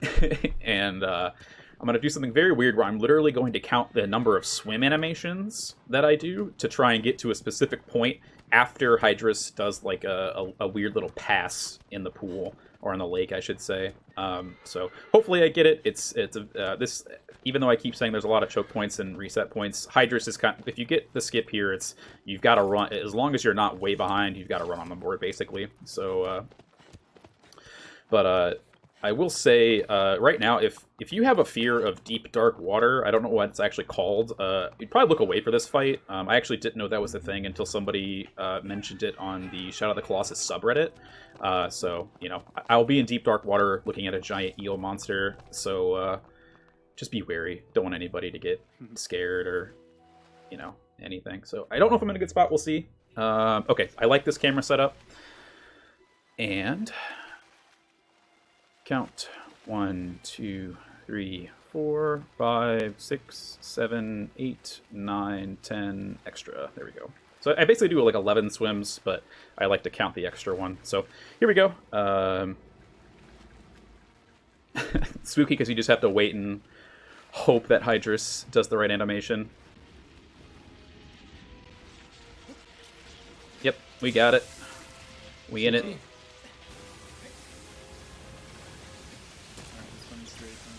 I think as you said, it's even more difficult to be precise on where you are, when you are. You mentioned the IL setup, also the timer helps a lot. Yeah. Especially Thalassophobia, that is exactly it. Yes. Yes. Thalassophobia, yeah. I've heard about this too, actually. There is a big speedrunner who didn't finish the game because of this. Yeah. It's understandable. Very scary. Yeah, very and spooky. Also for something I just want to mention, because when you're like underwater, the camera doesn't allow you to see underwater, because if you put it down, you'll see the surface, and it kind of hides the depth of water, and it's like away from what you can see, so even more scary. Yeah. We got an too bad we don't have an Eels Good Man emote, but actually the funny thing for me is when I first started learning the Hydra skip, I actually was super terrified to do it that way, because you can just tank in normal mode. You can just tank the damage that is done with the actual the tendril on his head that shocks you. I was super terrified I would be bad and just constantly die to Hydrus, but yeah, it's not that bad at all. It's more of a problem in hard mode, yeah, for sure. Hard mode, if you get hit 3 times, you're dead. So you basically get the one shock, and then another for, you know, you get the one shock to get on them. You get like 2 stabs in, and then you just have to actually kill the tendril, which does a little bit of damage. But you have to then like do some fancy running around, because Hydra's likes to bob its head quite a bit, which is a very annoying thing in speedrunning. But we're coming up on Kuromori, the 8th Colossus, who, despite Hydra, Hydra's, you can tell how deep that lake is because it takes forever for the tendrils to catch up to you in the lake after Hydra's. So that's a nice little, like, rest point to kind of relax and breathe. And then, thankfully, right after, Kuromori in normal mode is, like, I don't say the easiest Colossus, but is very relaxed as long as you're, just kind of taking it easy. So it's not anything too much to worry about. So it's nice and easy. But yeah, Thalassophobia, the fear of the deep, which, been playing Bloodborne recently, and that just, kind of underscores all of that Lovecraftian mythology. But that's aside. Okay. All right, so we're in the run. We got a good run going. Nothing really to worry about here, considering we got that skip, so not really worried about time anymore. Yeah.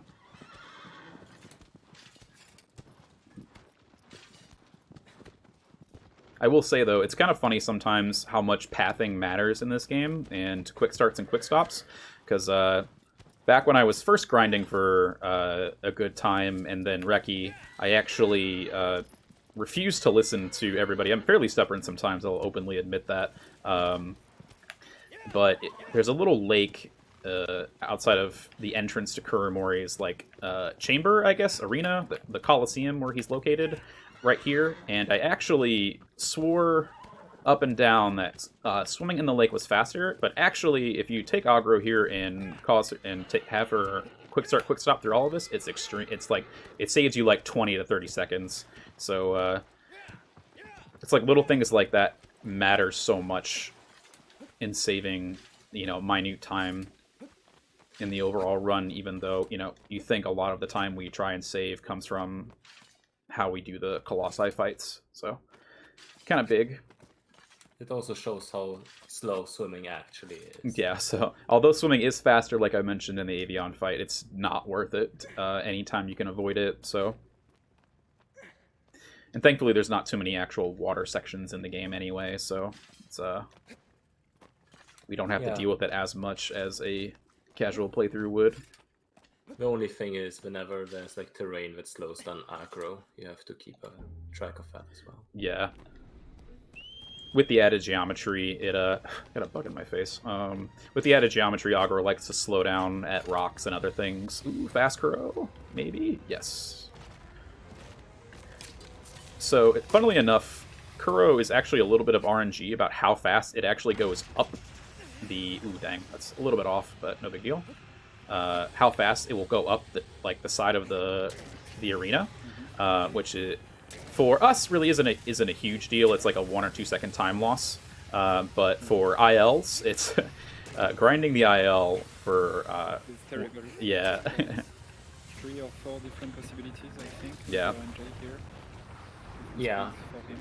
And guys, if you haven't seen the ILs, definitely at least check out the Kuromori IL. It's amazing. Yeah, it's you think this looks super fast, but they do it even faster in a way that you probably wouldn't have thought possible. Because I think when I was learning the game, I was like, oh, that's how it's done. I could do that really fast. Like, I'll do the IL. It's no big deal. And then I watched the IL, and I was like, yep, close that tab immediately, and just moved on my way. So, yeah. If anything, the Colossi are definitely pretty chill overall. We're the monster in this game. So if you like playing as the monster, then definitely the game for you. that's such a bad joke, but yeah.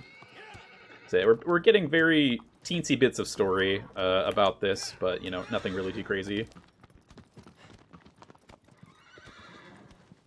But up next is Bassaran, probably top 2 of least favorite Colossi for people casually, just because if you ever thought about like a game with what's what I'm looking for, like RE4, where you're like handhold, you're guiding somebody, like a guiding mission. IL stands for individual level, so for us it's specifically one Colossi fight in Time Attack. But basically, you're kiting Bassaran over to some geysers to try to get it to go under one of them and fall over. Oh no! And then right there you can kind of see there's lots of invisible geometry just around here. So what seems like a perfectly open, clear path for Agro to run through, sometimes there's a giant wall jutting out of it. So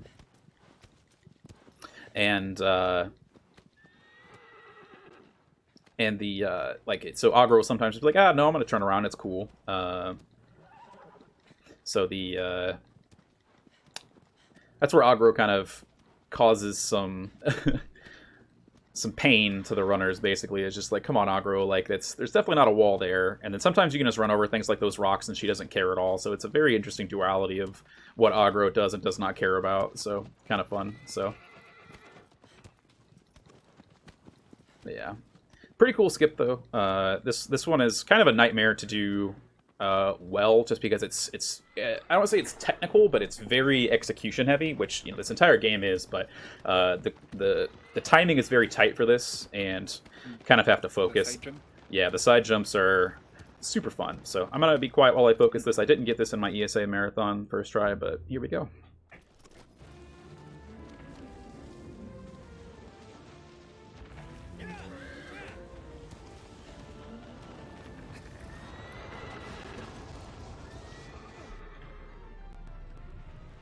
Yo, very good. There we go. Amazing.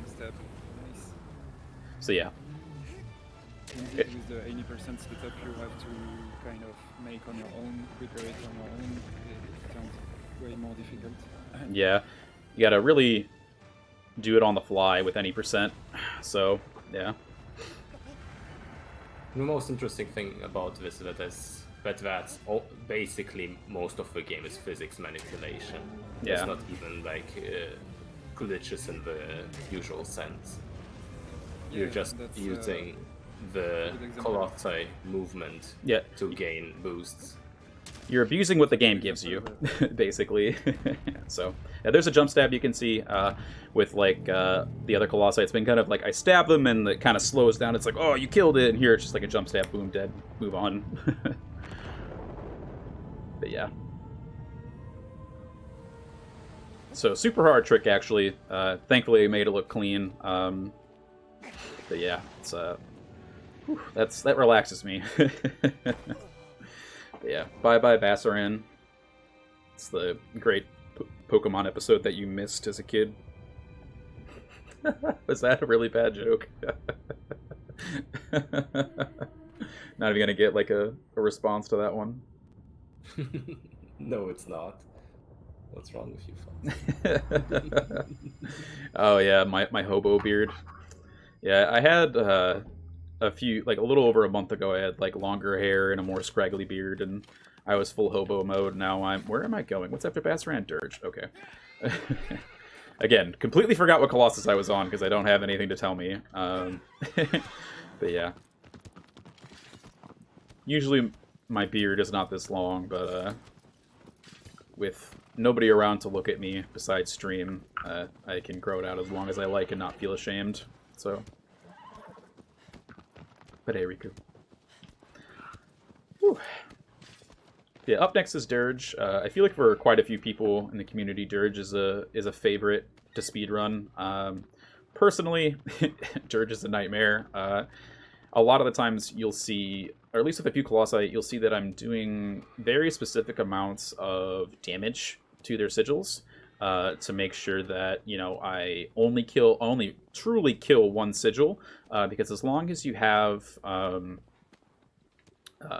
long as you actually only ever have to kill one sigil for a Colossus. So, Dirge, we're actually just gonna basically get like for a sigil up to like 99% damage done, and then with the chip damage of the puzzle, we can actually kill the other sigil and do enough damage to actually kill Dirge. So it's pretty cool little stuff. I think we do it for Dirge, Phalanx, and then who else do we do? We do like precision stabs for amounts. Let's see. Pelagia we do like we just understab enough so that we can get the kill on a one cycle. And I'm trying to remember the others, but that's, you know, specific enough. But yeah. And then you can kind of see there, kind of just aggro going around. But yeah, I think somebody mentioned that they kind of make aggro. They very much so made aggro like a very real horse in how she interacts with things and her surroundings. So it's kind of cool how much, you know, dedication went into making this game feel real. And I think that's one of the biggest complaints I hear a lot of times from newer players or casual players. Is like, well, the controls suck, and Wanderer like gets thrown around a lot. It's like, well, you know, it's not supposed to be perfect. If it was easy to play, it wouldn't feel real, you know, and you just kind of be some crazy god killing this colossi really easy. But you know, and honestly, what you're maybe like anywhere like a 5 to 6 foot guy battling 30 to 40 feet giants. Like, what do you expect? It's not necessarily going to be like walking on the side of the road, more or less, to stay, you know, upright when they're moving, more or less. So it's kind of the little details in this game that really make it shine at the end of the day, and that's really the biggest thing about Team Ico games in general. As you saw with Sancho's run, the feels that you get and just the reality of the interactions. So, all right. That was a good run through, except that part. All right. Now, I always get scared here because, so we're at Dirge's Arena, and it feels like the cutscene should start way earlier, but I always have a mini panic attack because it seems like I actually missed a Colossus, and it just raises my adrenaline a bunch. So see, I was running a lot there, and I was like, no, please start. All right.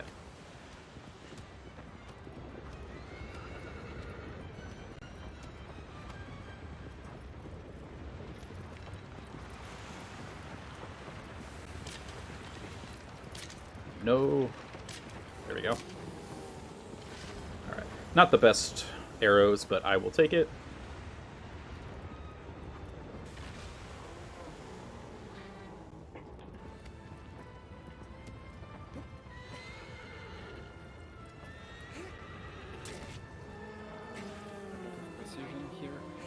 Ooh, that's a little bit too much damage, I think. We're gonna... Okay, I think that should be good. Just did it barely too much. So you have to be very precise with that second stab, which it's... otherwise, we're going to get a 2-cycle on Dirge, which would be very sad, but I think I managed myself enough, and I'm, yeah, fairly certain I did. Oh, okay. Whew. I thought I missed a stab there, but I got thrown out of my plant. We're good. Good job. Yeah, thank you. Yeah, it was quite on the fly. Yeah, that was... glad that worked out. But yeah, Dirge, I think, is one of, albeit, as I said, not my favorite Colossus. I always thought that the puzzle was super cool, just because, you know, a lot of the times it's like, well, you can see the Colossi and you have your bow, why don't you shoot them in the eye to, like, you know, make them fall over or something like that, and they actually included that in a Colossus as a puzzle, so, super, I don't know, just kind of the... Again, the level of thought they put into the puzzles is just absolutely amazing. Dirge for Dirge. Sing a Dirge for Dirge. But yeah. Whew. Okay. Alright.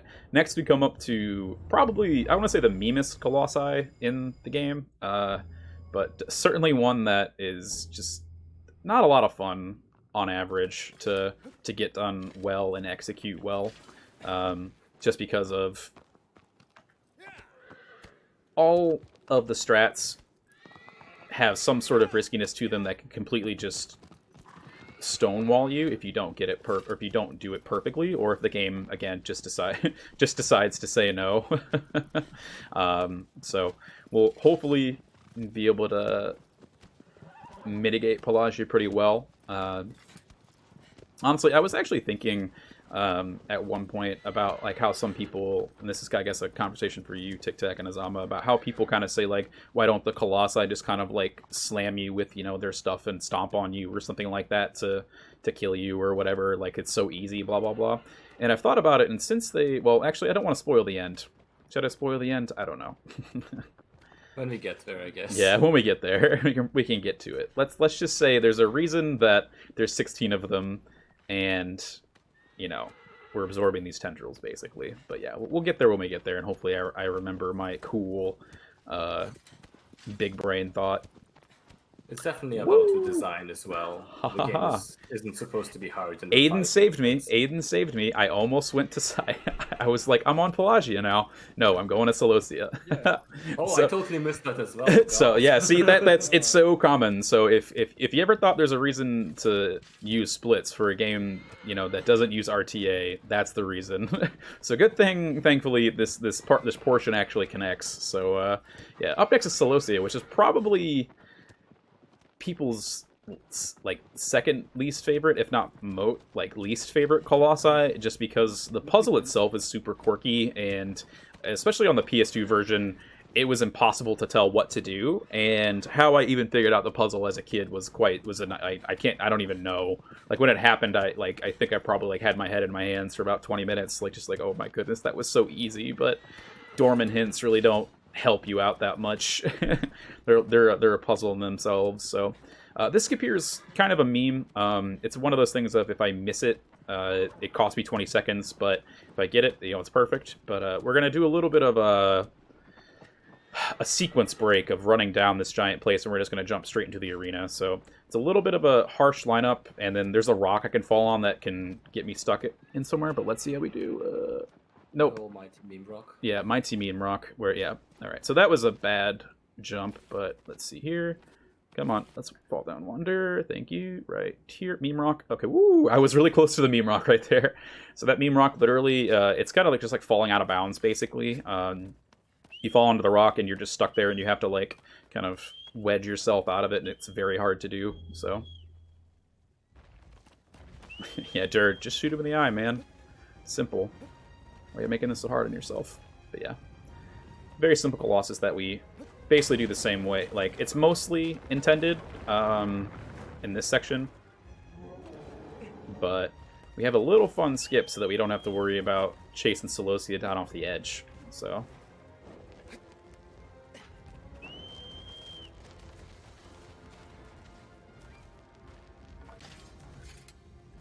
alright. Not great. Should have got that, but that's okay. I think I was a little bit too far forward there. Oh, Celosia. Help me. But yeah, we just sacrifice our body. Just bam. Let Celosia just punt us down. Based off of where Celosia is and how fast it's charging you, you can actually get sent off really far. But thankfully, we didn't get memed. So I had it happen to me once with Celosia wouldn't even tackle me at all, and basically lost the run on the spot. Oh, that's terrible. Yeah, there's lots of times where you think everything's fine, but you know, and you're gonna be all right, but the Colossi will do something you've never seen before. It happens a lot, so.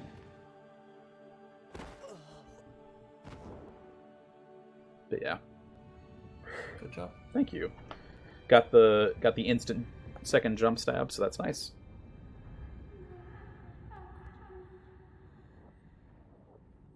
So now with Pelagia coming up, we got the, now we have Pelagia coming up. the scariest one probably for speedrunners and maybe even casual players to some extent. Yeah.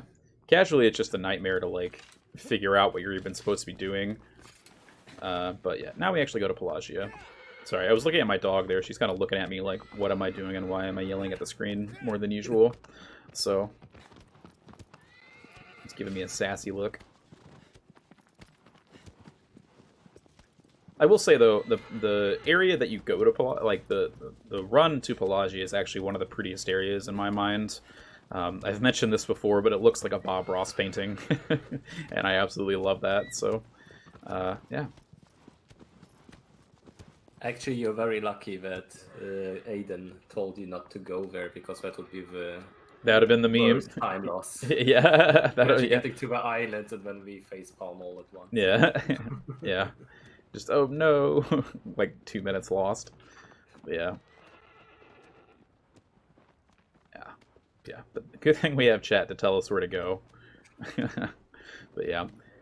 What I find funny about this next area, though, is actually a super, the area itself is extremely small, and, or at least the forest, I would say here, is extremely small, but it is so easy to get lost in this forest, and time and time and time again, I'll like stop by and like somebody random that's like playing through the game just to kind of like enjoy their first playthrough and feed off their tears when they cry at the end. But I make myself sound so mean. But this forest is a nightmare, and somehow it's like a maze basically, and all it is, it's just a horseshoe shape. It's just a U.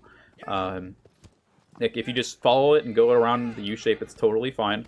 But the thing is, it looks exactly the same in both of the exits. So that's actually a meme tree right there. It basically looks exactly the same in both of the exits. So what you'll do is you'll go to one side and just hit the end of the forest, and then turn around and think that this is where you came from, and kind of keep going out and over and over and over again, and it really just ruins your day casually. I spent hours on it during the first playthrough. Yeah. Someone from the chat is asking if order matters. And yeah, you can only fight the Colossi in a very specific order. It would be actually kind of interesting if you could fight them out of order. Yeah. There's like a kind of Breath of the Wild of Colossus. Yeah. There's kind of like a category that we managed to glitch out quite a bit in New Game Plus, where you can skip some Colossi, but that's the most we got. Yeah, Otherwise, this is very locked. Oh, go ahead. Otherwise, you could just fight all the scary Colossi at the start, and I think we would have sub 1 already. Yeah, probably. Yeah. Yeah, they did a very good job of forcing you to fight all of the Colossi and not having any breaks in between. We actually haven't figured out a good way yet to make it so that you can just go and fight the last Colossus and beat the game. Okay, just jump into that tree, Wander. It's cool. You wanted to go climbing. But yeah, still haven't figured out a way to do that. But like Tic Tac said, we have... like there's a way now with DLC items that you can kind of glitch the game into thinking that you're in 2 Colossi fights at once. So we just get rid of the harder ones, and then you are forced to do the first and the last fight, and that's it. Wins randomizer. Oh man, whenever you code it, how about that? Yeah. I mean, we even found a way to get to the Malice arena, but Malice either doesn't spawn or killing Malice doesn't do anything. Yeah. So I'm not even sure if that would be a possible skip. Yeah.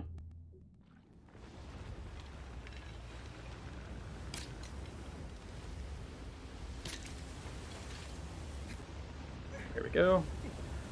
That was a bit precise of a jump. Yeah, that Cool. That jump always scares me a little bit. Alright, this is a pretty good setup actually. So we're giving Pelagia a little dental treatment free of charge.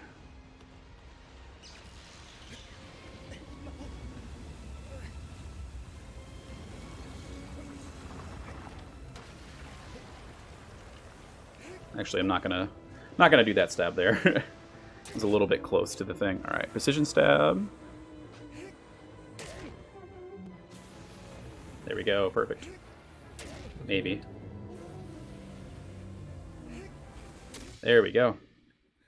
Yeah, nice. This one involves a very precise stab, and in one of my recent runs I actually managed to understab the last stab by just a bit. Oh, and then that's the rough. boss is just left with pixel health, and you basically lose the run. So perfect. Good job. Thank you. Yeah, that one's scary. There's a lot that can go wrong there. If you see my head disappear and I kind of like lean forward a bunch, it's actually because I'm focusing in on the bottom right corner of the game where my stamina bar is, and I actually am precisely looking for how much damage I do, just to make sure that I don't mess it up. And actually, a fun thing that a lot of people don't realize if you played the PS2 version or even the newer version, because the new version actually does point it out, but I didn't know it until I started speedrunning this game, is that if you hold the stab button, it actually charges your stab faster. And then if you just tap it, you do like a slow charge. So we use that for precision stabbing to do exact amounts of damage for Colossi like Pelagia and Dirge, where we have to be very precise with the amount of damage we do, and if we do any more, then it ruins the run. And so with how long, even though this isn't a super long run, having to do precision stabs kind of like in the middle of the pack Colossi wise isn't a great place to restart. So yeah. Especially also because, so as you may have seen with some Colossi, I haven't been on the sigil while I've been stabbing them. I've been like either off to the side or like, especially Avion's tail is a really good example. Like I'm way off of the sigil, but somehow like the hitbox is way bigger than it needs to be. Pelagia's hitbox actually is kind of smaller than it appears, so it's better to be in like kind of just in the center of it, kind of closer to the top, so you don't have to worry about like getting shaken around as much, or you not actually getting a stab. So yeah, in the PS2 version or the PS3 version, you had to get that stab well and not get shaken, just because Wander's shake why am I not turning right there? Wander's shake mechanics are a lot more intense, I should say, and so you had to be in a very specific spot to be able to get the skip, whereas here it's most of the hitbox is okay as long as you're in the upper portion of it. So I actually lost a run recently where I got what we call a meme stab. So basically I did the stab, but it didn't do any damage. So we'll see how that goes. I also got memed on Phalanx recently where I didn't do enough damage to the first 2 sigils and had to like run back and it killed my run. So that was pretty fun. But yeah. Yeah, it's crazy how like stab amounts can cost you minutes. Yeah, basically. It's so far into a run. Yeah, it's a very punishing game in the sense that like you've got to do it just right, or it's not like a 5 or 10 second time loss. It is you are losing a minute or two, just given. So 30 seconds to a minute. Sorry, I don't want to say a minute or two, but early on it's pretty bad. I mean, on Pelagia it can be a minute or two. Yeah, yeah, getting back on and other stuff. If you're playing on hard, can it even be 3 minutes or 5 minutes? Oh, I went way too early. Alright, so Phalanx is interesting because I'm trying to do a very specific setup to make sure that when Phalanx comes to this rock, it turns left and not right, but 90% of the time it likes to turn right, and it's kind of hard to get the timing down. So this actually, because he goes right, cost me about 20 seconds. I've been trying to get a setup that makes it more consistent, but because it's a speedrun, I'm very antsy about doing it and going fast. It's kind of a duality of this game, really, at the end of the day, is like to go fast sometimes, like I said with Phaedra, you have to have certain timing. To go fast, you kind of have to go slow in some spots. So it's a hard thing to get over in your brain, but it's all a learning experience. Alright, we should... Yeah, this is one of the Colossi that in the IL and even in the boss rush has quite a different, very, very cool strat where you basically just jump onto the Colossus directly. Yeah. We haven't been quite able to find it for any %, but that would be quite the time save if we could. Yeah. Since it's a very specific setup. Yeah. Woo, hello. And yeah, the precision stabs on here are not as precise as the other ones. Yeah, there's a few Colossi where like we need to do specific amounts of damage, but the leeway of how much you need to do versus like, what you, I guess how much you can do isn't that bad. Oh no, I did it again. They jinxed you, go. Yeah, that's really bad. Like I must have been very, very close on that, honestly. Here's the ultimate meme. I was actually really worried because I actually couldn't see myself right there, so... Alright. I should be fine. It's not that big of a deal, but... There we go. Oof. That's again like a 30-second time loss right there. But it's kind of... We shot ourselves in the foot there because, there's a lot of leeway with the stabs. No, there's... we just proved ourselves wrong. That's like the reverse psychology moment where you're like, oh yeah, it's fine, and then you're like not paying enough attention after all. Yeah. Usually, I got scared. I think I scared myself a little bit a few runs ago where I think I killed the sigil. And so I used to be a lot more... what's the word?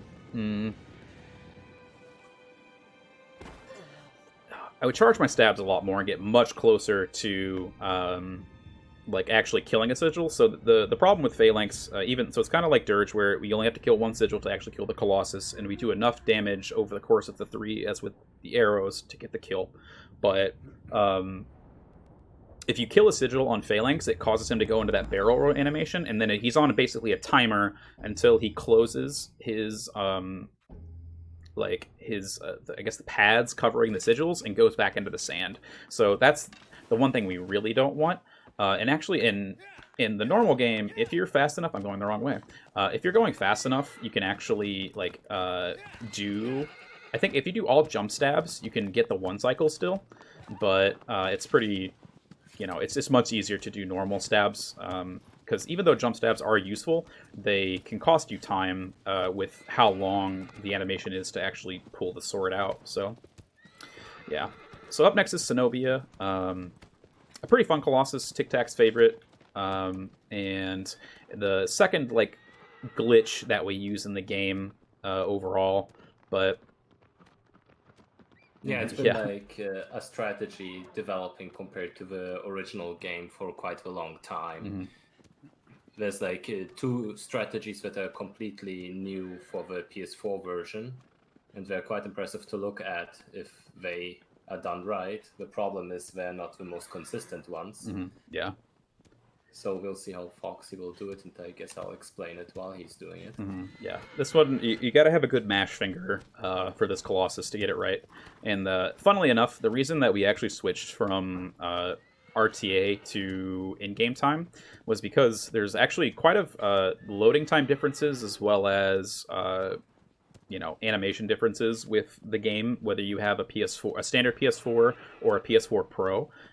In the PS4 Pro, the game actually gives you an option for like different FPS values, so you can play on 60 FPS or 30 FPS, whereas the standard PS4 is limited to 30. And so the first skip that I'm about to do is actually limited to 30 FPS only. It's possible to do on 60 FPS, but you basically have to have a turbo controller to mash the button hard enough. And then another cool thing about the game, you can see the dead bodies of Colossi. You've probably seen Quad's body a few times. We're going to say bye-bye Bassaran once again and make our way to Zenobia. But yeah. HTA race. Oh, yeah. I think, was it about a year ago, Tic Tac, that we did a race in hard time attack, and the exact same thing happened where we were pretty neck and neck, and then I got memed by Phalanx by missing the stab, basically, and it was very neck and neck at the end of the day. Especially on HTA, you weren't even able to save it at all. Yeah. I was doing pretty badly at the start of the run, but in the end it was very, very close because of that. Just showing how the time losses can be basically on every Colossus. Yeah.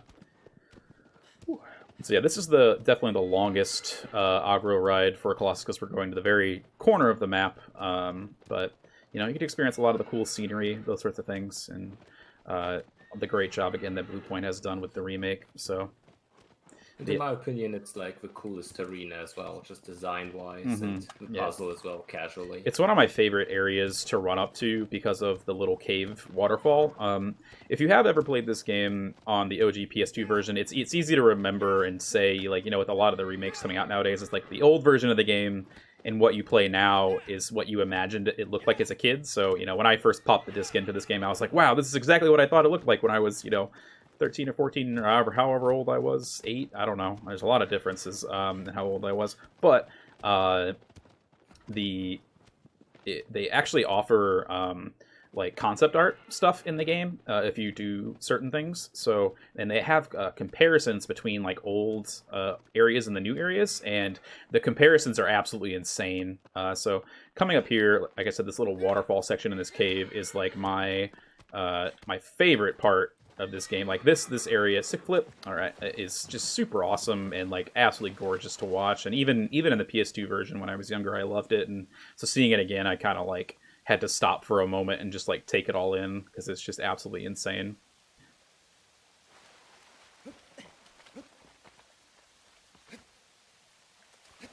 Alright, there we go. A little bit of platforming there that you wouldn't expect it. That actually saves a little time. Yeah. Again, we don't want to swim.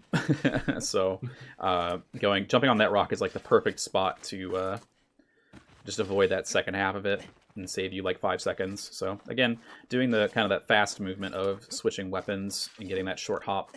It's a very weird thing for newer players to get into to do, just because literally all I'm doing is just like mashing the jump button and then mashing the weapon switch button or whistle. But it saves quite a bit of time overall. Probably Not a minute, but could be close.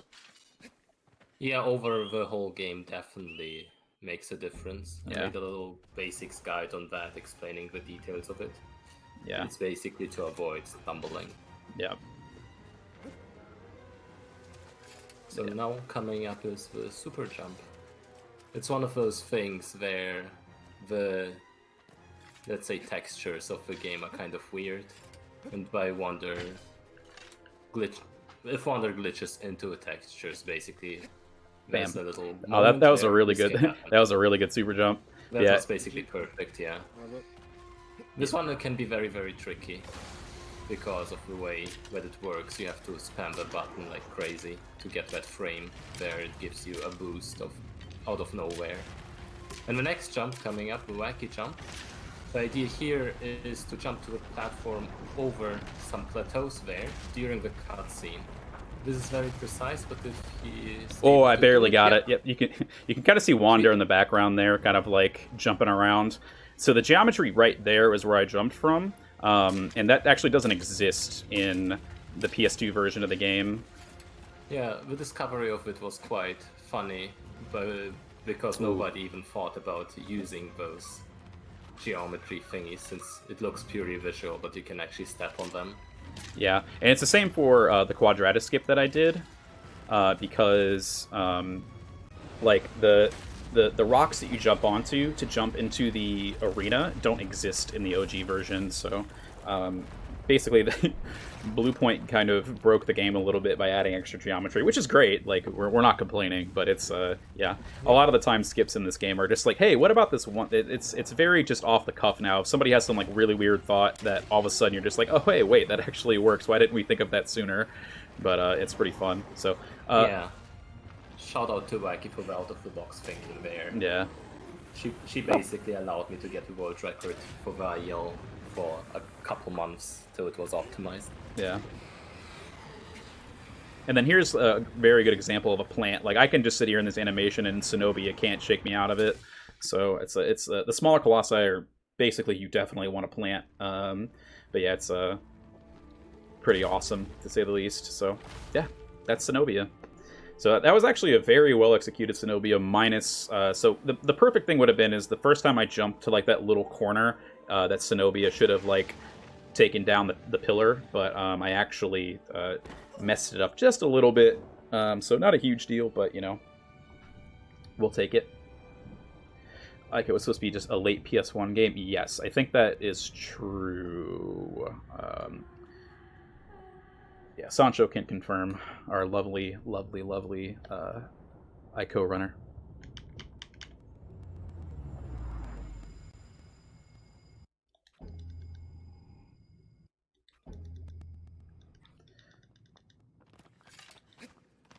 The next Colossus can be quite a pain for casuals and speedrunners alike. Yes. So up next is Argus, and the Argus puzzle is something that when you do it, it makes perfect sense, and like when you figure it out, it makes a lot of sense, and like it's very involved and kind of cool for the second to last Colossus, but it really it's very frustrating to get to figure it out in the first place. Yeah, but as a lot of people can tell, playing this game for the first time is quite the chore. But at the end of the day, once you figure out the puzzle, you feel so great. There's a lot of reward. So, like I said, the dead bodies. There's quads, dead body, high quad, bi quad. But yeah, Yeah. Go ahead. And the best thing is we won't even spoil the puzzle because we're gonna completely skip it. Yep. We do a lot of what are called side jumps in this game. So what you've seen me doing a lot is like basically getting a lot of lift off of some colossi to kind of just yump me up to where I need to go. Bassaran was the first real big example of that. And so in this game, if you're hanging off a ledge, you can jump backwards, up, or left or right, depending on what's around you. And so we basically, through the geometry of the actual colossus themselves, jump sideways, which the like momentum of the jump alongside the momentum of the colossi allows us just to kind of like not teleport, but just physically pushes us up like crazy with lots of momentum to where we want to go. But I think the coolest thing about Argus is when the game first came out, there was a strat to get directly onto Argus's hand because there's just enough of a sliver between the sword that he holds and the fur on his palm to like wedge yourself in there and get a stab done. But at the end of the day, we kind of just thankfully found a way around that strat, and we actually go to the hand first rather than going to the head sigil, which is actually the intended way. Because in this game, there's another minor sigil on Argus to make him drop his sword, but Bluepoint actually, because they knew that speedrunners skipped it and went straight to kill the sigil, that you have to do a portion of the puzzle to unlock that section. So it's a nice little workaround that we have. So, but yeah. This section right here is a little bit annoying because we're trying to ride Agro as fast as we can, as you can tell, but there's a very tiny little doorway here where we gotta get Agro to go through, and sometimes she can just, barely miss this doorway. So let's see if I can manage her. Well, that's fine. I was going pretty slow there, actually, but I'll take it. All right, cool. As good as it gets, pretty much. Yeah, that's not stopping is great, so...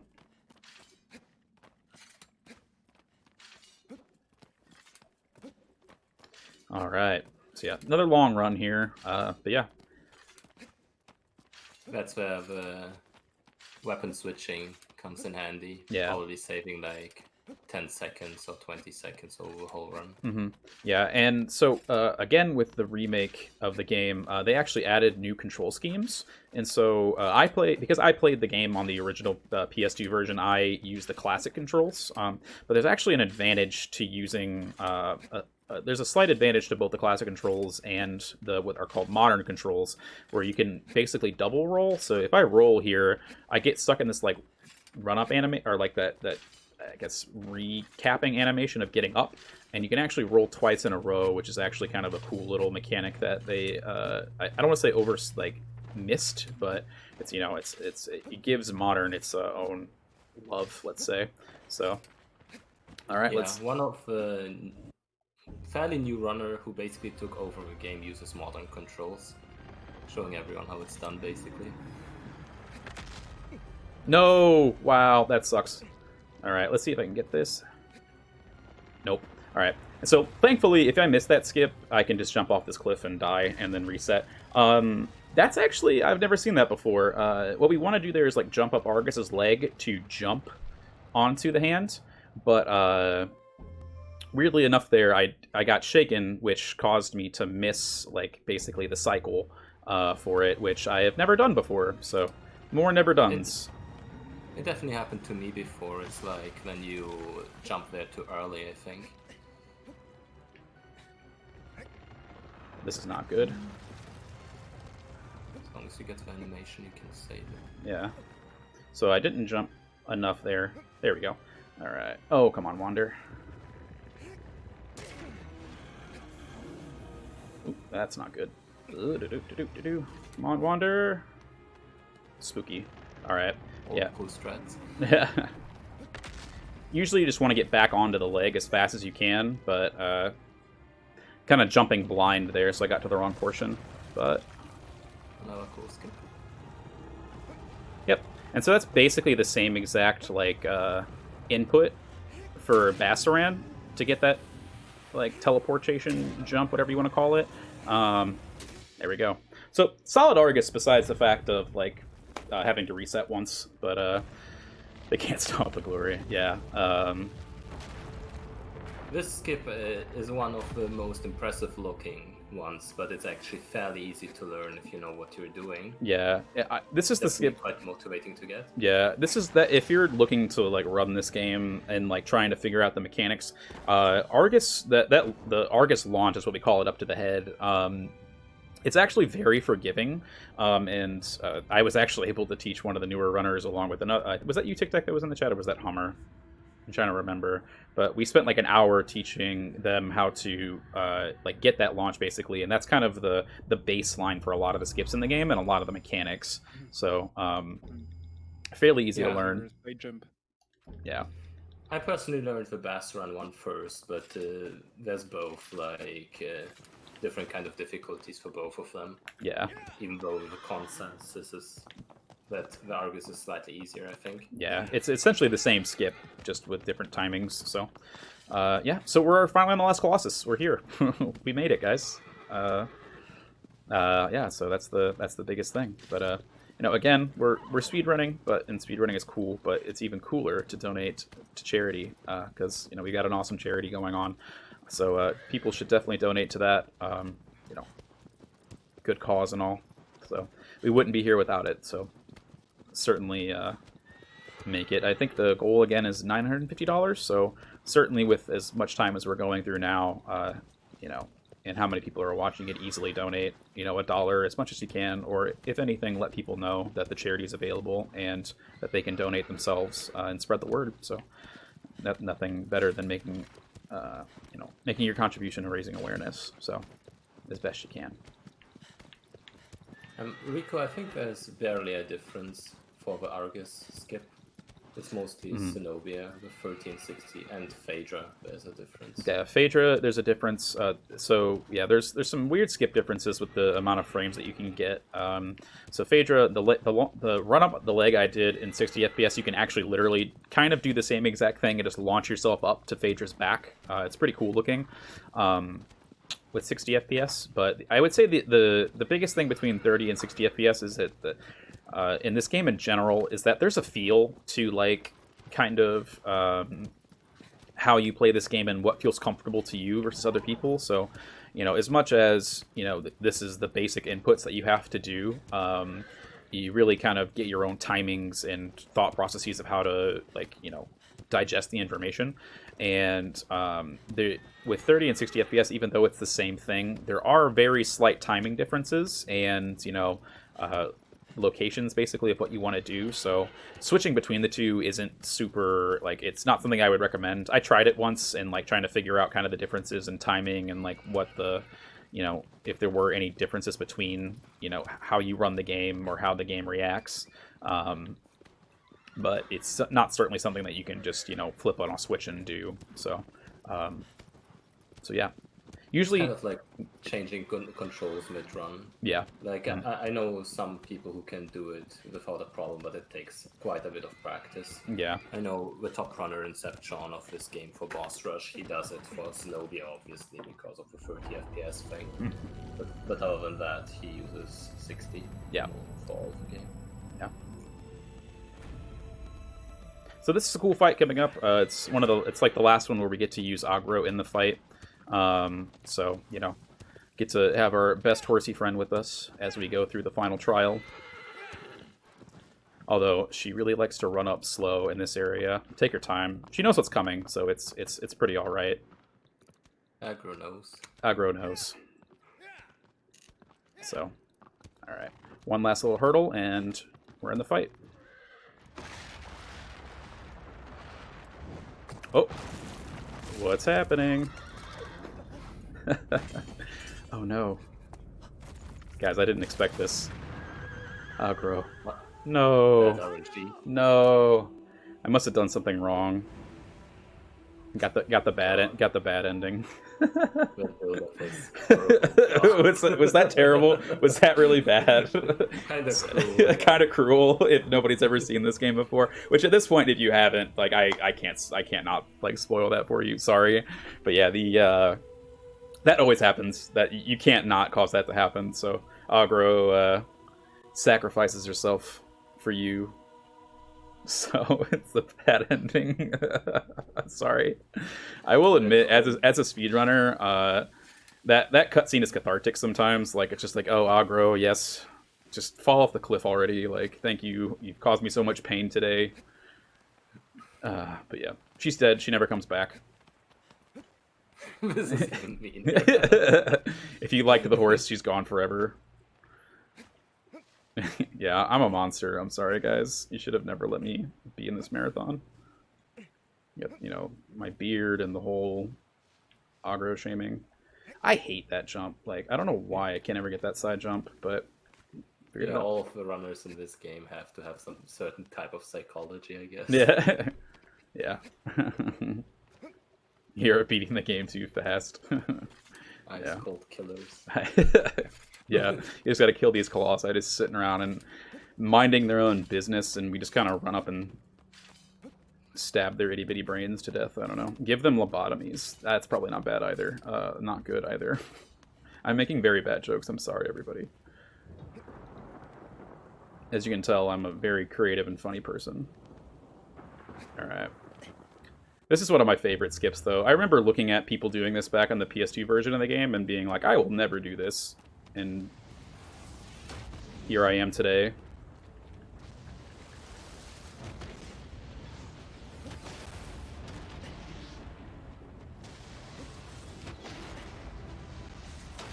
It's like one of those skips that you learn once and then it becomes second nature pretty much. Yeah, we can still mess it up fairly easily in comparison to a lot of stuff, but let's see if I can get pitless.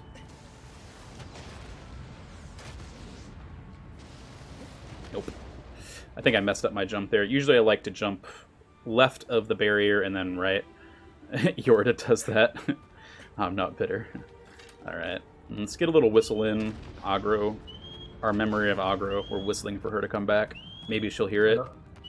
Another good IL to watch of this game is definitely Malice. Yeah. There's quite a crazy strat in it. Yeah, if that looked crazy to you, the IL looks even more insane. Like yeah, even as a top, even as, I guess I don't toot my own horn, I have the world record in this category. But you know, even as a world record holder in this game, like it's just absolutely nutty.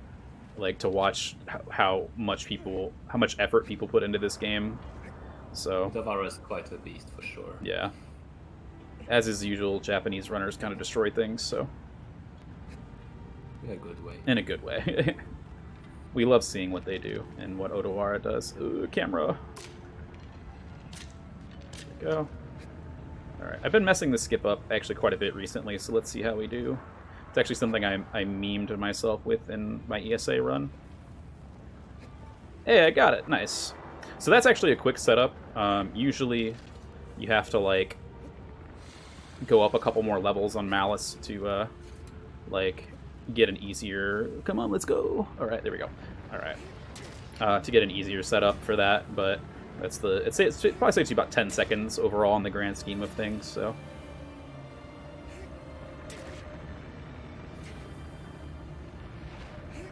Throwback.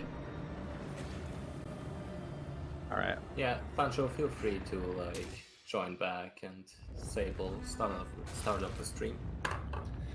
Maybe at GDQ, yes. Oh, I hope so. That would be amazing. Yeah. We are the monster, yeah. We're the bad guy here. We are Billie Eilish. Billie Eyelash. But yeah, so that's the last Colossus, but we still have a little bit more of a section left. Here, just a tiny one to get through, and then we'll be at the end. So, time will be coming up. Well, Azama, you know when the time is, so. Oh yeah, why don't we squash wonder? We're almost there. Just a moment. So, fun fact: the demon god that gave us the sword and told us to go kill the Colossi is the Colossi. So basically, all the tendrils that were attacking us at the end of every Colossus were like it was the essence of Dorman, who is this big guy. And Dorman is like a big baddie, demon god person, whatever. And so Dorman was sealed away long ago in those 16 Colossi and hits into 16 pieces. And so people always explain, why don't they just squash you? Well, to me, if your mind is split up into 16 sections, well, you're not going to have all of your mind, right? So it kind of makes sense why they, go through and do all of that stuff. But this last section is really easy. Just get out of the way, and hopefully they don't shoot you with your crossbows. And then, because it takes them forever to run. Oh my goodness! Get out! Go! I'm leaving you alone. I don't want you. I'm trying to leave you alone. So you basically want to just leave them alone. So. Now that you mention it, it's kind of like the Horcruxes in Harry Potter. Yeah. All right. So see, that's what I was thinking of. Yeah. Oh, and by the way, Dorman's favorite flavor of vape is blue raspberry. So get some Vape Nation in chat, guys. Everybody. So, pretty fun there. So, but yeah, that's my theory. So, Dorman's cool. He vapes. We do not condone vaping, by the way.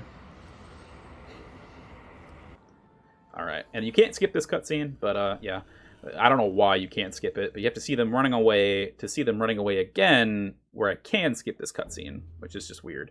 So this part's kind of annoying because you're just like you're in a stumble fest, and like there's a rhythm to being able to jump well here, but you can't really like get it perfectly every time. So 1 stumble, 2 stumble, that's actually pretty good. And time. This run was inspired by Corn. But yeah, that's Shadow of the Colossus any %. It went by a lot faster than I thought it would. So yeah, definitely a decent time for sure, especially after that start. Yeah, that was a very, very rough start that I somehow was able to reclaim. So yeah, thank you for the GGs, everyone. Yeah, that was crazy. But yeah, so Shadow of the Corn losses. Why didn't we ever think of that? Yeah. Again. But yeah, it's a great run. The only problem now is that to get the in-game time credits, you have to like actually you have to watch the entire end cutscene, which is like 10 to 15 minutes of them just like showing all of the other colossi and like them running to the end of the bridge as it explodes. So it's so fun, guys. But yeah, so if you ever PB, you just got to sit there and wait for forever, because yeah, it's pretty great. But yeah, like I said, Agro's dead. She doesn't come back. She's dead forever. But yeah, that's Shadow of the Colossus. But it's a pretty fun game. Hopefully you guys enjoyed the run. But yeah, again, donate to the charity that we're sponsoring, because it's certainly a great cause. But yeah, that's I guess that's about it. There's nothing really much else to talk about in the game. I have a question. You have a question? Between all 3 games, how many crumbling bridges do you think there are? That's a good question. It's been a very long time since I've played The Last Guardian and Eco, so I should probably get back to that. Oh, look, Mono's alive. Oh, by the way, this is your waifu, sister, like mom, I don't know. She's some random chick that you're just like, hey, by the way, she got sacrificed and now she's like, bring her back to life. And so that's the whole reason you go on this whole like, you know, murdering spree, is that Dorman promised that if you kill the Colossi, it'll bring back the girl. So yeah, Mono's alive. So Dorman kept their end of the promise, which is pretty great, but you know, not necessarily you know, kept the promise, but kind of like a genie's 3 wishes of there's always a catch, more or less. And she's pretty calm for just literally waking up in some random ass place after being dead for who knows how long. And also she's got like super tough feet, because that looks like very rough stone. But yeah, Mono is queen. Change your mind. I mean, show us the money and then we might change your mind. Yeah, show with your dollar and donate. Also, I'm a big fat liar, guys. I've been lying to you all this time. Agro didn't die. Zombies don't feel pain. Wait, what? Oh wait, what? I lied again? No way! No way! But Good yeah, ending after all. good. We got the good ending anyway, guys. Who would have thought? Who would have thought? Yay! But yeah, so that's basically it. Yeah. I think that's all. Thank you so much for the run. Yeah, cool. All right, I think I should go. Is Sable live right now? I can go ahead and give her a raid. You can raid when you want. Raid when I want. Yeah. Cool. All right, give me a moment. Hello. I'm waiting for the in-game time. Oh no. Oh, I think we can. They gave us a very generous amount of time for our estimate. They gave us 8.5 hours to do our marathon. Oh really? You might be within 7 if you're quick. Yeah. Oh wow. Yeah, Oh wow. We've we're got a close lot. to 7. Do you? I can do a run again tomorrow morning.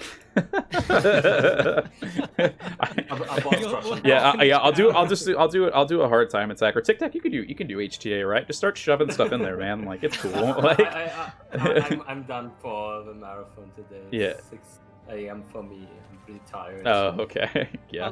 I'll do a Saki order run. Yeah. Yeah. Yeah, the only other game I speedrun is Final Fantasy X, so I definitely don't need to be. We're not doing that. Actually, that is in the marathon. So go watch that. I do that run as well. But so yeah, I guess we do have time to watch the credits. I don't know. I should probably go look at chat.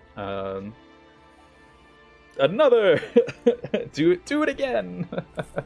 Yeah, I think the credits are too long. Let's not just keep it at that. Yeah. Oh yeah, the credits are extremely long. Definitely no need for those. But Texas. Sorry. Sable can take her time, I guess. DJ Khaled. Yeah, I think what was the estimate we had me at? 140? 45, I think. 145? Oh, okay. Yeah, I had it at 130 for my 135 for my ESA run, so I still beat that time. That's good. That's all I care about. Yeah, So we're considering if we include the cutscene or not, but yeah, I assumed I wouldn't do it because it doesn't really matter. I think so. What I had like a 131, so that's like a 106, 107 time in it's a 106, 107 time in IGT. So yeah, pretty fun. But yeah, we get to go around and view all the dead bodies of the Colossi and hang out. So yeah. So yeah, good luck to you, Sable. I'm gonna Thank you. be done for the day. Thank you everyone for running and Yeah. helping to make this possible. Yeah, thanks for hanging out, Bye. Tic Tac. We appreciate it, man. What's up, pup? My dog is again looking at me with like stalwart eyes of "What are you doing? Why aren't you petting me?" Just gonna go out of frame here. Yes. Oof. Yes.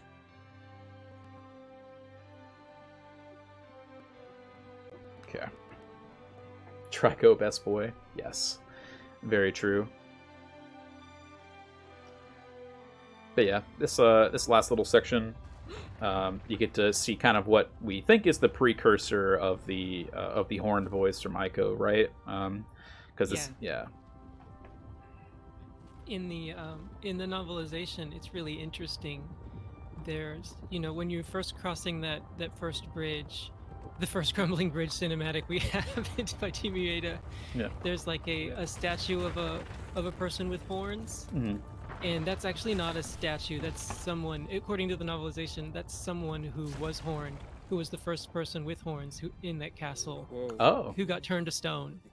Whoa. And they're part of the reason why horned boys have to be sacrificed, because they tried to stop the queen and it failed. And it's kind of like a punishment. It's really, really cool though, because there's a Shyamalan twist at the end, and it just blew my mind, and I don't want to spoil it. A nice relation between the queen and Dormin, then? No, it doesn't. It doesn't go into that. Again, the origin of the queen is she was born during an eclipse. So. Yeah. I think the interesting part about the trees and stuff growing on the Colossi is actually that like it shows you how much time passes actually between like when you kill a Colossi and when Wander wakes back up in the in the shrine here. Actually, one cutscene that you miss by me skipping it after you kill Malice is actually it shows you that you don't just randomly, you are kind of, how you get back to the shrine is that literally you're just kind of like warped through the air down through the center of the, I guess not down to the center, but you kind of just like ping yourself back to the shrine, and it's a very interesting piece. But fun fact, this is that baby is Wander. He's our boy. And fun fact, if you actually like press the buttons in the game, that's how you can actually tell that it's you. Because if you press the buttons, Wander like coos and caws and like moves moves the arms and legs and stuff. So if I just let that go, you wouldn't actually get those sounds. So yeah, it's pretty cool. And Augur's just like, yep, that's my boy. See ya. Let's go find some deer. That is neat. Eat some veal. Eat some venison. And in the novelization, those little horns stay that size until you turn 12, and on your 12th birthday, overnight, they grow to full length. Mm-hmm. So now I'm seeing babies in chat. Yeah. Baby, get your baby rages in chat.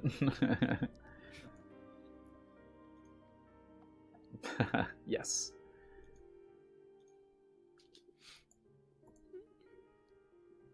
Hey, Bane, how's it going? But yeah, basically at the end, the music at the end of the game is gorgeous as well, like absolutely gorgeous. Otani. Yes. Oh.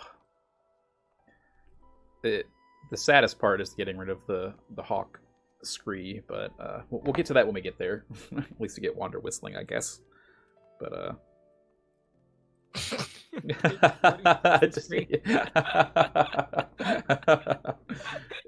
I wasn't ready for that with the delay. Just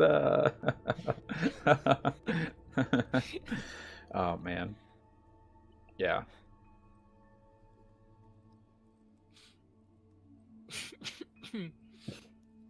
Yep. You know, like sometimes I wish the connections between the three games was clearer and more fleshed out, but it's so fun to theorize. Yeah, it is. It's one of those things where you want more information, but you're happy that there isn't more information. So, yes, nice emote there. I wonder who it's from. I'm on the wrong Twitch channel. I need to spam some of those real quick. Yeah. Oh man, and see, there's life in the Forbidden Lands. Besides, so there's actually 4 animals that you encounter in the game that you can actually interact with. There are 5 if you count the bats, but you can't really interact with them. There's hawks, which you probably saw me, zipping around with a bunch, and then there's also turtles, fish, and the doves that are in front of Mono's body. And the one fun fact, I guess, is that what people wouldn't notice is that for every Colossus that you've killed, there is a dove. It adds a dove in front of Mono, and there's actually a what do you call it? There's a trophy for actually interacting with all 4 animals in the game. The turtles one are the most obscure because I think they're only found in like 2 places, and they're super hard to find. Like they're kind of they blend in really well with the scenery, but yeah. They're very finicky to grab because they're just kind of like if you run up to them, they just like go in their shells and they don't do anything except walk really slow. Here we go. This is best music, chat. Best music. Do you think the doves in Eco are descendants of the doves in this game? That would be interesting. That's more theorizing.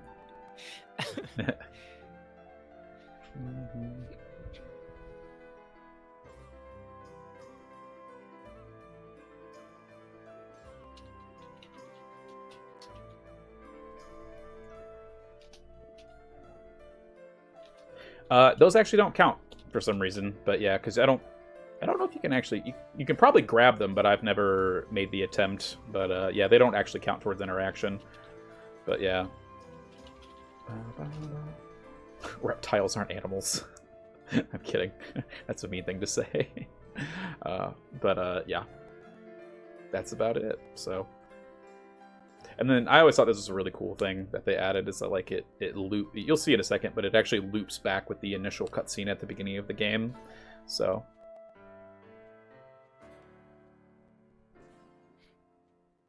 yeah, they really want to take you on a nostalgia tour when you finish, and it really does add to the sense of accomplishment. After your first time through. Yeah.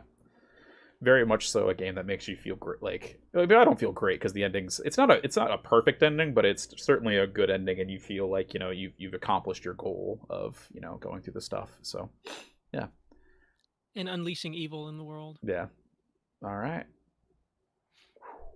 And this is also one of my favorite songs that you actually don't hear in the game at all. But we unlocked Time Attack, by the way, which I already have unlocked. But hey. And you get Wander's Whistle. Congrats, man.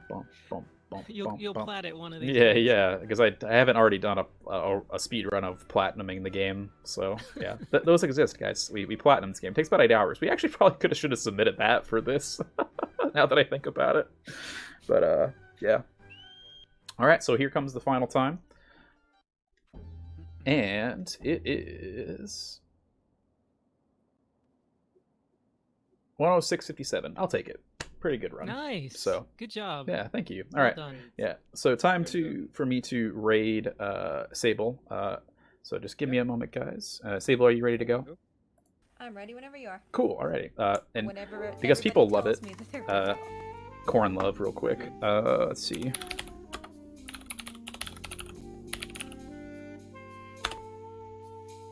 All right. I've been trying to make a name with your song, but I can't get past Sable, Sable, Sable, and that's all I got.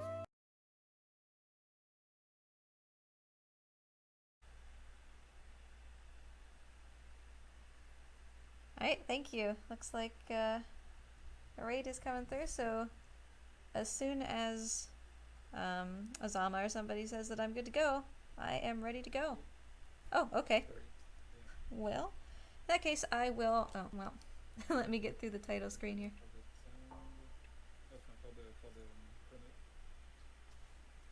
So, yeah, I'll give you a 3, 2, 1 here. Timing will start in 3, 2, 1. Okay. Well, welcome everybody to The Last Guardian. Yeah. And just to mention, that's I think the one I know the less. Sure. It's actually a lot of fun to have people around who aren't familiar with the game.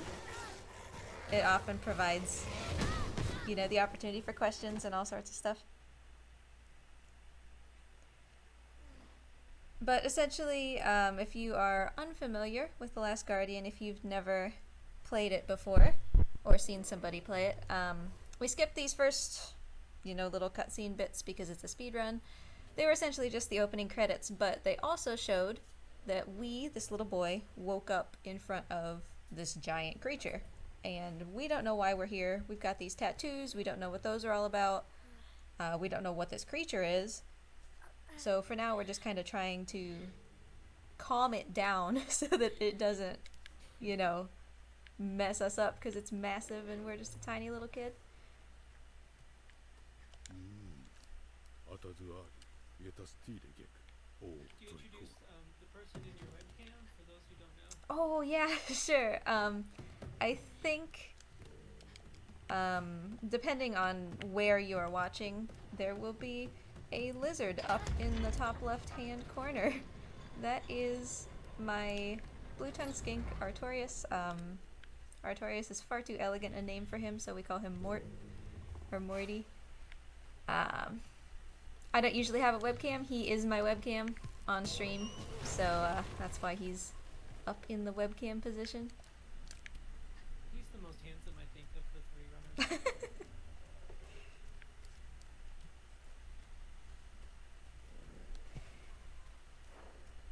So you'll see throughout the run that when Trico is injured or otherwise not doing well, these barrels are just gonna make him feel a lot better. And for right now, you know, we yanked one spear out of him. He's got another one in his shoulder. So we're gonna try to help him feel better with these barrels and also maybe earn his trust so that he doesn't bite our face off. It makes it for a good, like, icebreaker, like, what food would a stranger have to give you to make you not bite your face? And only reasonable people would say, yeah, I'll take a couple barrels. That'll work.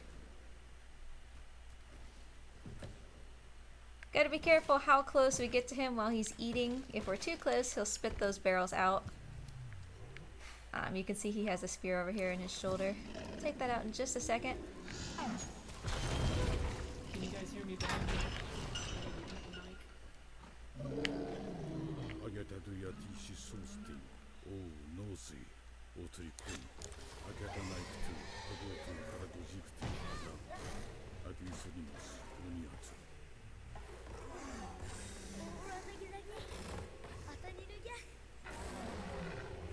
Yeah, y'all let us know about sound balance. If Sancho's still quiet, let me know and I can ratchet up Discord.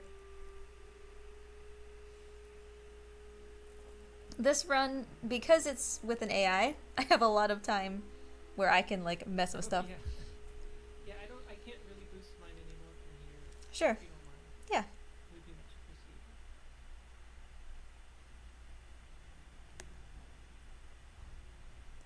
There, I can kick you up a little bit more, it looks like. Okay, testing. You know, it's so funny because yesterday I was like super loud. Yeah, I didn't don't. change any of the settings at all. I did not touch it. It doesn't help that I have a little mousy Michael Cera voice.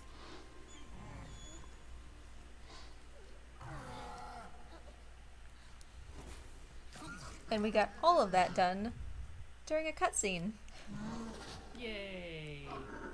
So I have a question for you. For sure. One, is there any way to get rid of those control hints after like your 100th run? No. And two, do you just not even see them anymore because you Yes. run the game so much? Essentially, yeah.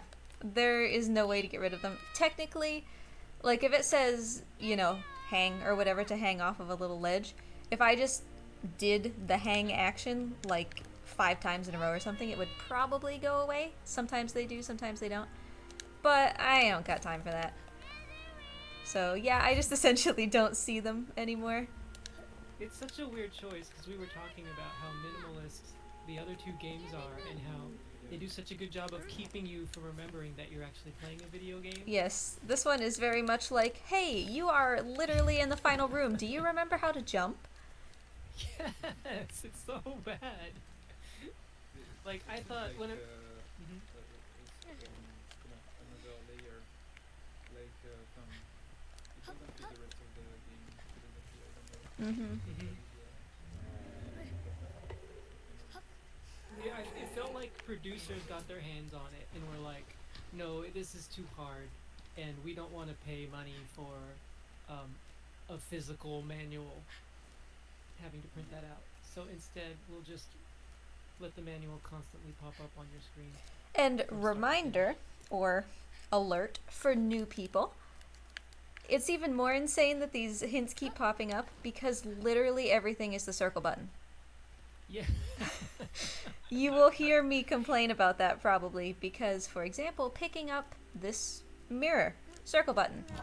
Fighting enemies, circle button. Petting Trico, circle button. Using the mirror, circle button. Like, it's all the circle button. Yeah, they could have used the trigger just to differentiate from a couple of those. Yeah. Like, let the mirror be a trigger. Because as we, you know, go further in the run and we have more complex things to deal with, that will, all of that stuff being on the circle button will kind of devolve into, oops, I grabbed Trico's tail when I should have been fighting and now I'm dead, you know? Because it's all the same. But we found this sarcophagus, like man-shaped thing, and on top of it was this funky-looking mirror. And that's gonna allow us some forward progress. But first we have to show it to Trico, who is now our friend because we fed him enough. He's like, you're food. I'm good with that. I trust you. Yeah. I put a baby bird back in its nest, and the parents still don't trust me. I don't know what I can do. I did it at the end of last week in the hopes that it would help with Trico RNG. Come on, buddy. Is that Morse code? What's he saying? So I've heard, I guess, that Shadow of the Colossus and Eco languages are like very heavily modeled on Japanese or are straight up Japanese in some, you know, modified way. This is just gibberish. This is just straight up gibberish. I told you. I think it's like a Creole language, like it's just blendering a bunch of different languages. It's more like what the minions say. So this mirror thing that we have picked up, that's an odd place for that. The mirror, if we point it at something, Trico will shoot lightning out of his tail and presumably blow that spot up. Because I guess the people who developed this game were like, you know, we have enough cute chicken dog thing, but what if lasers out of his butt? And everybody was like, yes. So that's why that's here. So this mirror is going to enable us to solve puzzles using Trico's lightning. I'm going to go up here and actually reset, because a lot of times Trico takes his sweet time in coming to follow you somewhere. But with resets, it'll often pull him directly to you, so you don't have to wait for him to walk, like, up behind you. Trico, buddy, what was that? I'm not feeling it today. Look at this! What is he doing? So that right there is basically the essence of what this run is like. It's a lot of fun. Trico's a goofball, but as you can see, a lot of RNG, a lot of, you know, chance, working with an AI and trying to get him to do what you want to do. I like that. It makes the run fun and it keeps it, like, unique. But that does definitely, it makes it so that, you know, the difference between first and second place is literally just how fast has Trico been following your commands for the entire game, you know? It has nothing to do with you. It's literally how fast did Trico turn his butt when he's jumping for the duration of the game. That's so true. That's so true. Or how far did he jump when he jumped? You know, that's too far. Exactly. So now what you're wanting him to do can't happen. I can't tell you how many times on my first playthrough that I figured out where to go right away, and then ended up exploring for 20 minutes because when he didn't do it, I thought, oh, it must be wrong. See, just little things there, like when he hopped in the water, he just stared at me for a second before he came over to me. That's entirely based on his AI, what he decides that he wants to do, and that cost like 10 seconds. So, you know, over the course of a run, that adds up to be the 5 minutes that is the difference between first and second place. And how many times do you think you've been on world record base close to the end of the game and he's trolled you? Boy. Like within the last hour. Within the last hour, probably 7 or 8 times. Oh It's my it's goodness. rare to get that far with world record pace, because usually if he's gonna troll you, he does it kind of early. But there have still been, you know, a fair number of runs. So you're like me then, where you're still just kind of running it for the love of the game, and if you ever actually do it, that'll be nice, but it's not the be-all and end-all of why you're still running the game. Trying to push this game hard is frustrating, and it takes away from your enjoyment of the game, you know?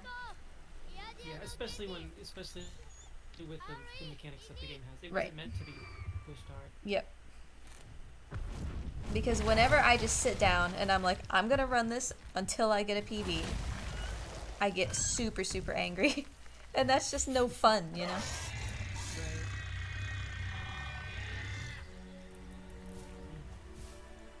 Especially when the things that are happening that keep me from that are things that I literally can't control. So just have fun with it, run it. I'll get the world record eventually, because I have the world record for the record is 3:18. And my splits are at 3:09. Like, it's in there. I'll get it someday, but I'm not in any rush. Because Trico's the best. Yay. So Trico's looking up at this big white tower, and we, as the little boy, are like, I don't know what I'm doing here, and I don't know how to get out.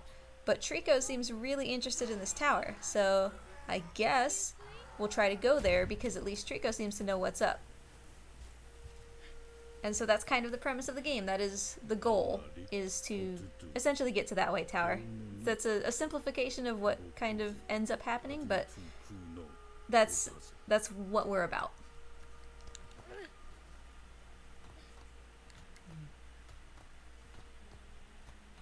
Wall scaling, it's in all their games.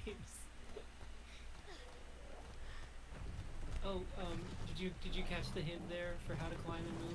I hope you got that. You know, I'm not really sure how to do it.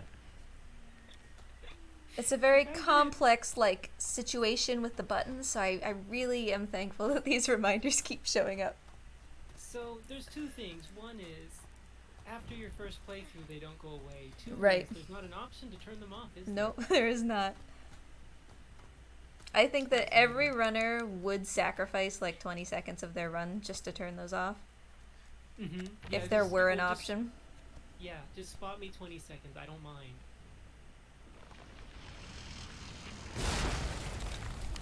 And then people will be watching on stream and they'll be like, what a noob this is.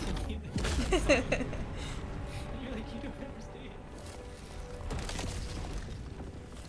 So as just a random aside, you may have noticed as I ran past Trico that his tail was sort of wacky colors. He doesn't start the game like that. If you give him enough barrels over multiple playthroughs, he will like allow you to unlock a fine feather painter. It's basically a spray paint can that you can use to paint him different colors. And so whenever we get Last Guardian into a charity marathon, I paint his tail the charity colors. So his tail is currently blue and green, which is the foundation that we're supporting today, but it's the closest blue and green I could get, because we don't really have very many options. Oh, that's a nice gesture. It is the tradition. Come on, buddy. Do you ever change the boy's clothes? I know he gets different costumes. Yeah, you know, I don't, and I don't really know why. It's just, this is kind of the outfit that I like to run in, which is just his normal like default outfit. Mm-hmm. You can unlock, I think, I mean I could just look, but pretty sure there's an Eco outfit, there's a Shadow of the Colossus reminiscent outfit. Yeah, it doesn't change his overall, like it's not a full reskin, which I think would have been cooler, like to actually have him have horns. But he's still wearing his sash, but oh, now he's got the flip-flops. Yeah, or now he's blue or whatever. Yeah, he's not boy, he's Luigi boy instead of Mario boy. So at this portion of the game, you can see that I'm essentially running somewhere and then calling Trico. I can't control what Trico does right now, so I just have to call him a bunch and hope that he comes and looks at me because he's interested in me, basically. Later, we will get the ability to tell him what to do. Well, I should rephrase that. We will get the ability to suggest to him what to do. But that will enable him to go a little bit faster if we can be accurate with the controls.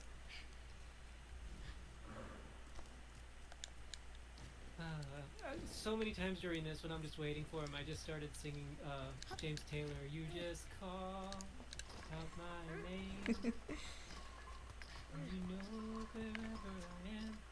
Except the "I'll come running" part doesn't actually ever happen. Yeah, so no. It didn't really help. I'll come strolling.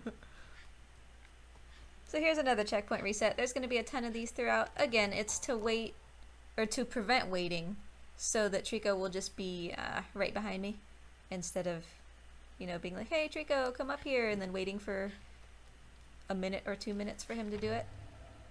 Now, as someone who would like to learn to run it and just get a modest, like, 4-hour time just to be on the leaderboard, because I'd like to be on the leaderboard for all 3 games, how many of these checkpoint skips are there, and how long did it take you to learn them? Well, some testing by, like, Usurper, for example, reveals that we actually don't really know how many checkpoints there are. There are a lot. And not all of them are beneficial. Right. Checkpoints can trigger if you do different things, like at one point we're going to be climbing across a really long rope, and if you fall on the right side of the rope, one checkpoint will happen. If you fall on the left side, a different one will happen. So it's very odd, but you can essentially get about a 340 with, I would say, probably 3 or 4 resets. Not very many. You don't really need them. Wow. Okay. Well, that's good to know. Because it's a long marathon. I barely have time for my eco runs right now. And I'm about to start a full-time job again, so we'll see.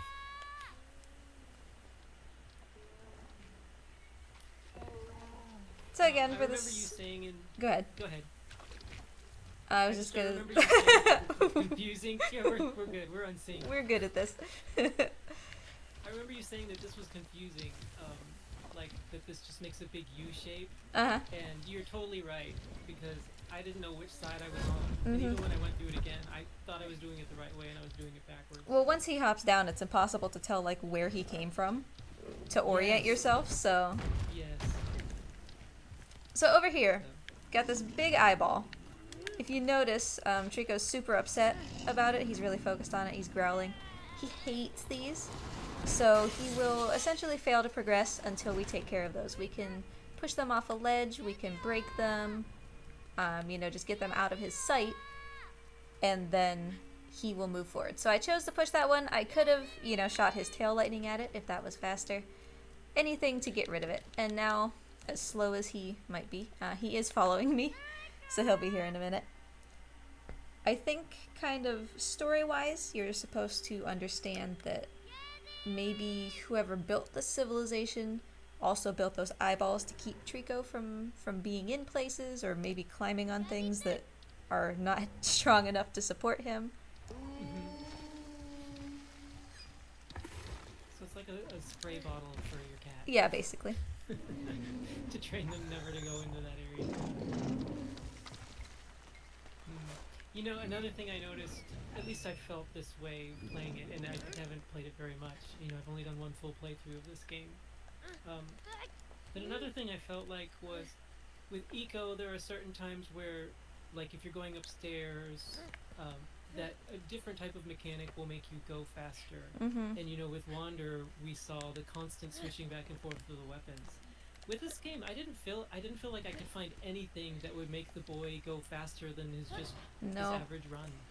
There has been some testing. Current world record holder Satsu did actually quite a lot of testing about, you know, jump running and regular running, crouch running, and this type of running just is the fastest. So we just essentially run through the game basically as you are intended to.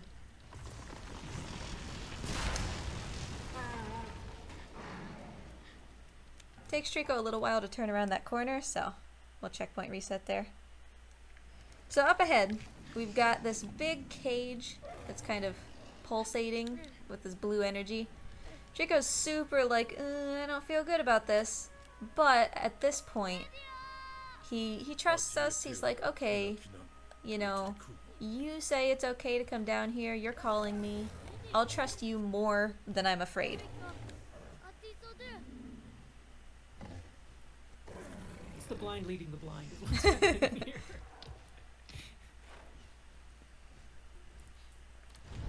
And if you've never played this game, this is a very memorable moment, your first playthrough.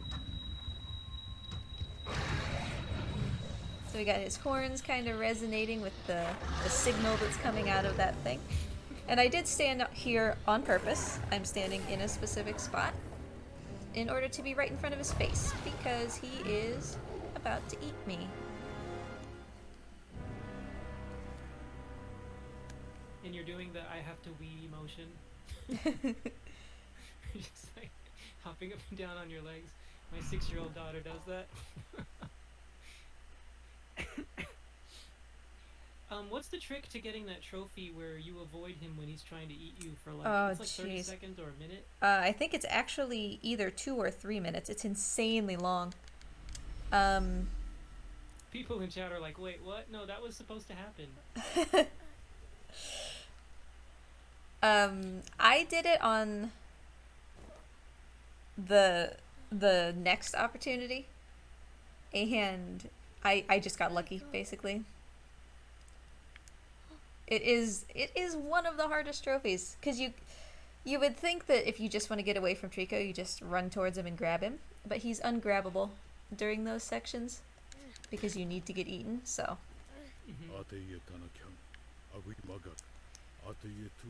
So somehow, despite being eaten, we are not eaten. And explain that later. yes. And the mirror that we had on our arm, the one that lets us summon Trico's tail lightning, is now gone. It vanished somewhere between the eating and the not eating. Yes. And as you know from our Discord talk in the Last Guardian channel, I was very disappointed that no matter how many barrels I fed him, he never pooped the shield out. I checked his poop to be sure, and was disappointed.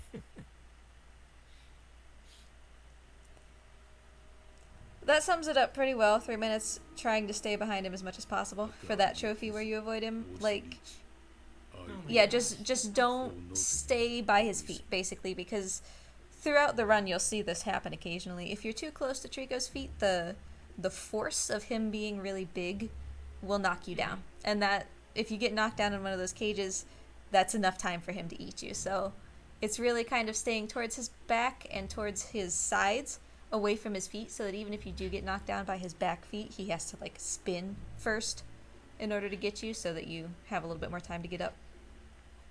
Gosh, you know, maybe I won't platinum this game. It has the feeling of a game where they didn't intend to make trophies, but they were like, Right. you know, you have to have trophies, and they're like, well, okay. I'm just reading a comment in AZAMA's chat. The only time Sancho has ever been disappointed while checking poop. I mean, since I've never checked it for any other purpose, I guess so, technically. I would like to hope that we get some Trico poops in this run. That is Yeah. a lucky run.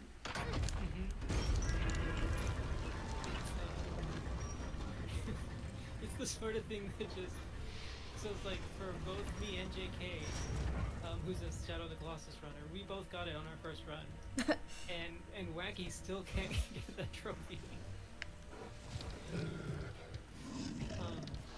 So we are gonna try a little exploit here. These enemies are like the enemy of the game. These are what we're gonna be seeing. Trico's gonna be fighting these for us because we don't have any way to fight them ourselves. Okay, we do have a helmet. It's not a place I really want to be though. Okay, so Trico hates the helmets of these guys in particular. He doesn't care about the rest of their armor. So I need to watch and grab. Awesome, this is perfect. Come on, buddy. Because he hates the helmets, if the only helmets left are inside this room, which you can see that I just put this one here on purpose, he will come into this room that he normally wouldn't come into. Trico, let me on your legs, please. And we can, yeah, we can get him to stand here, and now I can be up in the rafters. The reason that we want to do that, and the reason that you're not supposed to solve the puzzle that way, is because normally when Trico fights armor, or when bad things happen in general, he gets really upset, and the game is trying to teach you that in order to progress you have to pet him to calm him down. But, right, but, and in this particular spot, because the game is using this as the teaching moment for that, you can't calm him down any other way. Throughout the rest of the game you can calm him down by calling him, but for this particular point you have to pet him. That takes a long time.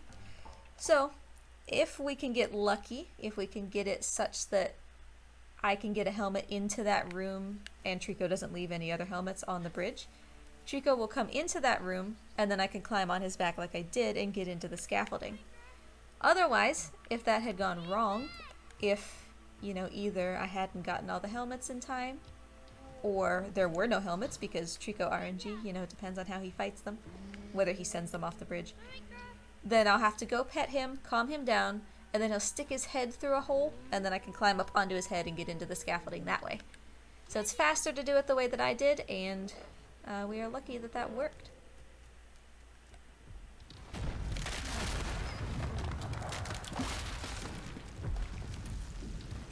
So he's going to do a little pre-scripted thing here.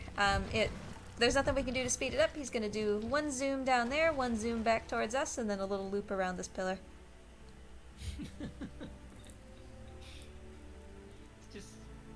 Just like when you put your dog out in the backyard and get to run around. Yeah, he's got the zoomies. Ooh, look at your sister, like, right all up in He's like, excuse me. He's like, excuse me, I think you're paying attention to something else, and I don't like that.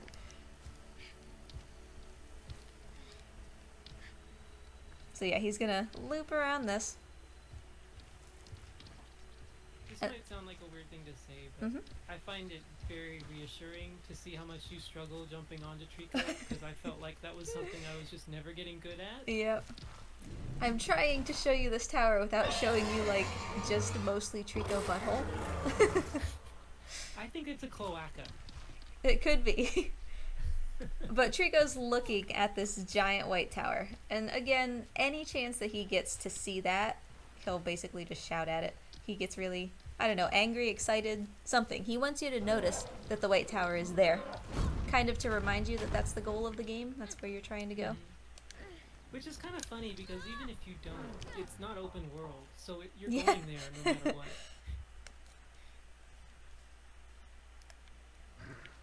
So we've seen how much Trico loves his barrels. This is an entire vat of whatever is in the barrels. What's in the barrels we may have an answer to later in the run, or at least a I suggestion. don't like thinking about that. It's a whole vat. That's a whole vat of whatever is in the barrels. So he's super obsessed with the smell. He's not going to do anything until we can close this vat and get the smell to stop.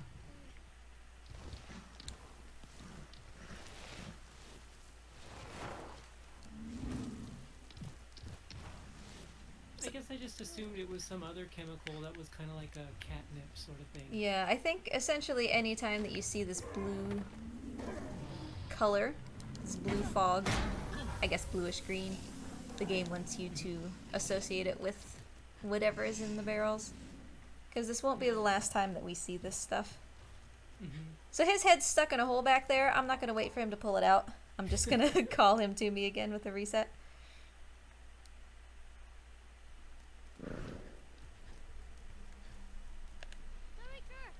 And because we don't have commands yet, we do actually have to trick him sometimes to get him to solve puzzles. Here I ran far away from him to make him think that I was going to leave without him. And then he kind of found a way to follow me, and that allows me to solve the puzzle. There's no way to get him to jump if you don't trick him into, you know, thinking that you've abandoned him. Isn't there a barrel over there as well? There is, yeah. Worth getting? Yeah, that's one of the sneakier ones. The sneakiest one has to be the one on the top of the catapult, right? Oh, yeah. That one, We'll or get at the very end of the game, hanging down from Trico's tail. I can't remember if I saw that one or not. I think maybe. I don't know. The only hint that you get that it's even there is the butterflies. You can't see it. Oh, yeah. So, to explain that, Trico eats barrels throughout the game. There are a ton of optional barrels you can give him. There are a couple required ones as he gets grumpy and hungry. If we see little tiny blue butterflies floating around, with the exception of like the place we're about to be in, which just has blue butterflies. In general, if you have blue butterflies, that's hard to say. Say blue butterflies like 6 times. No thanks. If you have blue butterflies following you, that means, hey, there's a like hidden barrel nearby. The more butterflies you have near you, the closer you are to the barrel.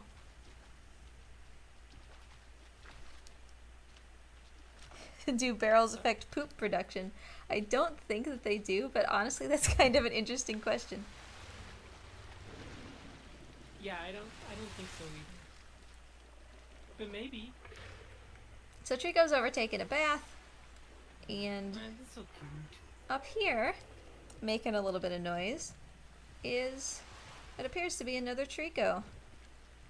Trico has now noticed, and he's kind of upset about it.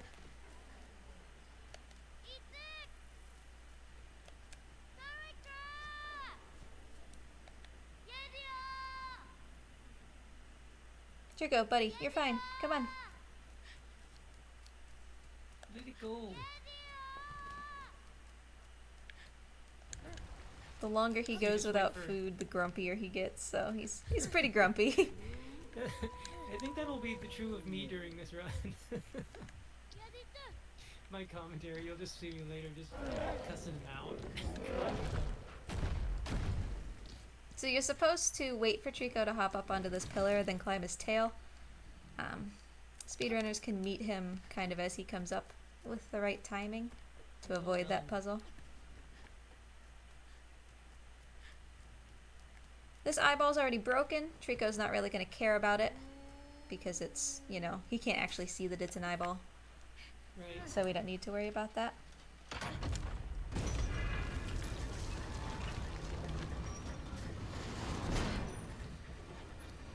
You know, when I've like Googled fan art and fan crafts of Last Guardian, I see a lot of people making like stained glass of those eyes, and I'm just like, why? They're so annoying. They're so, like, traumatic, right? Yeah, like why is that the thing you want to recreate? Maybe it's just because you're a stained glass person, you know. But do something that has more like emotional meaning for me. Okay, so I'm going to try to get a camera unlock here. The camera's going to be stuck. It remains stuck, actually. I need to be on Trico's back, and I need to see what on earth is going on, so that's why I'm trying to unlock the camera. It never unlocked, but I was able to solve the puzzle anyway. The expected solution to that puzzle is to wait for Trico to, you know, finish fighting those guys, and then down there you can see is a barrel. So you give him the barrel, you calm him down, and then you hop up onto him, and he'll sort of boost you up onto here. But Trico's a big boy. He can handle that armor by himself. We're just gonna leave him behind. Do you ever have to pull out any of those spears? Yes, it is important that we pull out spears. I'll be managing spears throughout the run, so that I would say probably 2 hours and 45 minutes in or so, we're going to have a spear check. The game is going to analyze Trico and say, how many spears do you have in you? If greater than ambiguous number, we don't know, it won't let you progress. Most people don't run into that problem because they really love Trico and they take all of his spears out. But, you know, obviously a speedrunner is not really going to be doing anything that we don't have to do. So, if Trico has a ton of spears at that point, we will have to pull all of them out at that time in order to pass. Okay, you just skipped the scene that whenever it happened, it freaked me out. That is kind of, you know, an important note. Of course I got caught. When I reset, Trico followed me, and in following me, he triggered a pressure plate on the floor that trapped his tail underneath a gate, so that's why he's not helping me. He's stuck. Climb, please. Oh dear. Okay. And another note, right? I just got caught by one of those guys. As soon as I get caught, I'm gonna get all those sigils over my screen, and until they're gone, I will remain caught and I won't be able to control the boy. Let me just free Trico's tail here. So it's button mashing essentially to get rid of those sigils. And if you're I'm hitting more than just you're hitting like every button on the controller. yes, any button is fine. So I tend to spam the shoulder buttons just because they're easier to spam. Oh, okay. Because like at the beginning of the game, I felt like it was trying to teach me to just use The directional stuff, right? Yeah, and so then I heard your speed run and I thought, wow, she's making a lot more shoulder than I Yeah, these must have been doing something not optimal. these bumper buttons tend to be a little bit faster. Oh, Trico's doing such a good job. Yay! So hopefully we didn't break Trico here. It doesn't appear that he's broken. He's gonna see this guy at the end of the hallway, and I hope in just a second he's gonna just vault straight over my head and just mess this guy's day right up. You coming, Trico? There he is. Okay, that was more like a love tap than an attack, but I'll take it. I think he's just playing possum. Oh, I'm dead. Alright, hopefully this reset works. Can be a little finicky. Yeah, okay. So, couple of things to note. This is the point where we are going to get commands for Trico. You're supposed to solve this puzzle in a very long, very slow way of waiting for Trico to come in here, and then we see this this box over here with a bunch of barrels. You kind of have to coax him to walk on top of it, and it's supposed to be frustrating. It's supposed to not really work because the game is trying to teach you, hey, you need to actually tell him what to do. You know, it's trying to make you frustrated so that it can teach you how to command Trico. But we're not going to do any of that because that takes obviously a ton of time. So instead, when we pet Trico, he'll sit down. So I'm going to pet him here to sit him down and keep him from moving, or he'll just ignore me. Sit down, please. Yeah, he might anyways. And then I'm going to pet his head again to sit him down. And as he sits down, he'll lift his head up and let me get on this pillar. If I would have stayed on his head, this puzzle would have been over because he was looking over there. So we hop over here, and the puzzle is done. This is the place that we are supposed to go after we've learned commands for him, after we've already commanded him to take us up here. So, by petting the good boy, we skip the puzzle. Effortless.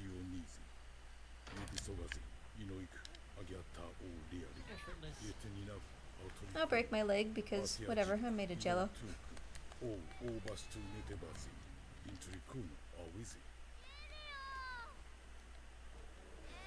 Every casual player, how did Trico get through that gate? Yeah, it's a little unclear. The gate opens like one way. Trico can walk through it, but then it closes behind him. Yeah. It's a trapdoor kind of thing. So you can see, because of course we have hints, we've got commands now. So I can suggest to Trico what to do. with experience in this run, Trico will typically listen. He is generally a, you know, very smart and well done AI. But it's important that we don't overload him with commands and that we're very specific, not only with where we're standing, but what command we give him, how we give it to him, what we're looking at when we give it to him. What kind of face we're making. Mm-hmm. Whether we ate toast for breakfast that day. If you ate onions, he smells it and it distracts him.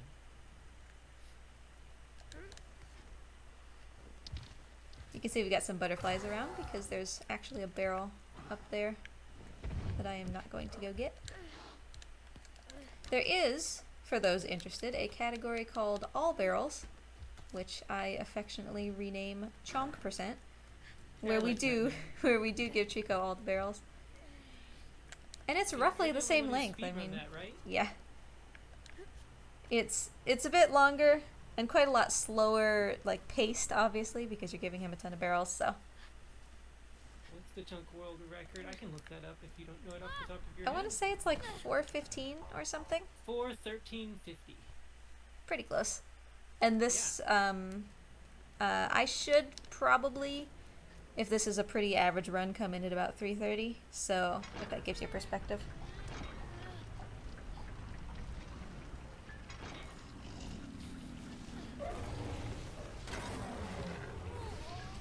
So as soon as I am in these guys' light, they're gonna wake up. That's the principle of this room. I think I already told you that I was able to complete the game without looking at it. You said anytime it was just a room full of armor, I would go to your run, see how you did it, because I'm a wuss when it comes to a first playthrough with scary things chasing me. You think I wouldn't be after playing Eco so much, but it's different. Like, And then I saw you just like fall to your death, basically, and I was like, that doesn't help me at all. chill out, dude. Trico, calm it down, buddy.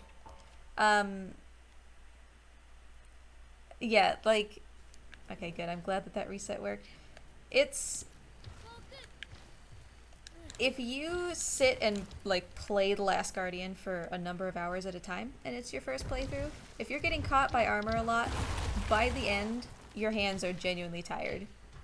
Yeah. I really liked that actually about my casual playthrough. I liked that as I played I felt fatigued, like, you know, I'm like, oh, they've got me again. I don't know, I genuinely don't know if I have the strength to not be caught, you know.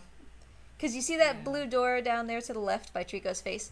If the armor catches you, that's where they're going to try to take you. There's always a blue door, and if you are taken through the blue door, you lose. I guess you're to assume that the boy dies. So that's why you're button mashing. You're button mashing to get away from the armor so they don't take you through there.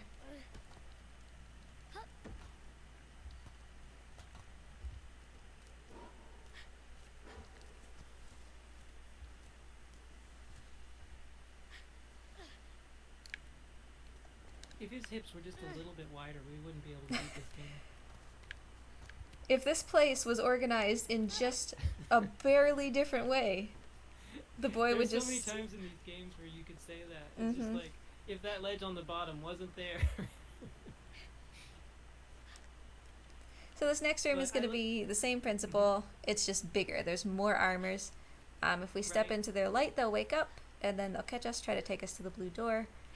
So we got to get Trico in here to help. Technically, the boy can do every single armor fight by himself, but it's insanely hard because trophy for that? there's not, thankfully. There is a trophy for being on armor's backs, which is how the boy can knock them down, but even trying to knock them down when you know what you're doing is really, really hard and inconsistent. So essentially, you know, for ease of saying it, yeah, we can't kill these things without Trico. Now this guy's light is going to go away. That doesn't mean that he's not looking. It's a visual glitch. You can see there that it comes back. So if I had just hopped up as soon as it went away, I would have basically been immediately caught. Well done. I think my method on my first playthrough was to get all of them chasing me, and then I like went down below. To the left side down, and they were all just staring. Yeah, that is really like the best way to do it if you can't do it this way.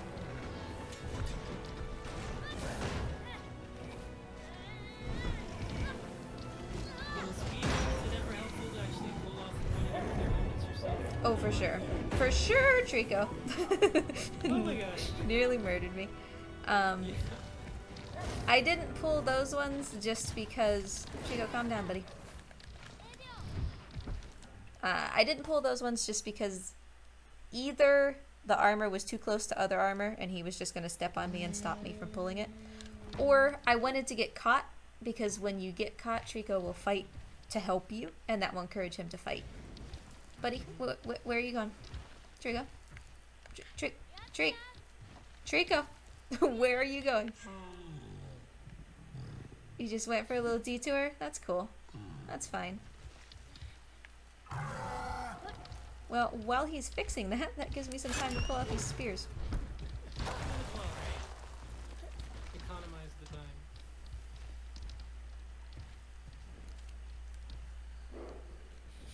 Checking the bodies for loot.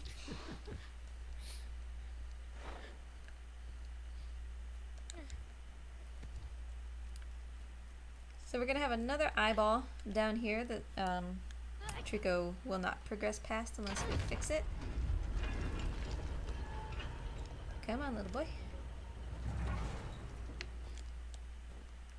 I like the ladder drop mechanic is still in the game. Yeah, I mean, it's always kind of risky, because here's another fun fact about this game. There is no grab button. So unlike Shadow the Colossus, you don't hold a button to hold on to things. So at any point, you know, if I'm doing these ladder drops, or even if I'm on Trico's back, if the game just decides that I'm not holding, then I'm not holding, and there's nothing I can do about it. I just fall. So I'm sure we will have at least one death in this run where I'm just kind of standing on Trico, and then I'm not. Because, you know, the game decided that I wasn't grabbing.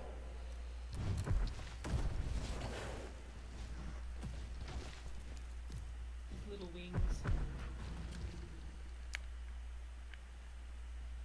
You good? You got it? I'll give you a little guidance. A lot of becoming competitive in this speedrun is learning to read Trico's body language, learning to understand when he's confused versus when he knows what he has to do but just hasn't moved his body to do it yet.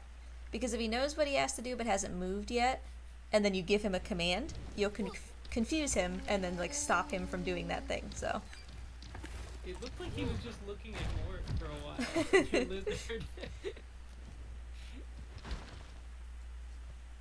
Your skink? Is that what it is? Yes. You say blue tongue skink? yeah, he's a blue tongue skink. His tongue is fluorescent blue.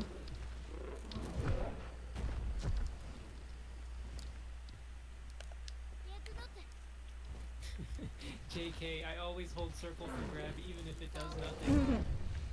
Well, Those habits are hard to break. it's debatable. Sometimes you can see, like, if I just do this, I tap circle to pet Trico, that could encourage the game to think that you are holding on, but it's not foolproof, you know. The game can still definitely be like, oh, you're in the middle of petting him, just kidding, you fall. You know, so. Yeah, with how beautiful this game is, it's a shame that you've got two different frustrating things happening at once. There's the intentional Trico thing, but then there's all the actual movement mechanics. And I think it just becomes insurmountable for a lot of people when they just stop playing. Yeah, the camera is, like, don't get me wrong, I love this game. I adore this game. I will make no defense for the camera. The camera is awful. It might be the worst of the three. Well, that was an attempt at a fall damage cancel. It didn't work, which is why I'm limping. There's It looks cool, though. yeah, there's a small little area on the top of that pillar, and we'll actually use this principle throughout the run. There's a small area on the top of the pillar where if you land on it just right, the boy will think he's climbing instead of falling, and that will stop him, you know, from taking fall damage. And we're going to do that a couple more times to cheat the game out of thinking that we've fallen enough to die. We'll do it a little bit later with a vine skip. So essentially we'll get the boy into a grabbing animation in the middle of his fall, and that will make the game stop keeping track of how far he's fallen.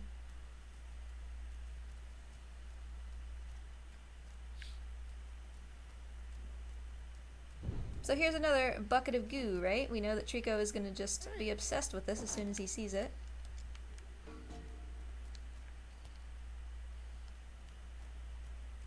You can see his eyes light up as soon as he sees it.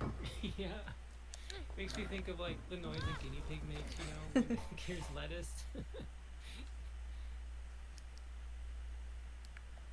So I reset there not only so that I could just take that fall damage without caring, but because it moves this pot a bit closer to where I wanted to be.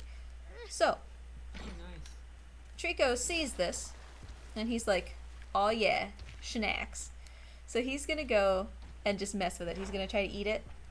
And the chain that it's attached to goes through like this big, you know, pulley system into this door.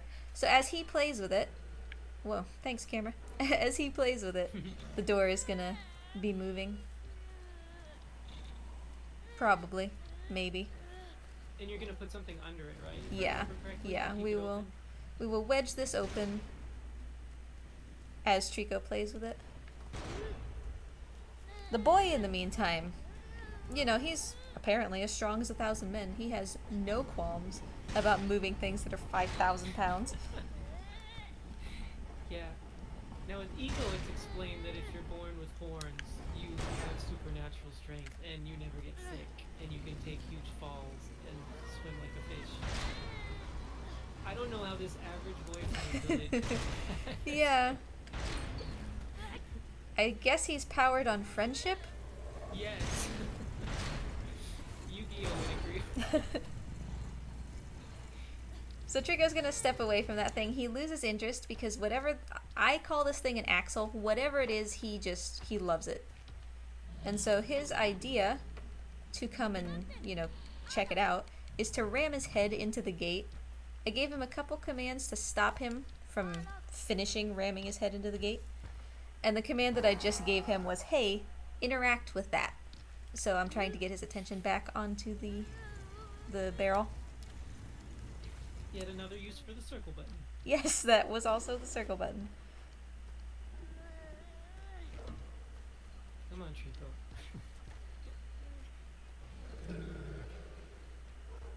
You got it, buddy. Can this go any Almost. faster or slower? I remember waiting forever for it. Here it is. Once you kind of understand how the puzzle works and you're pretty consistent with how quickly you can get that axle moving forward, he typically does the long pull at the same time. He'll do a couple short ones and then the long one.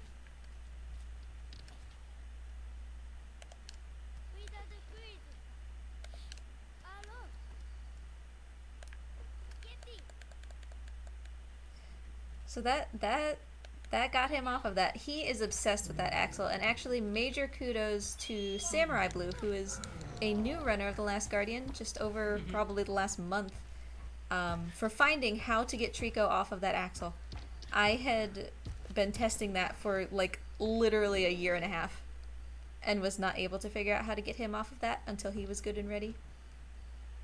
But turns out it's interact, call, and then he leaves it alone. Wow, it's like a combo finishing move. Yeah. So Trico's a little bit stuck right now. I knew that was going to happen as soon as he lifted his right arm up. I don't know You're why. kidding me. Yeah, Oh my gosh. it's just that's, You know Trico better than I know my wife. and he had the little butt shakes there, so I knew he was gonna still jump. Don't read her signs well. Sometimes. I don't know when I'm in trouble.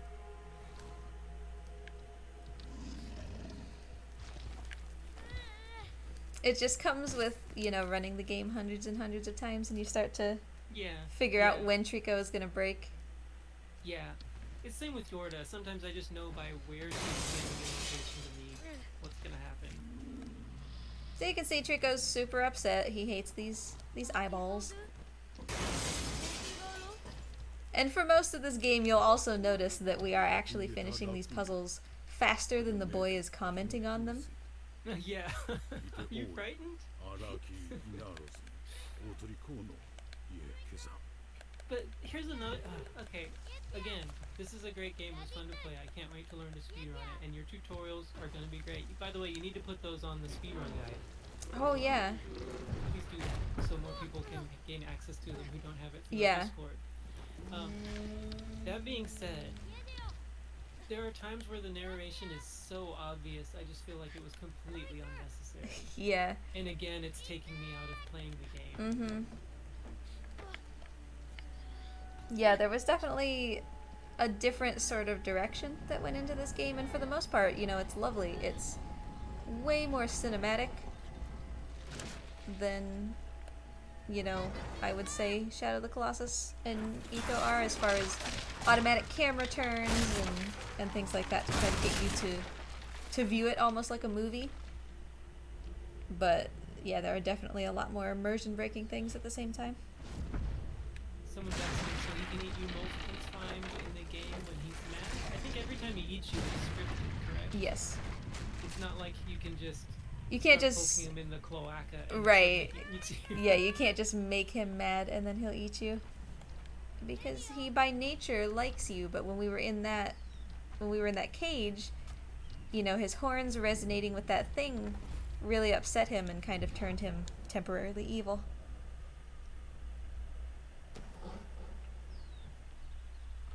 So you have to wait for him to come far enough there, or that just doesn't work, Mm-hmm. right? Yes, I've tested it multiple times in multiple sessions to see if you can grab his tail if you're, you know, right, if you're quick enough, or if you're in the right spot. But there just is there's no collision, so the boy won't grab.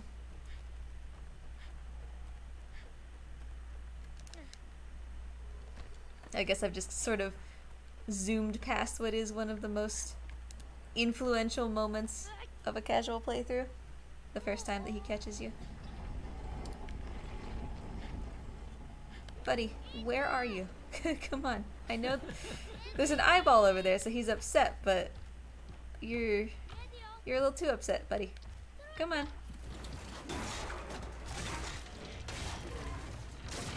So the speedrun, right, has a very different tone than many other speedruns. It often doesn't feel like a speedrun. It really is just playing the game in an optimized way, which does, you know, for sure take a lot of practice, but in viewing it, it still very much feels like you're just playing the game, which I appreciate. I like that. Yeah, I feel the same way with Ico as well.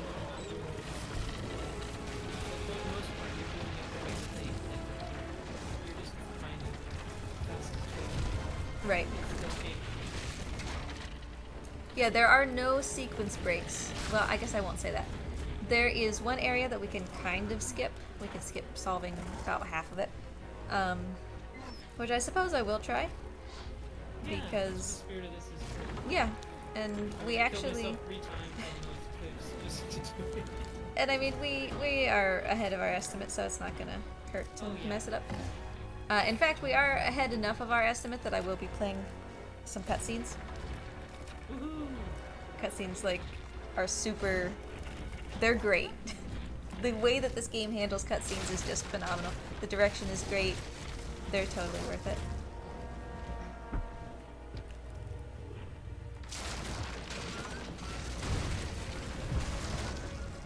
You got this, buddy.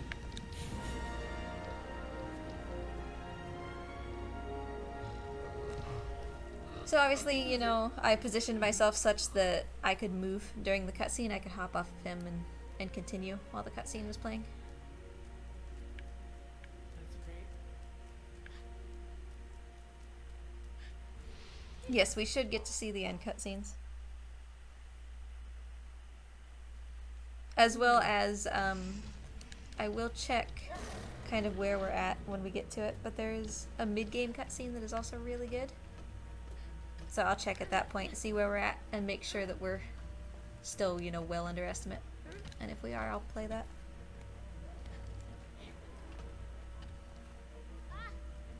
anyone's interested, Wacky Wallflow is now giving tips on all the places where you can catch him pooping. If you still don't have that, apparently she's put a lot of research into it now. I love that little puzzle. Again, you know, even though the game's got some wonkiness to it still, there is that aspect of very real feeling physics a lot of times. Mm-hmm. This game is long. I remember really struggling with that puzzle in my first playthrough because I didn't realize that you just hold the circle button and the boy will keep holding on to that pendulum. I thought you had to like let it go and then catch it. And that's basically impossible, so... When in doubt, just circle it out, right? Oh, Trico's having a fun time over there. Yeah. So this is a great time as he fights these guys. And actually that just happened. To show you the difference in the way Trico fights, right? One time he hit that guy and he just kind of fell over. And the next time that he hit him, he actually exploded into the mist that is inside the armor. If Trico knocks somebody over, that's like the worst case scenario, basically, because that means that that enemy isn't dead and he's going to have to keep fighting it. If Trico does that... Trico, what are you looking at, buddy? If Trico does that a lot, that's called pacifist Trico. Essentially, you know, Trico doesn't actually kill any enemies, he just knocks them down. And that would be a cause, you know, for a hard reset of the run if he's doing that a ton. At this point, if he has not already demonstrated pacifist Trico, we're probably fine. That being said, we will encounter some enemies later that can permanently change Trico's state for the rest of the speedrun into pacifist. So we need to be careful. I don't think that that was intended, you know, when they made the game. I think it's an unintended consequence, but That's fascinating. I will point out when we encounter some of those enemies. Wacky's asking more spears in Trico, more aggressive Trico? More spears in Trico just means lower frame rate, basically. Which is not what you want. I still wish there was a pincushion trophy. For just leaving them all in. Living every single spear in, or like getting a certain number in. That's kind of mean-spirited of me. Usually I've very much loved everything about Trico, except when I don't. Oh boy, the camera. It's very common for the camera to just kind of decide that it's doing something else and then suddenly you're not going in the right direction. That little spot there was a nostalgia trip for me that reminds me of the hanging jails in Eco. Like, there's a lot of parts of this game that I'm like, I know how to do this just because I've already played this game 100 times. The scariest part of the game due to Fair Heights. So a lot of times I'll ask people, right, like, what would you do if you could have your own Trico? And for the first part of the game up until here, they're like, yeah, I would do this, you know, I would solve puzzles, I would fight scary guys. And then we get to this part and they're like, maybe I don't need a Trico after all.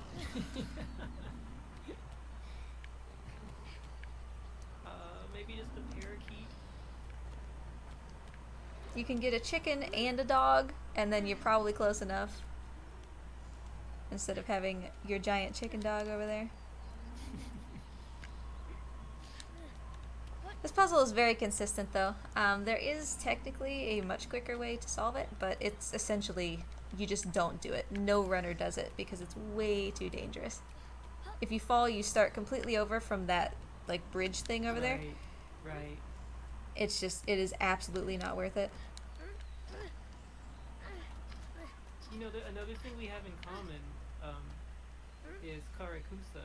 Didn't he hold the world record in Last Guardian for a long time too? He, I think, is currently Third behind me, I think. So congrats, you've been able to do something I can't yet, which is pass Karakusa. It took a long time. It took probably about a year, I think. Gosh. Yeah, I've only been running Eco for about 3 months, So obviously once this is gone, Trico's chilled out a bit, and we'll start listening again. And this is one of those places where the cinematic camera is great for, you know, casual players, but I really just want it to stop doing this, you know? Azuma's wondering if you're on a PS4 Pro. I am on a PS4 Pro. And for those interested, it does not actually matter. The PS4, you know, like, this wasn't supposed to be on a PS4, it was supposed to be on a PS3. Like, that's how The Last Guardian was designed. So, it does not give two diddly squats if you're on a PS4 Pro. It does not perform any better. You know, it's just not made for that. I just happen to play it on a Pro because that's what I have hooked up. But it as far as like reset times and stuff, it doesn't matter. Play on whatever is easiest for you. You know, when I was designing the overlays that we see on Azuma's stream and your stream, I think the cover art for the PS3 almost rivals the cover art for Eco PS2. It's a really weird looking cover art that they went with for that version.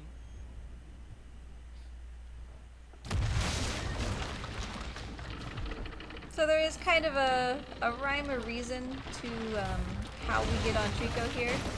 I might still fall off. Oh my god.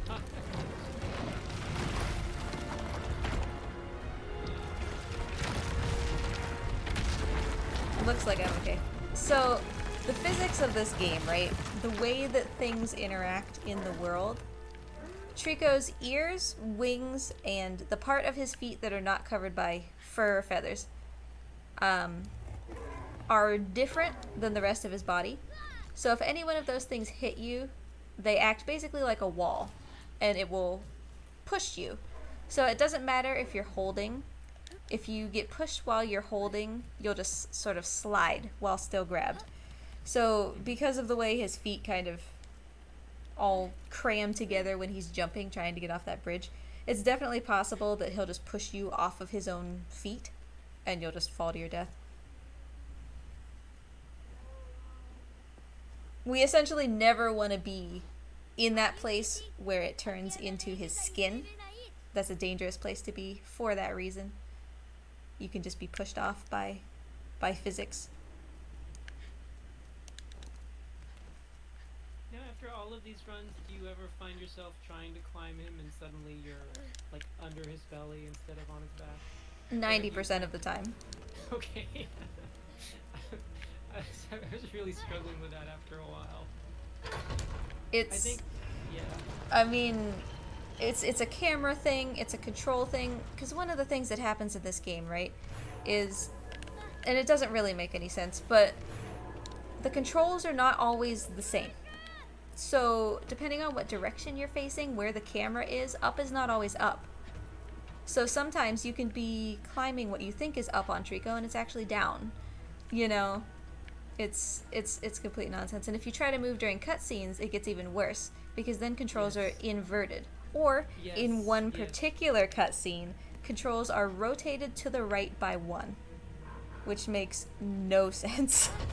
I think that's a mechanic that's stuck through all 3 games because it happens in Eco when the camera will like swing around when you're going from one room to another, and suddenly it's inverted. But it's not always like that, but it is sometimes. I think it just has something to do with the way they have their camera related to the motions, and maybe where the camera actually is as opposed to where it appears to be during Right. the cutscene. That might be it. It could be. The cutscene cinematic is not actually where the camera is. Okay, speedrunner method for going across this Woohoo! is called hope that the boy hops in a straight line, because if he doesn't, you die. So we went right across the part that was breaking, because as long as you're fast enough, you can still make it before it breaks. And then Trico's stuck over there. We were gonna open this drawbridge for him, but then we kind of fell down and needed some help, so he's got really no choice but to come over here and help us. You're supposed to wait for Trico to hop over here and, you know, then you drop down onto him. I'm gonna try to meet him along the way. And I didn't, but, well, I kind of did, but it wasn't, Wow! it wasn't his head. So that was slightly late? It was slightly late, but, I mean, we're on him, so that's what matters. And in fact, on average, that's probably a little bit faster. Because there's no grab button, if I land on his head, which is what I do want to do during that skip, I would say about 60 or 65% of the time, the boy just won't grab. And so you'll bounce off, and then you just fall, to your death. That was really cool looking, though. So we'll let that down for Trico. He'll be good. As he follows us into the next area, he's going to be like, "Excuse me, I've solved a lot of puzzles with you, and I'm kind of hungry, so I'm not moving until you give me a barrel." So we're going to kind of preemptively go get this barrel. You're about a third of the way through the game here? Yeah, I would say about a third.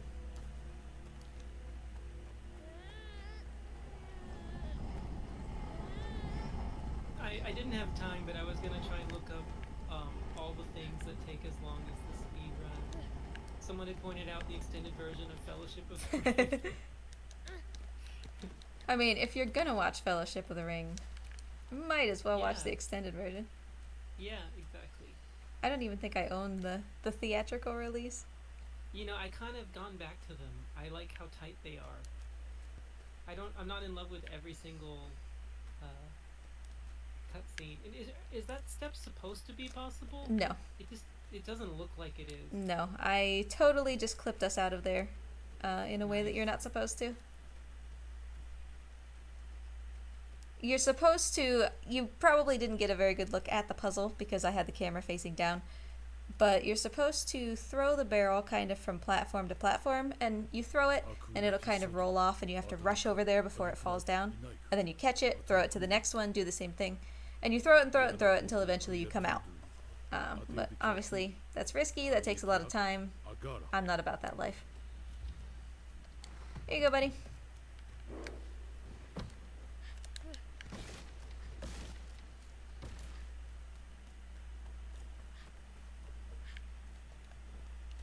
This next room, depending on whatever you're watching this on, what the brightness is set to, you might not be able to see anything.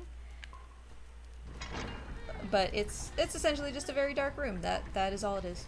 So don't worry, you're not really missing anything. That's the only way to light it would be to carry a barrel into it. Yeah, that is true. The barrels give off a little bit of light. Even just like coming into here when the butterflies were following me would have helped a little bit. But obviously the butterflies are gone now that that barrel is gone. Mm-hmm. So I can tell you that I've wedged myself into a corner. You probably can't see that. I can see it because I know to have my brightness turned way up so that I can see what's happening here. Mm-hmm. Trico has flashlight eyeballs, because why not? Right along Yeah. with the lightning tail. He So checks all the boxes. I gotta give him a couple of very specific commands and stand in very specific spots. This is a really hard jump for him. I'm not entirely sure why. Yes. I This think... was one of the places where I thought, okay, this is obviously what we're supposed to do. Right, and but then it's spent 20 not minutes working. exploring Mhm. Because it just didn't work. And again, you probably can't see because it's so dark, but Trico is going to kind of jam himself into the wall on the right. And then out we go. Yay! That was about 30 minutes faster than the first time. And it's such an easy puzzle, It's just, that's the only way you can go. Yeah, it really is. And Trico will even help you. Throughout the run, he will... Whoa, calm down. He will look at where you're supposed to go, or, he'll kind of coo at you to get your attention. Mhm. So it really is, like, painfully obvious you're supposed to go there, but... Push, buddy, push. Yeah, but then suddenly he's like not quite in the right spot. If he told you to go there, he won't move. I'm trying to do something very specific here. I doubt that it's going to work because it's very rare. It didn't. I was trying to get a cutscene skip here. It's extremely hard to get. I have actually never completed a run where I've gotten it. And, obviously I've completed hundreds of these runs, so it's it's very rare. He was actually So is it a kind of... timing thing? A little bit. It's timing and positioning put together, and it was actually pretty close there, but he kind of stepped out of it. That's alright. It's basically expected that you don't skip it because it's so rare, so it's no worries. What Trico was looking at during that cutscene, right? He was listening to noises that sounded like another Trico. The first encounter that we had with this other Trico, where I looked up when Trico was taking a bath, most people don't realize that that Trico is actually up there, that you can go and look at it. So they don't know what's happening, and for them this would be, you know, their first encounter with that other Trico. Oh, someone just commented on the really longathon chat. Haven't used the lightning tail for a while.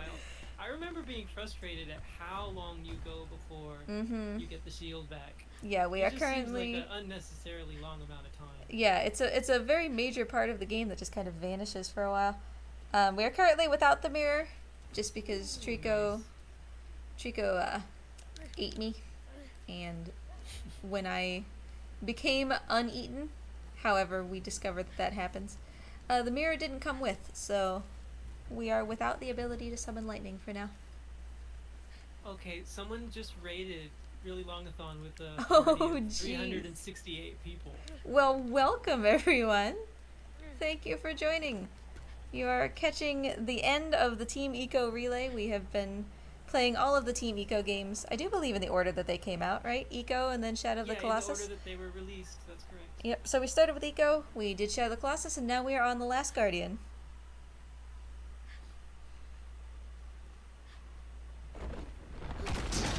But thank you for the raid. That's so cool. Please donate to the charity cause. We're at 333 total donations. I'd say that's almost a third. If my math is correct. And the charity that we're supporting, you know, gives support to survivors of sexual abuse and, you know, other similar situations. So it's a great thing to be donating to.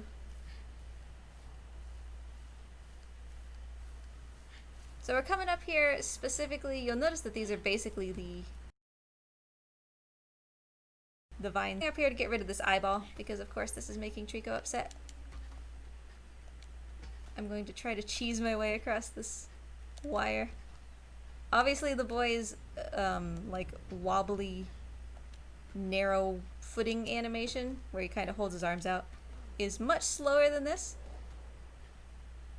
So, looks like we were able to essentially run the entire way this time. That was lucky.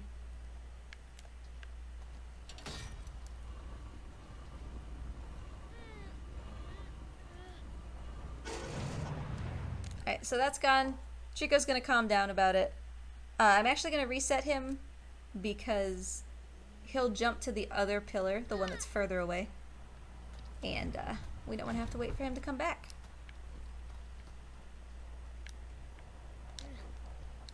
Oopsie. Thanks, camera.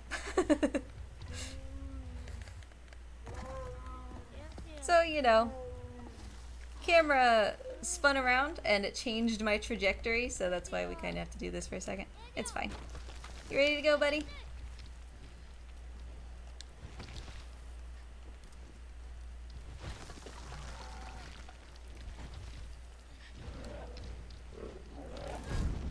So he does have quite a few spears in him. I will take those out here in a minute. I need to be on his head for right now, just in preparation for the next thing that's going to happen. There's an eyeball further up this tower. He's going to get upset about it, and I'm going to preemptively, you know, try to get rid of it.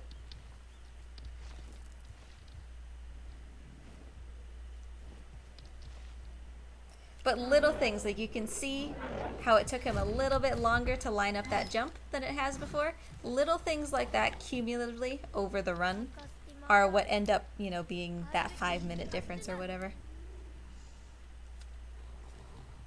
It seems like just a couple seconds, but when the run is 3 hours long.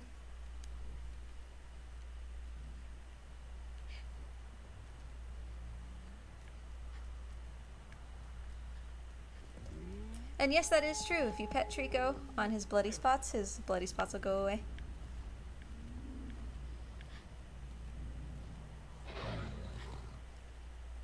You hear me? My internet cut out for a second. I can hear you, yeah. You did vanish for a second, but... Okay, so let's get rid of this eyeball.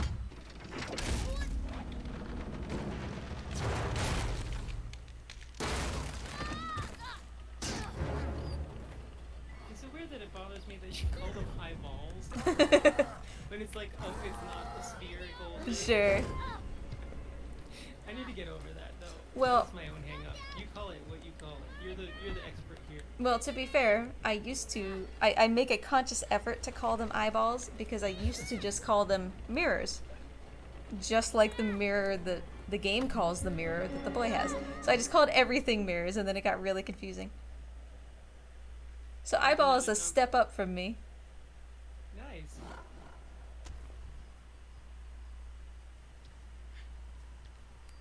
This is, I would say, the most common place for him to miss you. I think I saw at least one person in chat mention that this is a place that's easy for Trico to miss.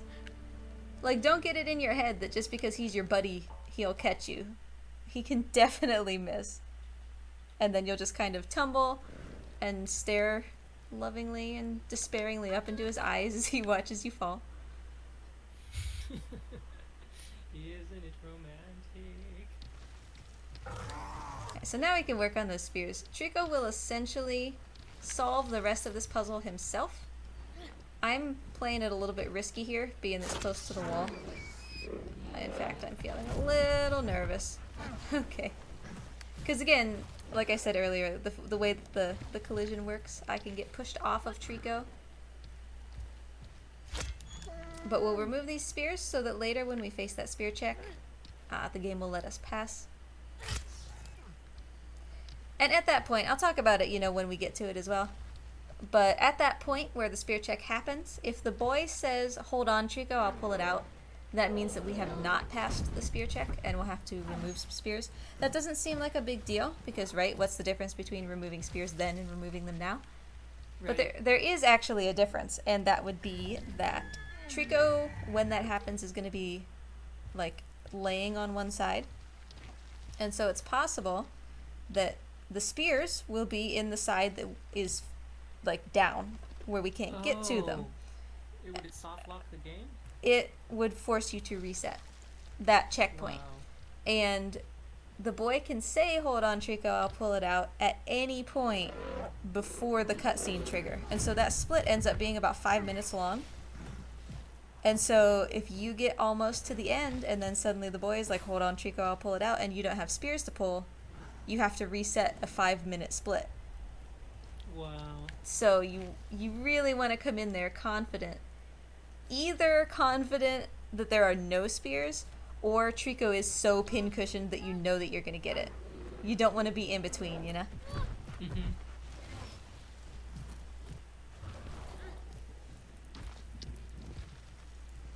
Yes, I did paint Trico's tail in the color of the charity that we're supporting. Whenever I run Last Guardian for a marathon, I try to match the charity colors on Trico's tail. This was the closest I could get. The green is a little off, but you know.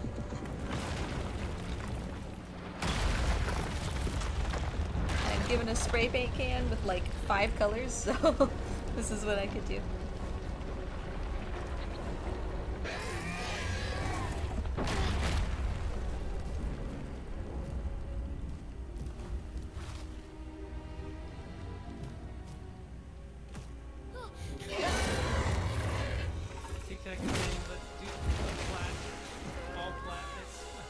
Oh, jeez. Last Guardian, that would take like 2 days. So, Last Guardian would take, I would say, probably 12 hours, maybe 14 hours if we're unlucky, to platinum. Because you have to, well, that could go on like indefinitely, right? Because the poop trophy, watching Trico poop, is not guaranteed. If you take a death at the very end of the run, like that whole run is just dead. You need at least 2 playthroughs for all the barrels, so that would be 2 chonk percent speedruns. You need to hear all the hints, which is essentially just sitting there and waiting for the narrator to be like, hey dummy, do this thing. Yeah, I think I could do the eco one in about 4 hours, because besides sitting on all the benches and like getting the lightsaber, almost everything else is just what you normally do in the game. Yeah, I mean that's what this is. I can shave off one area that we don't have to do in this run. That is all, and that's gonna save maybe 5 minutes. You know, it's basically just play the game like optimized, but you still play the game. So Trico's trying to get me out of this tree. I am trapped here. He can't really figure out how to do it, but he's sure trying. He's gonna try to grab me with his mouth, but he can't reach. So earlier in the run, I talked a little bit about fall damage canceling and how we can make the game forget how far we've fallen by making the boy trigger a grab or climb animation in the middle of his fall. And so I'm going to try to do that here in just a second with those vines all the way down there. Right at, it's essentially right at the distance that the game thinks that you have died. I am going to hopefully get him to grab those, and that will kind of overwrite the game thinking that he has died, and so we won't die. I hope. Maybe.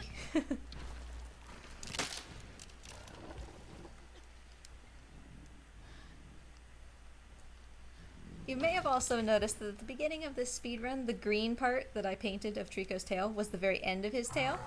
It is actually a little bit longer now. Someone say a normal shirt would have ripped hours ago. Alright, we got it.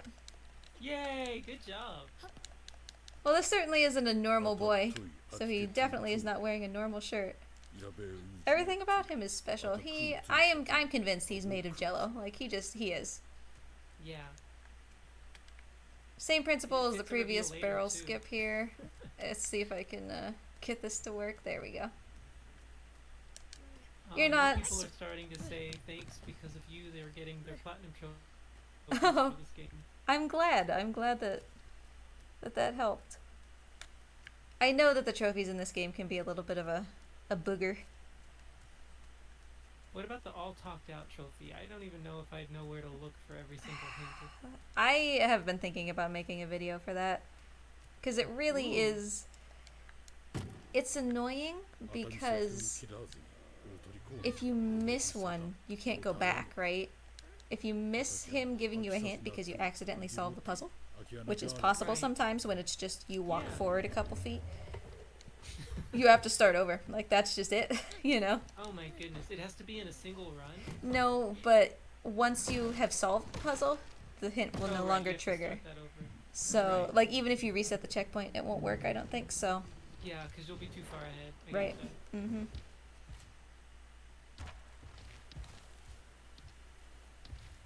Golly.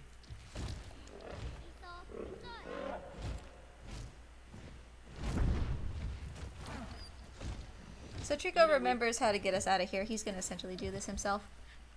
Where'd you get I that have to spear, say- dude?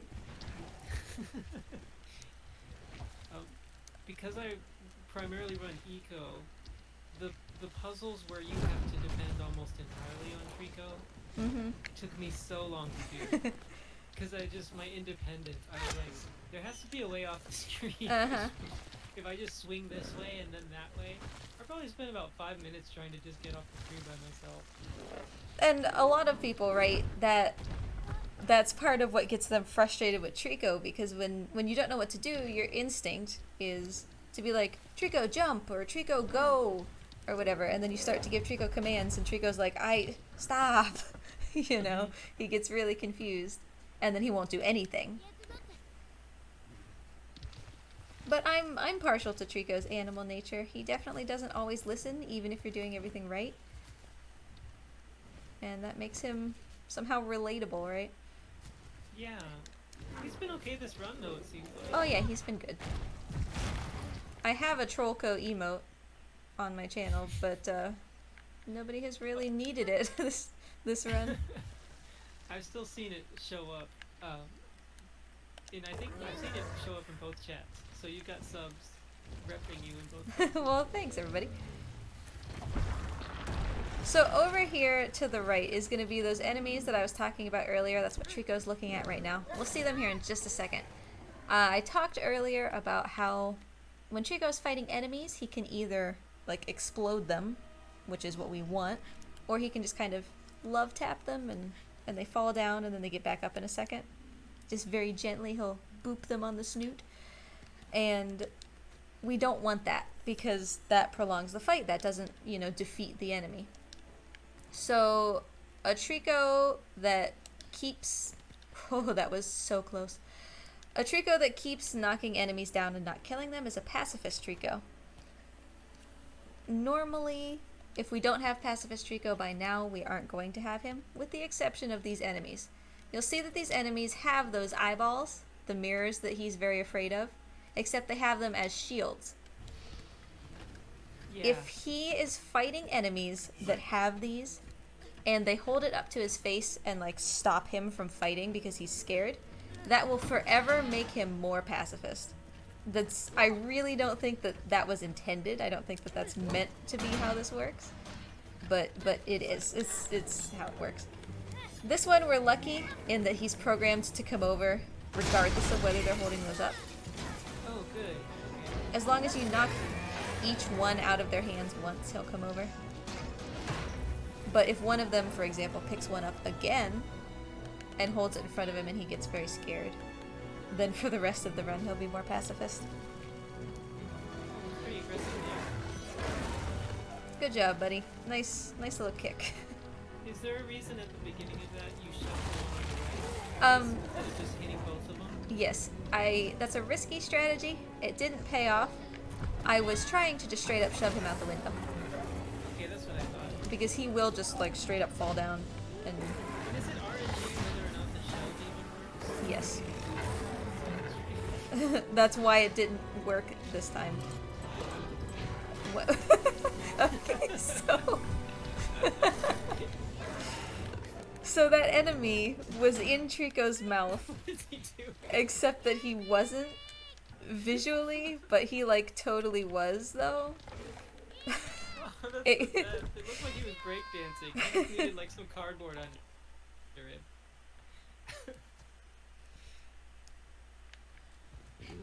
Oh, I thought that the reset didn't work. Ugh. It did. We're okay. Oh, whew. This is a spooky reset.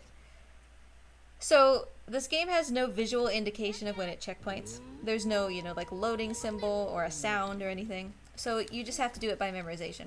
And you would think with the armor fights it would be, as soon as the armors are dead, it checkpoints. Well, each armor fight is different. So for some, it's as soon as all the armors die. For others, it's when the music stops. For others, it's when the armors are dead and you walk forward a certain distance. And that one is particularly finicky about whether the checkpoint happens.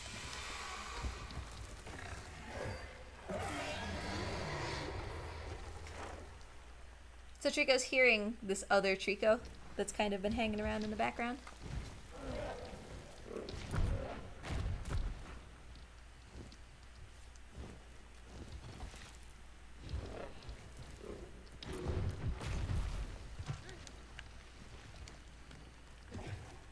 So Trico's gonna walk over here and he's gonna trigger a pressure plate.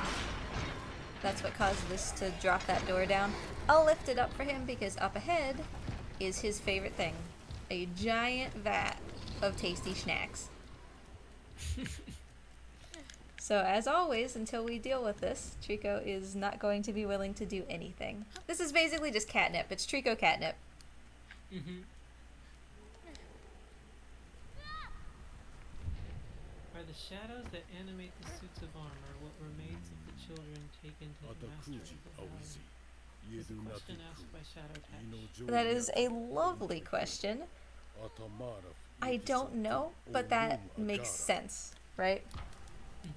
Mm-hmm. Obviously, that will make a lot more sense as we Yeah. as we watch sort of the stuff that happens. But I definitely think that this game is suggesting that everything that you encounter is connected. So that would make sense to me. You know, and man, I don't want to spoil anything, but I think it'd be interesting to consider that there's a reason this is this color as opposed to porn boys having dark goo color. Right. And along with the lore that porn boys don't actually have human souls. Fascinating. So the best I can do here is try to push this vat away from Trico and be like, dude, can you not? Can you stop? You know? But thankfully, the game is going to solve this problem for us by breaking the floor. And this is another puzzle. I was very stubbornly, once you're down there, trying to find my own way up Yeah. for a long time. To be fair, this puzzle sometimes requires you to find your own way, which means reset because it doesn't work. Oh, someone clipped the breakdancing armor boy. Awesome, anyway. Please put that on the meme of our Discord as well. So obviously all of that So is goo... shoving faster than pulling? Oh yeah, shoving, well, it depends. Pulling is way more accurate. So Okay. it's the weirdest thing. If I pull, I can directly choose where I want to go. But if I shove, it's like the objects interact with stuff that has collision and it pushes them from side to side. It's very weird. But sometimes shoving is better to knock things off of ledges that are straight in front of you. Just because obviously if you pulled, you would fall off the ledge first. Yeah. So I'm trying to get Trico, this is an RNG puzzle, I'm trying to get Trico to just kind of walk around up here. And eventually the weight of him will break one of these floorboards. I wouldn't even call it a puzzle because a puzzle would mean you know where you're trying to get. Right, to right. get certain parts of the structure to break, and it's intelligible from study. When you're playing this casually, it is absolutely just like chance that you, Right. Yeah. that you figure yeah, out that that's just- what you're supposed to do. And it's basically making him move to one end and then back to the other. So now Or he's am I gonna... oversimplifying it? No. That's basically exactly what it is. He's gonna look at me through this hole now. And that's what I want, because I want him to put his butt over that hole. For some reason, this tends to make him drop his tail faster. Just kind of zigzagging around like that. And you can see there it comes. So, his tail is through the hole.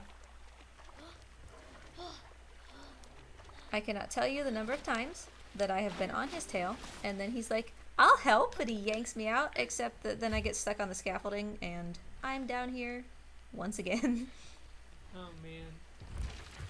There we go.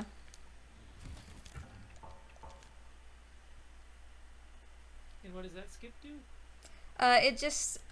It's a bit faster as far as getting his attention. When you come up, he's really excited to see you, Oh. and he kind of is unfocused.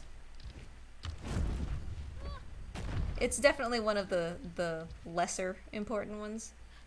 You know, it just saves a couple seconds. Did you just wink at me, dude?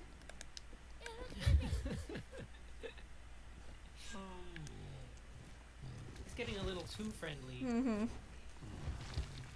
He needs to remember who wears the pants in this relationship, although neither of you is wearing the pants.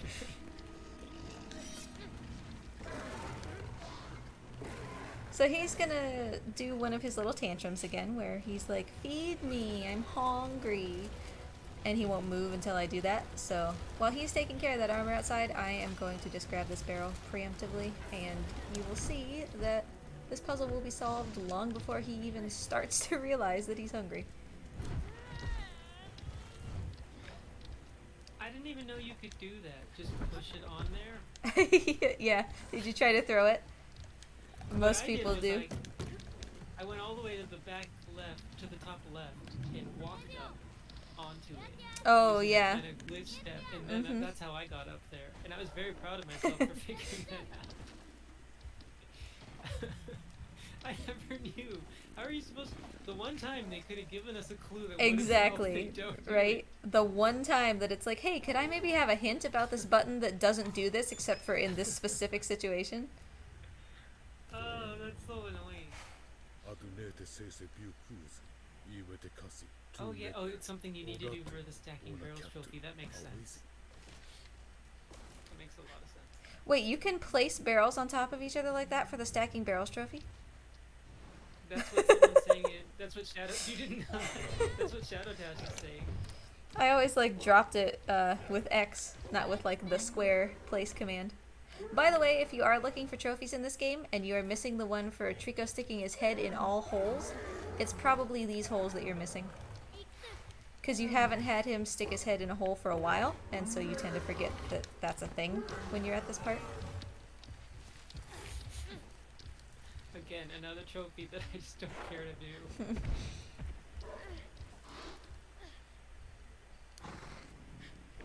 I guess the one thing that can be said about those trophies, though, is it does acquaint you with him a lot better. Yes, you definitely spend a lot more time, you know, just hanging out with him. And he's actually been very good so far this run. He has not been very trolly. He's doing what I ask, mostly, which is, you know, all the more that I can ask.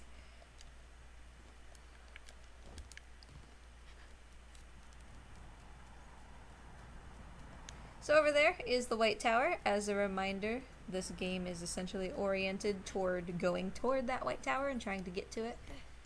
Oh, yeah. It's kind of an aimless game, sort of like Shadow of the Colossus, you know, where you don't have too much of an idea of what you're doing, but you kind of have puzzles to solve, so you just do them. Right, I think Eco is standalone in that category of very clearly trying to get the bridge open.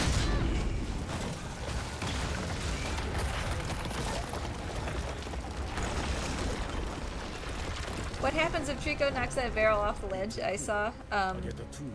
There is a little invisible wall to help you so that that doesn't happen, but it is still possible, and in that case, you just cry a little and restart.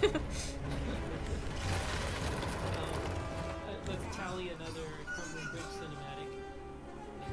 Oh, Trico loves to break things. That's just, he's real good at that.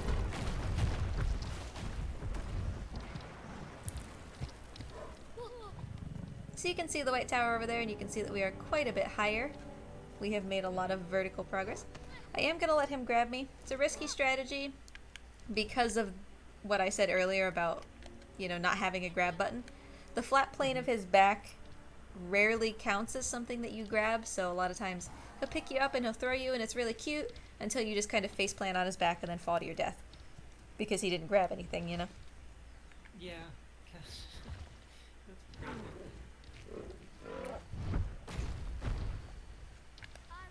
Are you gonna do a cool jump here? Yeah, I'm gonna try to get this glitch. Sorry, Trico, that was my fault. I confused you, buddy.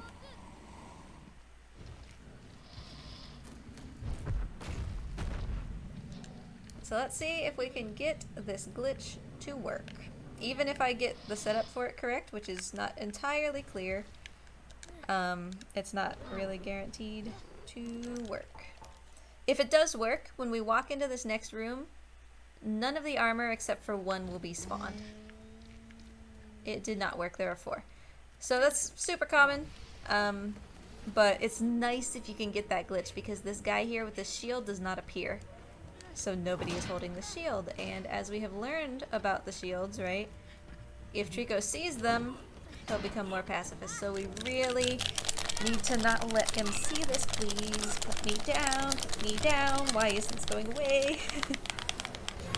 It's fine for the guy to have it up. I just can't have Trico kind of doing what he's doing. Stop right now, please. Stop. Oh, we are done for. So Trico will be a bit more pacifist for the rest of the run, because you can see that he's looking right at it. That's what triggers him to be more pacifist. Put this thing down. You can pick get him. I can if I had a hot second. So you can see, neither of them are dead. That's what I mean about the more pacifist Trico. It started happening immediately, right? You can see that this just caused him to be more passive. And that's not to say that he won't still, you know, kill enemies or be good at it. He'll just have a higher chance of not killing enemies. So if you're trying to go for the PB, it's really important. Yeah, it's really important to knock those mirror guys down and break the mirror as soon as you can. Okay, I'm just gonna get caught because Trico's having a hard time focusing. If I get caught, he'll at least, you know, fight on my behalf. But you can see this guy's not dead. The way you knocked him out reminded me of a game as a kid that I was terrible at, where it's like, there's this stacked man, he's made of different layers, and you're trying to use a hammer and just knock one of the layers out so perfectly that the others just fall down on top. It's like an old 80s family game. Calm it down, my man. It's cool. You're cool. You're cool. They're gone. Alright, go over there. Interact with that, please. Thank you.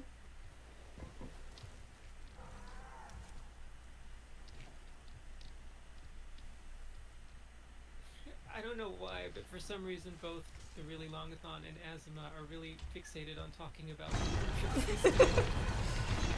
Well, Poop Trophy is one of the best trophies. I hope that we get it. I will, if we don't get it by the end of the game, I will intentionally do something a bit slower in order to maybe encourage it to happen. Yeah, we've got time. Fun fact. I was able to successfully solve this while standing on the wrong end of the castle the whole time. It took him a lot longer, but he still launched me while I was standing on the end with just the tiny bar. Because his AI just like loves to play with this thing. And I think that they knew, right, that you wouldn't by nature know what side. Because in theory... When I saw you do this later when I was watching the speedrun tutorial, I was like, oh, I'm an idiot. Well, in theory, both sides would work, right? So yeah. I guess that it's smart for them to make it so that it works both ways. It just took me about 20 minutes before I was able to do it once. I believe I can fly. But getting the helmet up there is super hard. Yes, definitely. That is definitely a hang up in the chonk % category. Trying to get that up there on the first try. In order to, there's a barrel up here, and in order to get to it, you need to put a head on a suit of armor that's back in this hallway, so he steps out from in front of the barrel. So you need to put a head from one of those armors that we already fought on the catapult, get it to come up here with you, you know, on this grate, and then bring it over there, and it doesn't always work.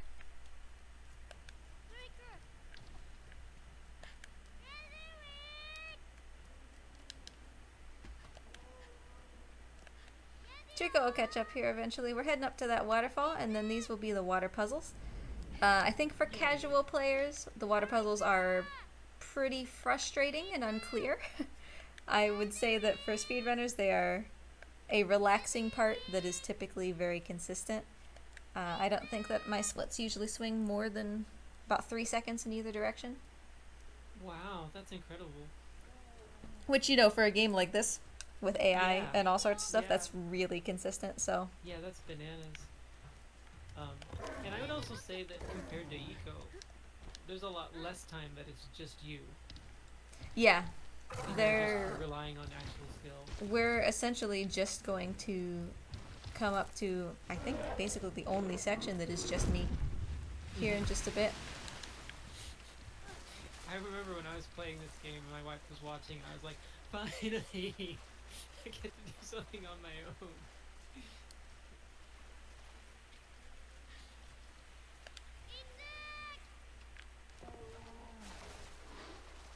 I intentionally went a little bit farther. I was trying to get him to poop. He didn't. Oh, he did. No, he didn't. I was gonna go down and look at it. It was just the ground texture. I thought for sure those were Trico poops. Me too. Because obviously for me the trophy isn't gonna pop, right? Right. But we still just want to see the poop pop. But honestly, out of all of the things in the platinum percent run, which doesn't even exist on the leaderboards right now, that trophy kind of scares me the most.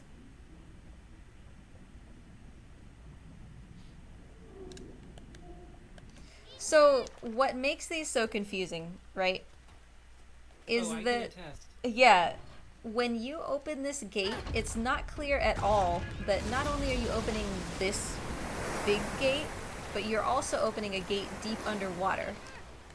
So, yeah, You so can't actually like see it, I don't think. right. You, like, No. yeah. I mean, even if you dive down, you can't really see it. So, that's where Trico's going to go. We opened a gate for me and a gate for him. And are you just telling him what direction to go? You're not jumping or saying interact? Yeah, no, I'm pointing him in the direction that he needs to go. Okay, because I tried literally every button. Mm-hmm. And then for a split second, I lost my grip, and then he went on his own. He's like, bye.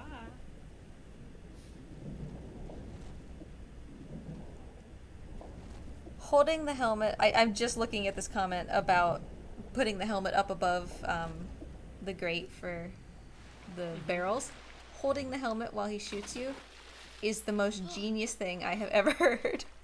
I don't know why I didn't think of that. Yeah, I felt really silly. AZAMA, the poop pops is my next song title. No, I still like doing You've Got a Friend in Me for this run.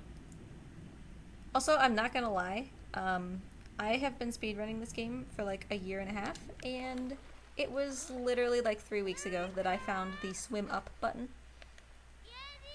Which is not pushing anything? It's triangle, turns out. Wait, no, I tried that. I thought I did too. This is, like, as I was doing this, I had to explain to my wife, like, this is easily the worst swimming mechanics I've ever encountered in a game. And I mean, even games where swimming isn't the main component. right, I guess we spend, I mean, what I did... know a lot of games the swimming is bad, but this one, it's just, like, what were they thinking? And I just spent, you know, obviously this is a speed run, so you're not going to do it this quickly, casually, but I just spent, at max, a couple minutes doing this, and then we'll never swim again, so I get why it wasn't, like, the most refined system, but still. Also, okay, our math, pretty ironic that they give you tutorials about every button, but then it's not clear about what button to use. Don't worry. Swim up, swim down. Why not? If you are, you know, in the final 5 minutes of the game, you might forget how to call Trico. But if you are solving a puzzle where the only time that you ever use this button is during that puzzle, you don't need a hint. You'll figure it out, right? Yep. Triangle, of course. Now, isn't there a cheat where you can hold your breath long enough here? And then you just swim straight to the end of the game. Yeah, exactly. You swim right up to the bottom of the tower.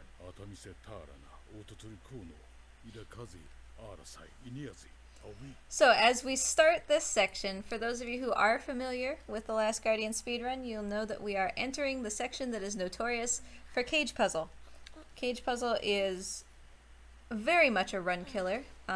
You know, in this context, it's fine. We'll get through it. It's not like we can soft lock the game or anything, but it is a very challenging puzzle that very much relies on a combination of skill and luck. A lot of luck. And that luck comes from the environment and it comes from Trico.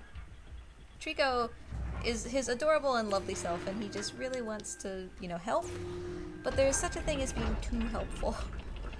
And we're going to face that as we deal with Cage Puzzle. But before we get to Cage Puzzle, we have a little bit more to deal with.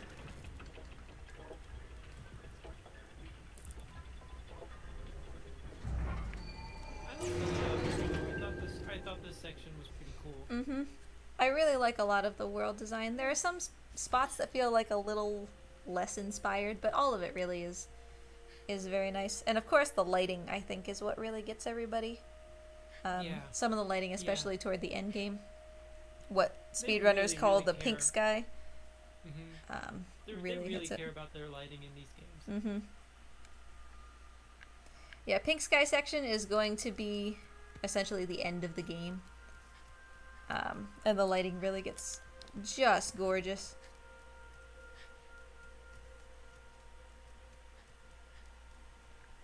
My question, though, is we are like deep down underground and we have not seen a single human being. Who's lighting these torches? Yeah, that's a great question, to be honest. And if it's just like the armor people, why do they need torches? Clearly their eyeballs serve as flashlights, we've already seen. I feel like they probably even have like some kind of thermal vision. Yeah, you know? they're weirdos. I'm sure they've got something. I actually really like their design though. If you didn't, Oh yeah, it grows on you. if you didn't know, the suits of armor do actually have different like designs. Some suits have 2 horns, some suits only have 1 horn. And depending on how many horns they have, they are actually easier or harder to deal with. As far as like getting away from them if they catch you, things like that. It's kind of like a strength meter. So more horns is more difficult? Yeah, generally.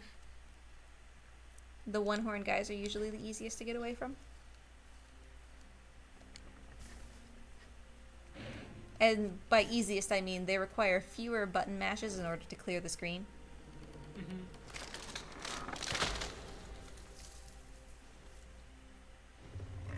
There's a really elegant explanation for why torches are lit in Eco, but of course, you know, that's still just the fan novel, or the unofficial novel. But the answer is... Ooh, she got me. Go ahead. Ah! She is just going to wreck my day. Okay. Oh! So naturally, this isn't our Trico. We thought that this was our Trico. We thought that by seeing those Trico feathers and the tail that we were reuniting with our best boy, but she's not it. And she just kind of schooled me about what it means to take the shortcut.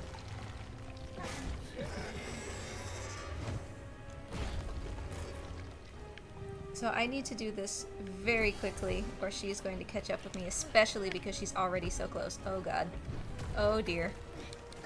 Oh, I'm so close. Let me through. No, she didn't. So we'll have to 2-cycle her instead. Which means, it's actually been a long time since I've had to do this. We'll have to trick her into coming back over here. And then she'll stick her head in here. And hopefully this time, little boy, would you stop falling down? There we go. We can get past her. JK's saying he never would have thought of that skip. Me either. Like, why even try something? But I guess when you're speedrunning, you're trying to push the game, so you try everything. And it's Just actually, like the, like, with practice, it's actually not super hard to not get hit by her. I knew it. That's fine, we'll just come back up.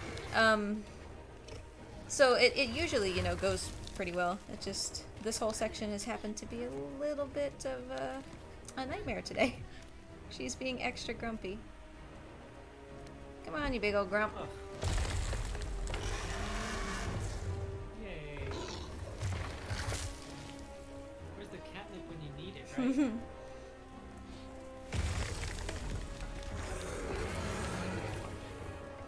Why doesn't the other Trico just use the tail laser? I'm pretty sure that's dependent on the mirrors. That is true. I don't think that that they can do it without like having it summoned by whatever the heck that mirror does. I wonder if that's actually like not part of their natural tail, but It's- if it's like bioengineered. Yeah, I mean it's possible. My personal theory is that Tricos aren't supposed to have horns either. Oh yeah. And that's how it brainwashes them with the waves.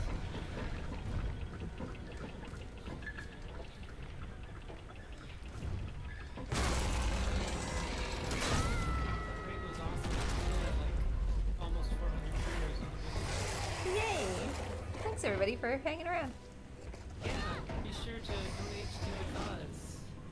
Joyful Farm Foundation. Trying to raise $950. I thought she was just gonna shoot me off the cliff. I've never had that happen. It's probably not possible, because that would be kind of dumb if there was nothing you could do about it. But now would be a nice time to see it happen, right? We're trying to eat some clock here. So you can see, as she hears this noise, her horns start to, you know, resonate. And that's why I don't think that Tricos are supposed to have horns. I think that whatever is in the barrels that they eat makes those horns grow, and that makes them able to be controlled by this noise. So, we are now essentially at Cage Puzzle proper. This is the actual Cage Puzzle. This is the Run Killer. This and White Tower Skip are the Run Killers. And I will try White Tower Skip as well, because why not? So for now, the narrator is going to be like, oh, it felt like I waited for an eternity. So we do actually kind of have to wait for an eternity. We just sit here and there's nothing we can do about it. Whether I move or not doesn't matter. It's, you know, it's just on a timer. So it's just it's gonna do it when it's good and ready. Yeah. But the design of this thing is intentionally trolly, I think. Oh, for sure. Because it's not just as simple as, you know, walking down the middle and then it'll go in a straight line. That's not how it works at all. And fixing it is counterintuitive to what you would think. You know, if you get stuck in a corner and you need to turn right, you would think that you just back up and turn more right. But that's actually not how you fix the problem. That just gets you more stuck. It's so true. And this was another place where I think I spent about 20 minutes before I called Trico. Oh, sure.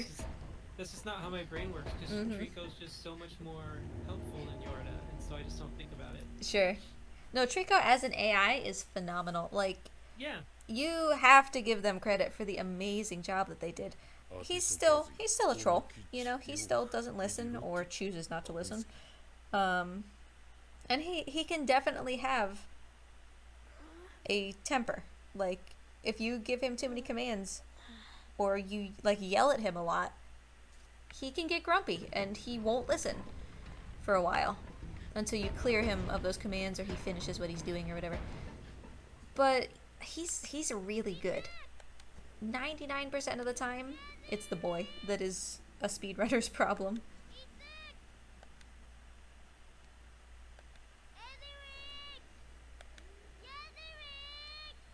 JK's still in disbelief.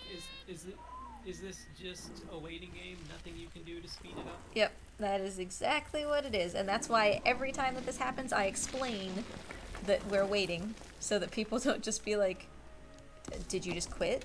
Are you done with the speedrun? What's happening?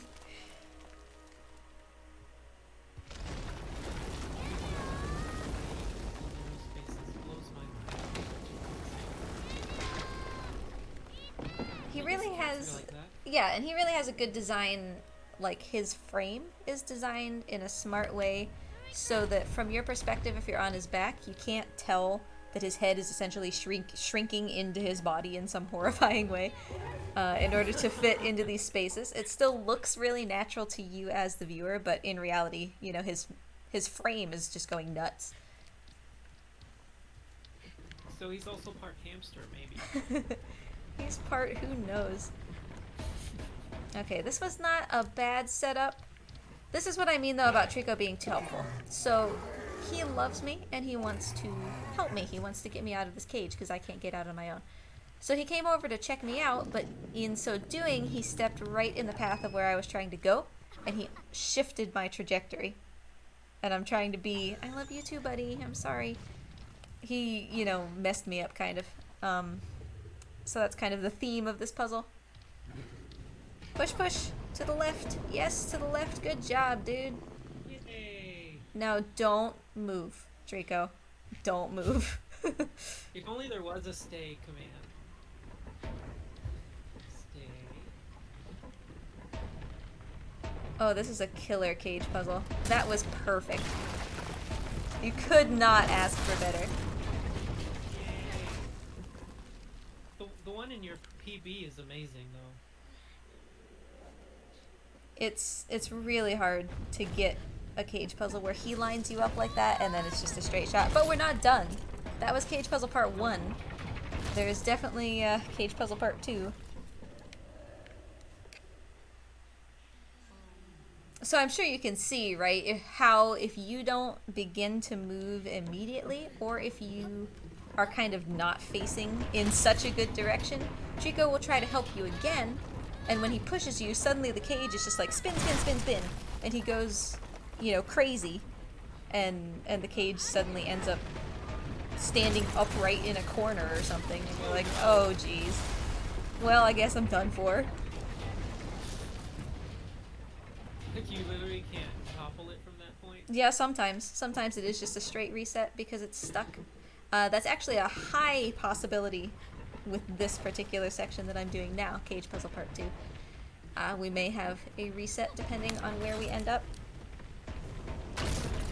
Oh, that's not great. But if I can get the boy to move quickly... Okay, we should be okay. Hey, good job. Actually, I'm gonna actually time that when I'm done. That might be literally the best cage puzzle I've ever had. Wow. Like, cumulatively, both parts of that were basically perfect. Woohoo! You'll edit your splits. So that was really nice. I can't complain about that.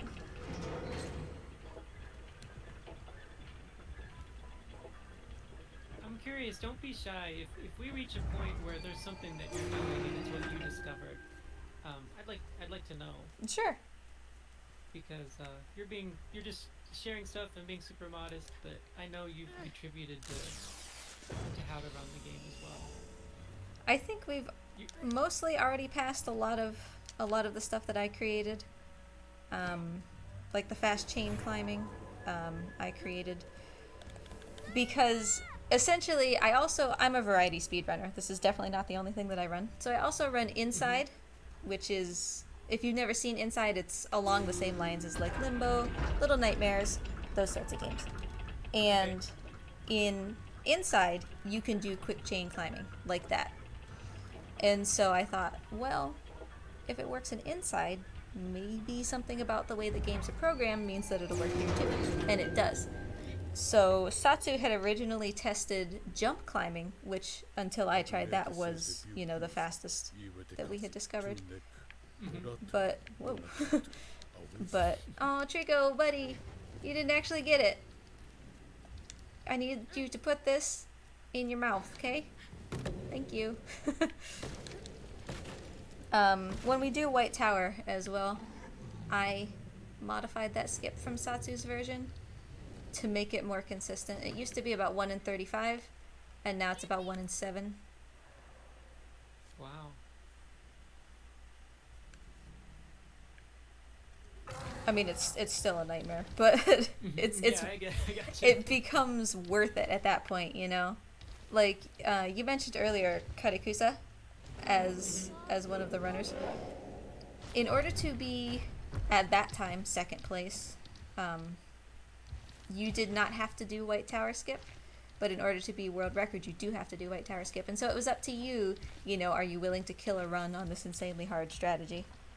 And now I think that my version has made it more accessible for anybody to try to do it, because it cuts one of the 3 parts of the skip entirely.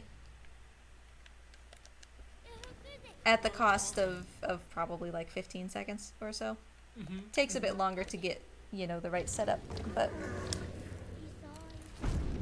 one failure of the other White Tower skip is going to cost you more like 30 seconds, so.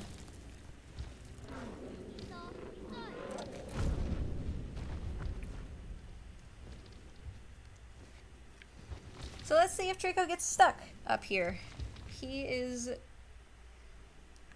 Earlier when I was in the cage, I was actually resetting to get Trico's attention. he was gonna hop down and he was gonna be like, oh, the other Trico is here. Boy, now suddenly I'm a dog and I need to sniff and I need to figure out what's up. I smell weird things. And so he would go explore. And so, I reset him out of that. And he's gonna try to do that again here in a second. And it can break him. It can put him in a cycle of standing and sitting and standing and sitting, and he never moves. So I am going to try to just get his attention and just get him straight over here. Please, buddy. You got it? Yeah, borf borf, I know.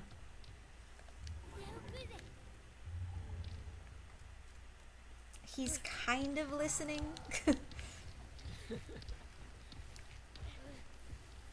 Okay, yeah, he's definitely listening, and suddenly this is awful. Trico, help! Let me up on your butt. Oh dear. Okay. Nice recovery. What is my camera I doing? can't tell you how many times I've ended up under his tail in just for one run. Well, anytime that a speedrunner is close to his feet like that, close to the edge between his feathers and his feet, it's super dangerous, because then one little push downward will push you down to where there's no feathers, and so you can't hold anymore. It'll knock you off. And then getting Trico to come back down through that hole is impossible. And as you were saying, depending on how you're oriented and how the camera's oriented, you don't actually know sometimes which way to push to climb up. Yep, sometimes it's up, sometimes it's down. It all just depends.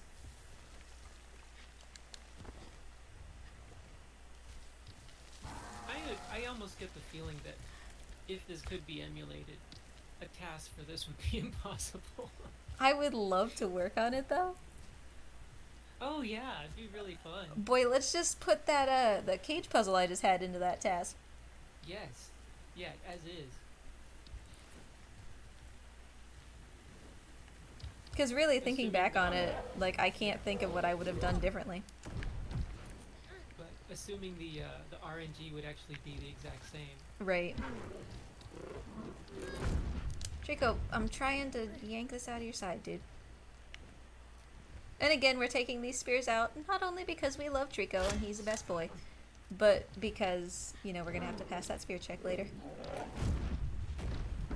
I love how sometimes you're in the middle of a battle and it's just like, remove spear, just so, and the spear's like not even anywhere near where you are, but it's just how his body is clipping.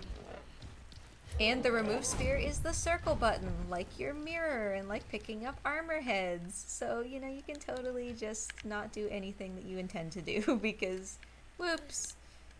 Thank you, Trico, for actually letting me have that skip. Nice.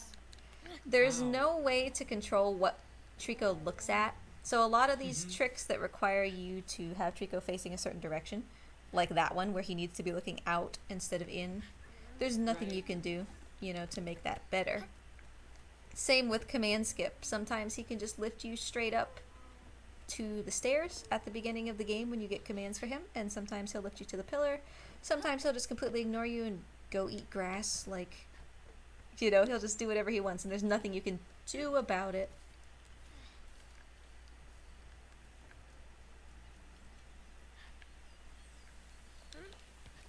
So JK's asking, so we've got about an hour and a half left, but we'll probably be more, right? Because we're going to let some of the cinematics play. Yeah, we are, assuming that we're still, with that hour and a half going to be well under estimate, which I assume that we are. We do actually have a cinematic here that I am going to let play because it is a wonderful, wonderful cinematic, and it's so heartfelt. Yeah, it's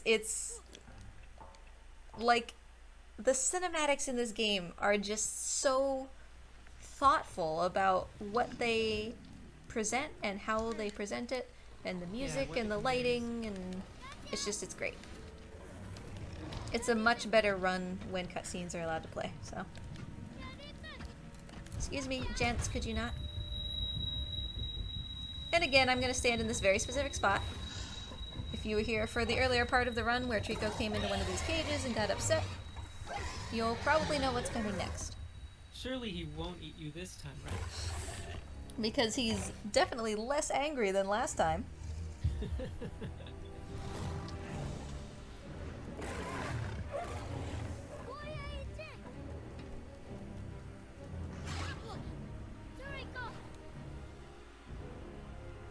Someone's asking if you can turn my volume up, and no one's been complaining about that lately.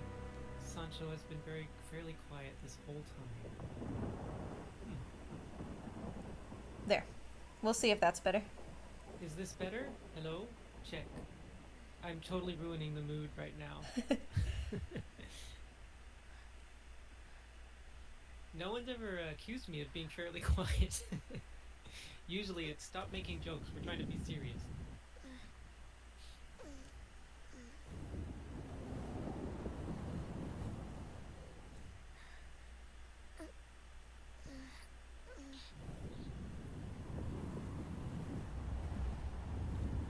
Finally getting the backstory over half of the way through the game. And there was one cinematic earlier that I did skip the first time that we got eaten that was essentially this cutscene except just flashes of it. So you didn't miss anything, you just, we skipped the flashy version for the full version. Yeah.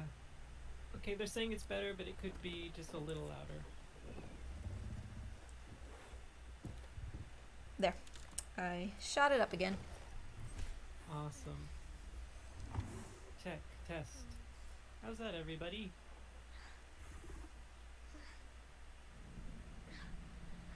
Oh, Pink Pajama's saying it hasn't been an issue since the game itself is usually pretty quiet. But it's still nice to have balanced levels. It's audible, and Sable is very audible. Well, she deserves to be. She's devoted way more time to this game than I have to Eco.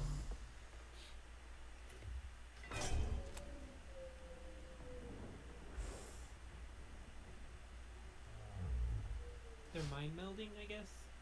Yeah, this is kind of the only part of the lore that I don't really understand. I'm guessing it's like a hypnosis thing, so that he's docile during the Yeah, process. so that he doesn't wake up in the middle of being launched. But also, like, why the tattoos? Well, yeah, you'll notice that he doesn't have tattoos now, right? And that he'll get them later.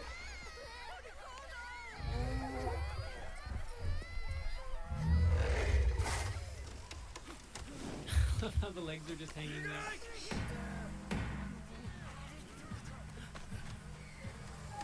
Alright, let's try one more little audio boost to my mic, and then we'll just leave it. Thank you. So they speak Japanese here. They do actually. You'll hear in just a second one guy say like "nigeru," which means like "holy cow, run away," and that's straight up Japanese. That's not a made-up language, but most of this is still made up.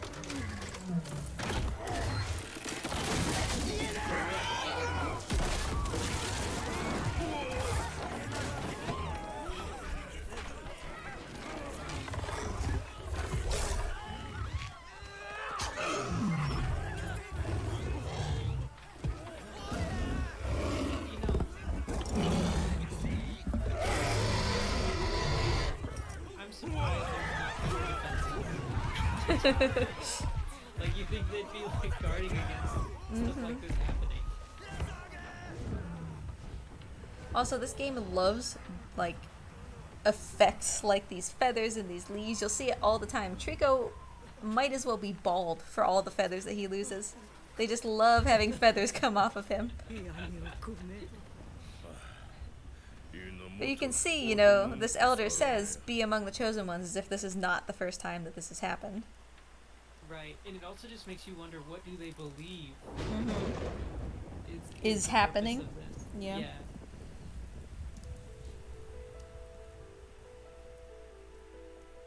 Yeah, I don't know what "be among the chosen ones" is supposed to mean. Like, isn't he already?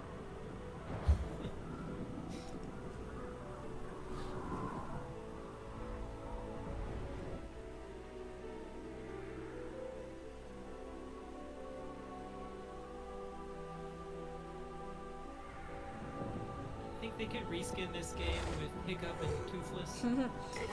I think that if we could reskin this to have, custom Tricos, this game would suddenly explode in popularity. Oh, Oh, you're right. I Someone- want the luck dragon. Yeah, from someone Neverending Story. someone would turn Trico into Mr. Krabs, like it would be all over the place. No, I really want that. It'd be weird when he ate you, though. I'm sure the animation would be worse. Yeah, that would probably be horrifying. It'd be like in the speedrun version of Twilight Princess, where he's a wolf but he's human, and so he's all glitchy during cutscenes. I love that tree.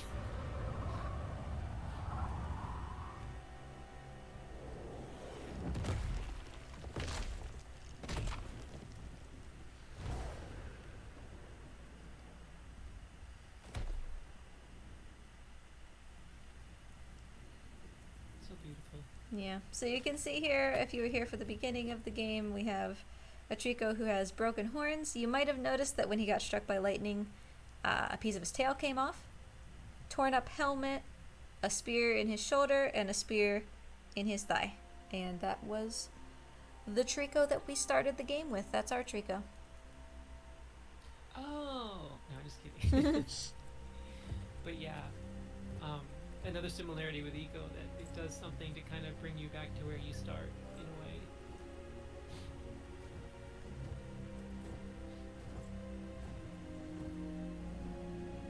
It's nice that they cover him in a little blanket. He's got a little blankie.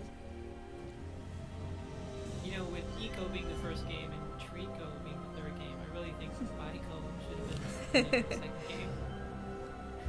Just for continuity's sake. Yeah, Eco, Bico, Trico.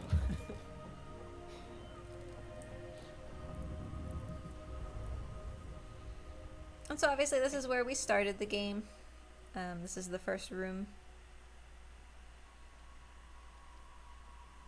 And now our memory has come back to us. Mm-hmm. Somehow. Swallow me once, shame on you. Swallow me twice. My memory comes back. Quadco, yeah, I'm looking for Quadco. Where you are the animal and you're trying to get a boy to do what you want.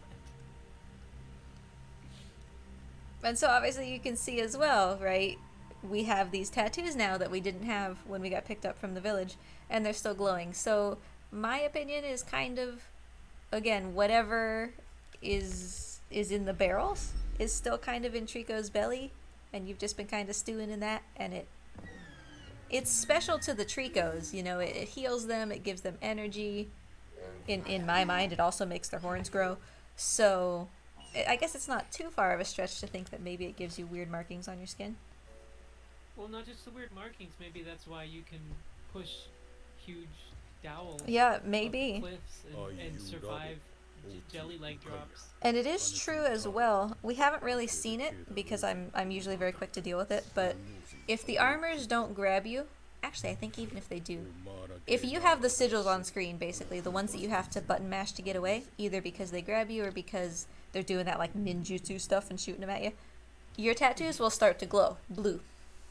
So they are, reacting to the energy that's being put forth in this world. Everything is connected. All of this blue energy is connected. Right. The things in the barrels, the things that this cage is made out of, Trico's horns, our tattoos, like all of it. The armor, the doors. Mm-hmm. Yeah. It's kind of a Monsters Inc. situation. where screams power the entire world.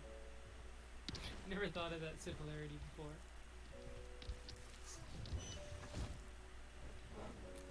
I wouldn't have nothing if I didn't need you. So Trico has presumably barfed us up for the third time. The second time, as a result of being in a cage. And this Right. time, the boy, us, is not really doing so hot. That probably happens when you get eaten multiple times. And so Trico suddenly is like, oh dear, what have I done?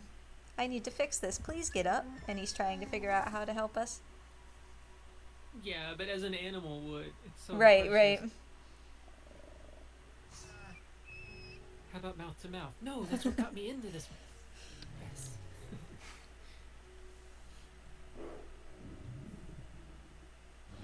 I love the music here too. And during a speed run, the cutscene that we just watched about going to the village and everything, we'd like be skipping it to save time. But this cutscene is unskippable, so you watch this every time that you speed run it, and slowly but surely, your heart just breaks because you just watch it over and over again.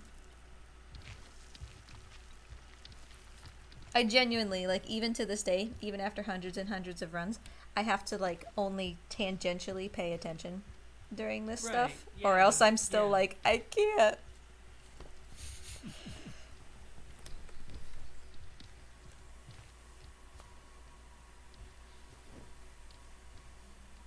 So, take your mind off it. Where's the lizard now? Where's your skink at? Oh, he's to the right of his log. There's a little, like, heating pad over there that he likes to sit on. So he's chilling over there. Nice. Put on a sweatshirt.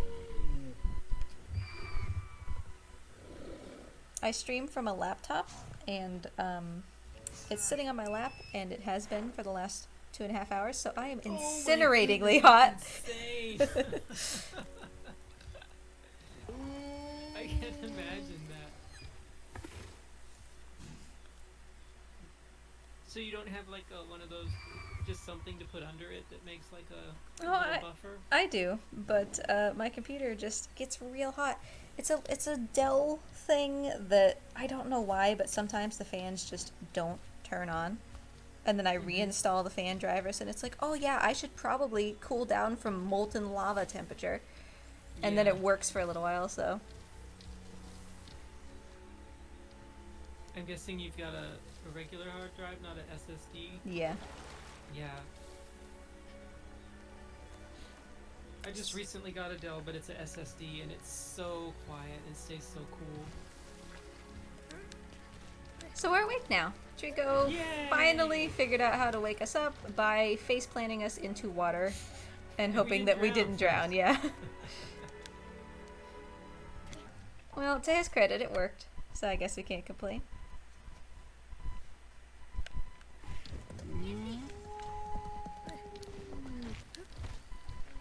So, this next bit is kind of unique within the run. You've seen that throughout, we're resetting these checkpoints to bring Trico closer to us, to speed things up. And typically the checkpoints are pretty spaced out in a kind of logical way. Not so with this next area. For some reason, there's just no checkpoint. So we have to wait for Trico. This is essentially the only time in the game where we just straight up open a door. There's not a checkpoint like there normally would be. And we just have to be like, okay, Trico, whenever you feel like it. I'm sure there's been plenty of testing for it. Too. Yeah. I've done a lot of testing on the checkpoints, and I've done a ton of jumping around this room and trying to get up there without Trico. And I just can't find anything. If any of y'all want to find a way to get up there without Trico's face, I'll give you $20. The bounty is out, guys. You can win that $20 and then donate it to Yeah. Also, of course, we have these little Shadow of the Colossus lizards. No silver tails, but nice little throwback. Oh, nice. I didn't notice that.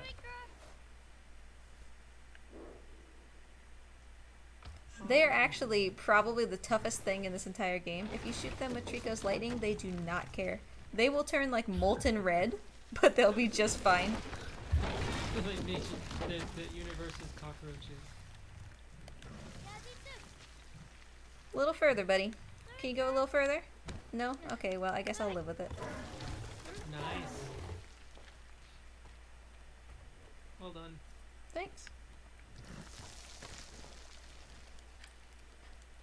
So as we do this reset, which is going to be to pull Trico out of that cave that he just stuck his face in, we're going to essentially be beginning the path to the White Tower. Now, I talked about White Tower skip earlier as a very challenging part of the run. I would argue that White Tower is harder than Cage Puzzle. I think most people would agree because you know, like I said, everybody does cage puzzle and everybody does it in essentially the same way.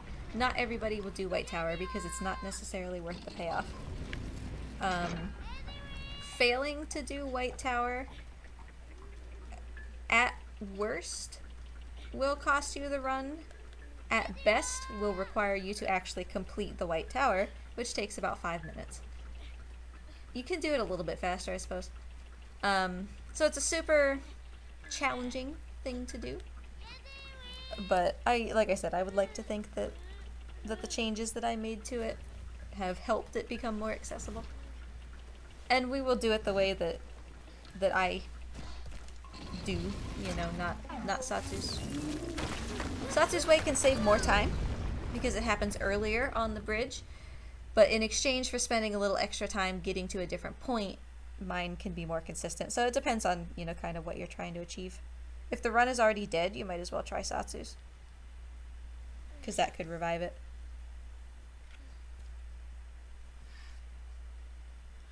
AZAMA saying he hates this part of the game where you just have to leave Chico buried alive. Yeah. It's very claustrophobic. Oh, yeah. And really it is just entirely because of Trico that you're still okay. Like, his face kind of made a gap big enough that nothing fell on you. He's still breathing. You can see, like, the rocks are moving. So Yeah, that's such a nice touch. he's okay. He's just, you know, probably not feeling great as you would. So we automatically do have a little bit more pacifist Trico because of that mishap with the mirror earlier. But this section is typically super pacifist anyway. That's not uncommon. So I fully expect that he will not kill a single one of these. And if he does, consider it my lucky day. So it's very common that he won't anyways? Yeah, no, he'll just come and smack these guys and knock them down, and then I'll have to pull their heads off. And do you think that's intentional to try and, like, get you more involved in the fight? It could be. Because this really is the first section where... Yeah, that guy was going down for sure. The first section where, you know, that happens, where you might have the opportunity to learn that you can pull these guys' heads off. But you can see this guy's down, and he's not doing anything. The only reason I knew was because I was looking at the trophies. Uh-huh. A lot of people make it to the end of the game and they're like, wait, what? Because there's a trophy for pulling, what is it, 20 heads off of armor? Yeah, I believe so, yeah.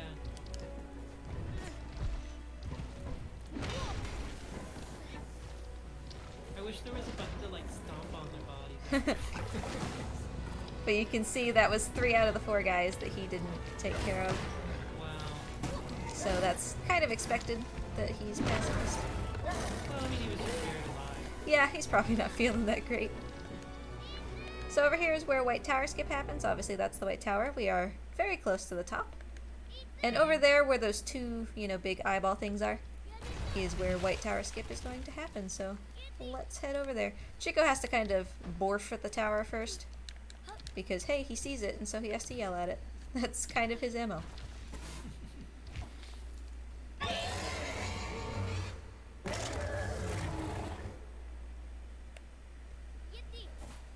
Good job, buddy. That was a good shout. Now let's go. Way to clear your throat. Nice spear there on the bottom. Whoa, right in his ribcage. Yeah. It gives me the heebie-jeebies seeing him in some spaces like that. You probably didn't get to see what happened there, but that was a great example of the boy not grabbing. He didn't grab at all during that jump, and he actually tumbled backwards onto his butt and nearly fell off.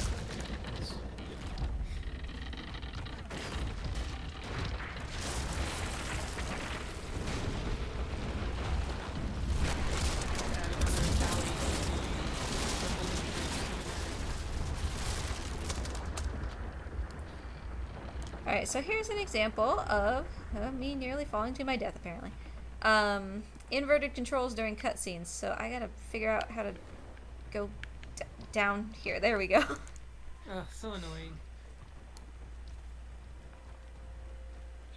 And this cutscene is the one that can temporarily trigger the rotated by one controls. So what I mean is that up is left and right is up. You know, it just kind of twists the directional buttons by one to the right.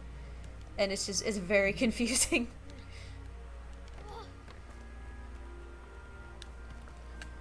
So the premise of White Tower Skip is that Trico is terrified of those eyeballs, and we need him to jump across this bridge, but because the eyeballs are there, he won't. You know, he's scared, so we need to knock them down. Which means we need to be on top of the bridge, and normally to do that, we would go all the way around the White Tower. You can kind of see these platforms over here that we would climb. I'm not going to do that. I am going to instead try to cheat the game into letting me walk somewhere that I'm not supposed to walk. Could take a couple tries, because like I said, this is probably the hardest thing in the run. But as long as we can grab this platform on the way down, it's not really that much of a time loss. It's very camera dependent. For some reason, in some situations, the camera can dictate whether you can grab something or not. That kind of makes no sense. Yeah, but I understand that, yeah.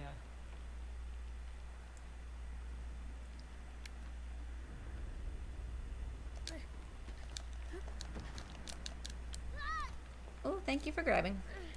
So it's super, super common to not get this on the first try, and in fact, it's worth it to spend multiple minutes trying to get this, because that's probably still going to be faster than going around the White Tower. That being said, you know, obviously a first try attempt is gonna put you much closer to world record pace than not a first attempt. And in that situation, I lost an input and the boy didn't jump, so that was kind of a flop. But you know, So the world record one does this skip? yeah, and he does it very well. He does it in a different spot,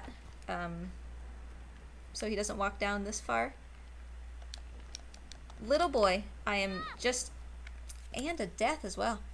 I'm mashing the triangle button, and he's just like, I don't think you are though. So Satsu will do it right here. Yeah, I think I might need a tutorial, a little hint to pop up. But this V here to my right is where Satsu will do it. So you can see that he does it early on the bridge. He doesn't have to do this extra little run up. But in exchange, his version is much harder. So, you know, he, I'm sure, killed way more runs at this point trying to get it right there.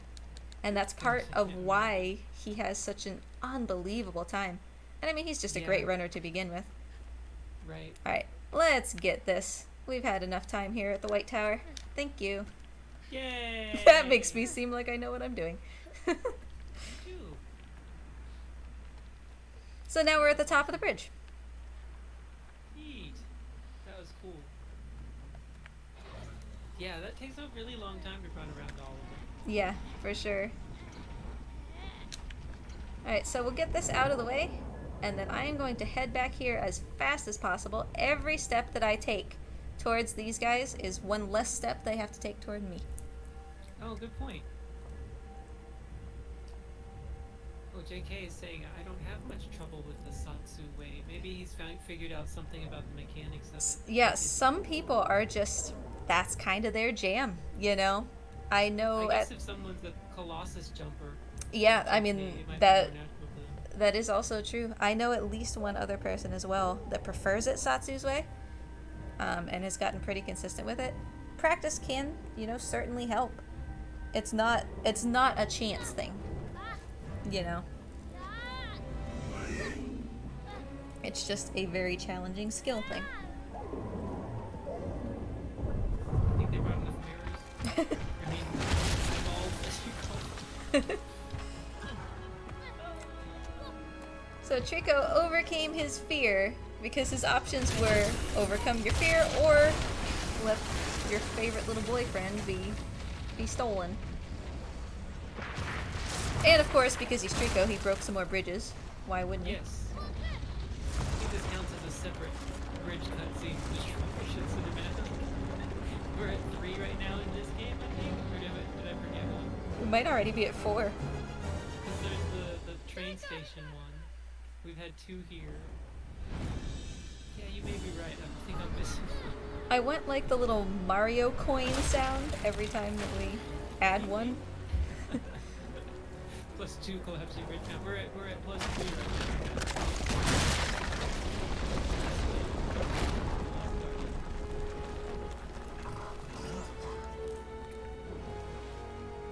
So on the plus side, Trico's a good boy, and he saved me. I totally would not have gotten out of that, because no matter how much you mash, there's just too many. You cannot escape those guys. Yeah. On the negative side, we've been trying to get to the White Tower for the entire game, and now Trico broke our only bridge that leads to the White Tower, so...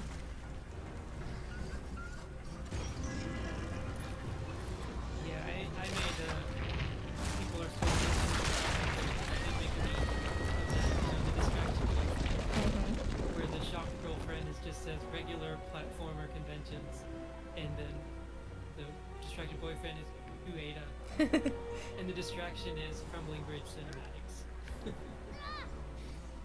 Trico, help! Thank you! I was counting on you, buddy, and you came through. So that's not the intended way you're supposed to get down to him. You're supposed to hop back across those little gargoyle things that I was climbing, and then one of them will break and take you down to here. But obviously, you know, that's a whole little mini cinematic. We don't have time for that. In an ideal world, you actually land on his head and don't have to do this climb, but, I mean, this is still, you know, significantly better than the alternative, so... Falling to your death. Most things are. Don't Oh, forget to Trico. remove spears. Someone else just said, by the way, you can press to remove spears. You know, I'm glad that chat is here for me, because I don't think I would have known that.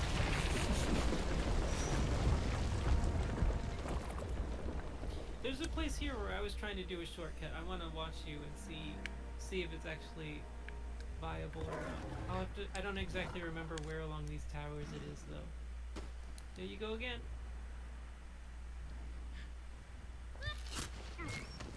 Just the way you swing back and forth like that. He's I don't Jello know boy. How you don't, I don't know how you don't, like, have a damaged jugular by this point.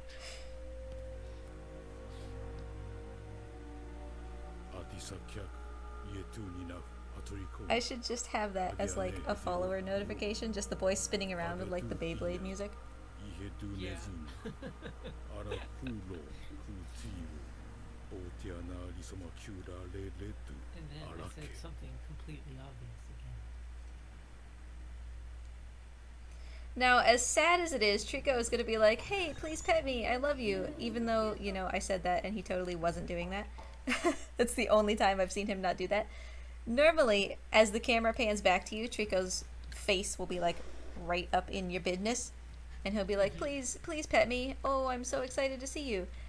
And if he does that, it's really important that you don't, you know, pet him or let him do that, because his asking for pets is actually so aggressive that he'll push you out the window. Oh my goodness. Okay, someone's asking, how does the boy not have all his bones in his body crushed into paste? And Because again, he's made of Jello. I'm gonna go with the theory that he's been imbued with more power through being in Trico's digestive system. Yeah, His jelly bones. Trico's belly juice apparently has magical powers or something.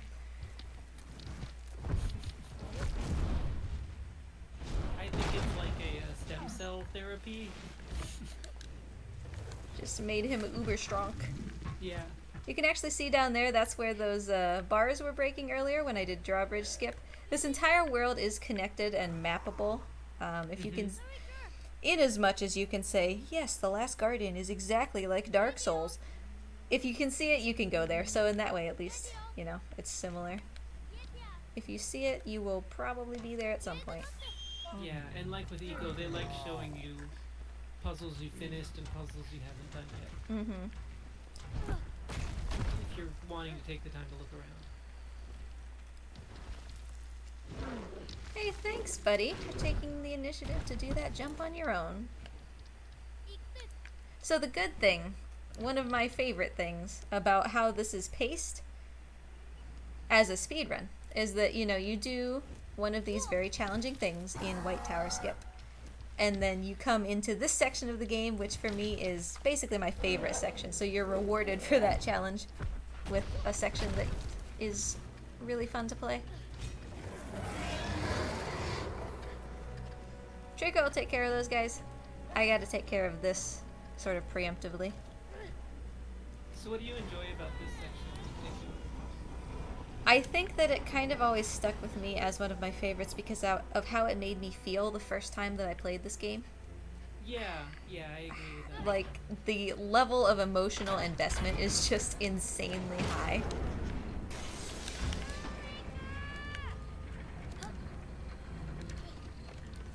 Yeah, I'd agree. I'd say in some ways this grips me more than the actual final battles. Sure.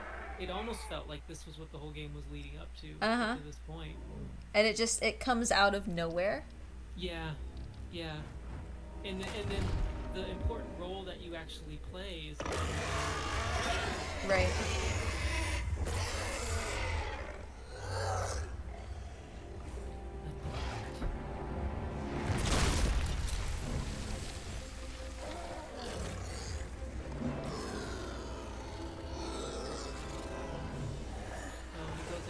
That's a no-no.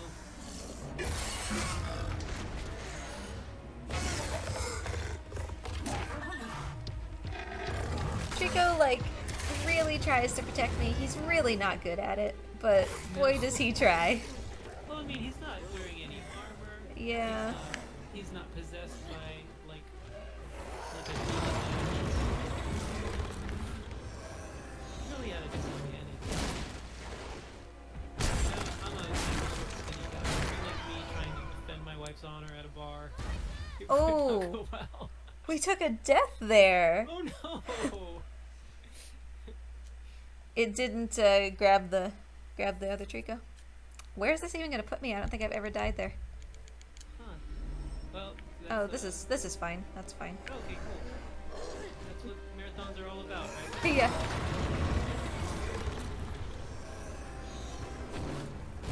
Last Guardian is apparently... Yeah, I don't actually know who it's supposed to be and why. Right. I guess there's arguments for, you know, both parties. But there are tons of those creatures. Yeah, I mean, obviously there's just two right here, so Trico can't be the last. But maybe he's like the last one of them that's willing to protect a human. I love that little thing right there. Yeah. I didn't get it right away. I needed the hint, but I was like... Out of the way, Trico, please. Oh, buddy. Oh, buddy. So that's the most critical part in the fight. If the game decides to grab Trico at that point, you're done for. You have to solve the puzzle like you're intended, and that takes way longer. Because it will take you down with Trico, and you need to climb across Trico's face and up the other Trico's face and up a chain and everything to get up here. And I'm sure you can imagine that two struggling Tricos are not easy to climb. No. I need to land on Trico basically just right there. Hopefully that's good enough. It was not. But I'm not sure where this is going to checkpoint me. Okay, that's good.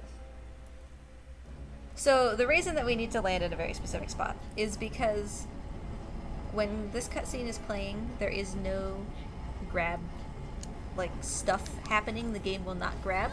So the force of Trico kind of jostling around there was enough to throw me off. And so I need to be far enough back on his back that I don't get thrown off, which did happen this time. It was not that much of a difference, you know, I don't have to do that again. JK is asking, could the last Guardian be the master of the valley? It could be. I mean, there's clearly only one such thing, right? Yeah, but at the same time, like, when I think of Guardians, I don't think of, you know, what his mission is. Yeah. Now I can almost guarantee that we are going to, yes, we are absolutely going to fail the spear check. Because I had to reset the checkpoint, and that's going to put a random number of spears in a random number of places. So, I'm going to leave that one on purpose. And I will tell you why in just a second. Actually, there's 2. I see.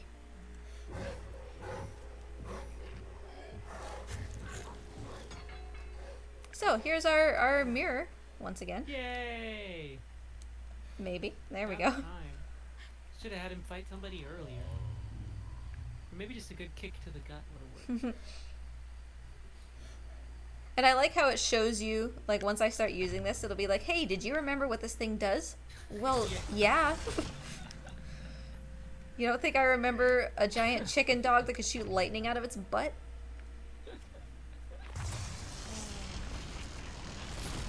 So anyway, I left those spears in Trico because we're not going to pass the spear check. The boy is almost assuredly going to say, hold on, Trico, I'll pull it out. Which means that we failed the spear check. And I need to make sure that at that point I do still have spears to pull out. So I left those behind. Because we are about to do all of this work for, you know, what could potentially be no reason if we have to reset because of that spear check.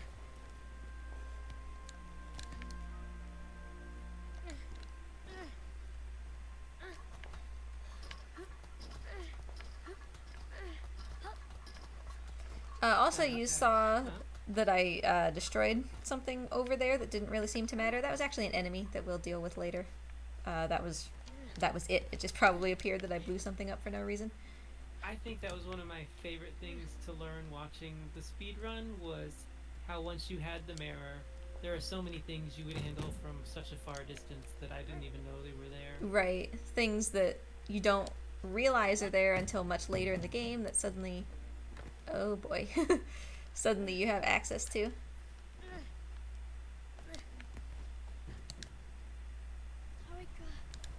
Yep, see there's hold on Chico, I'll pull it out, which we expected. So I will pull it out, in fact. So, Racky's telling us both the message. Notice how Trico is laying on his side. If you stand on his beak with the barrel, he will lift you up in an attempt to eat the barrel. So that's terrible. I didn't know that. Are you gonna try it? Well, why? Oh, that's funny. I was gonna say, why is there a helmet here? Well, it's because we just shot that armor. The enemy from Only the Wacky future. would discover that. Yeah, I'll have to try that. Hey, get down, little boy. Trico takes an insanely long time to eat all these, so we're really in no particular rush. He will just be putting his head down as we get back. But yeah, this helmet is from the suit of armor that was up there that we blew up in preparation for the future.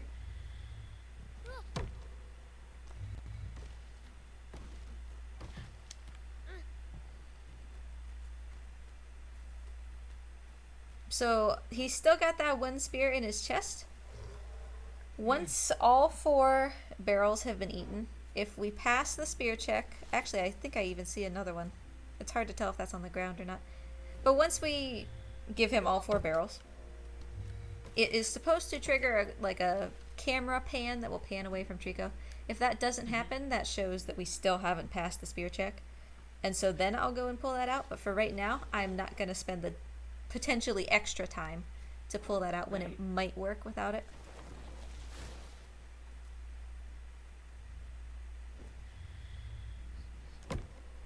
But I'll go stand here just in case.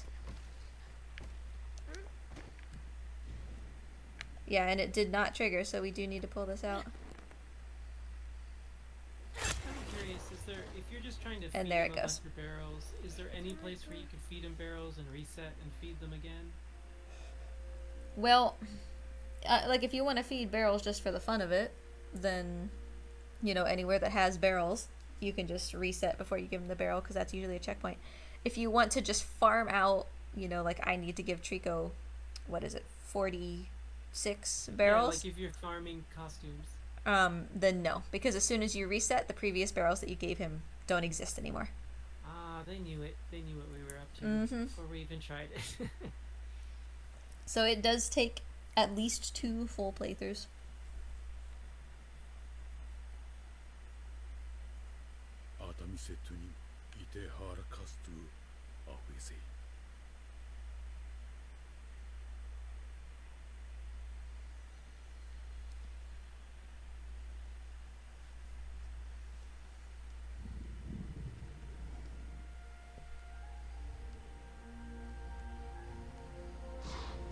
So I was talking about this a little bit earlier in the run. This is Pink Sky, so we are essentially at the end of the game.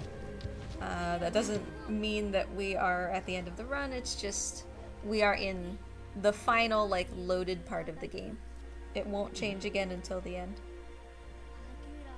AZAMA really likes the Pink Sky. The lighting is just so good in this section of the game. Yeah. Are you going, buddy?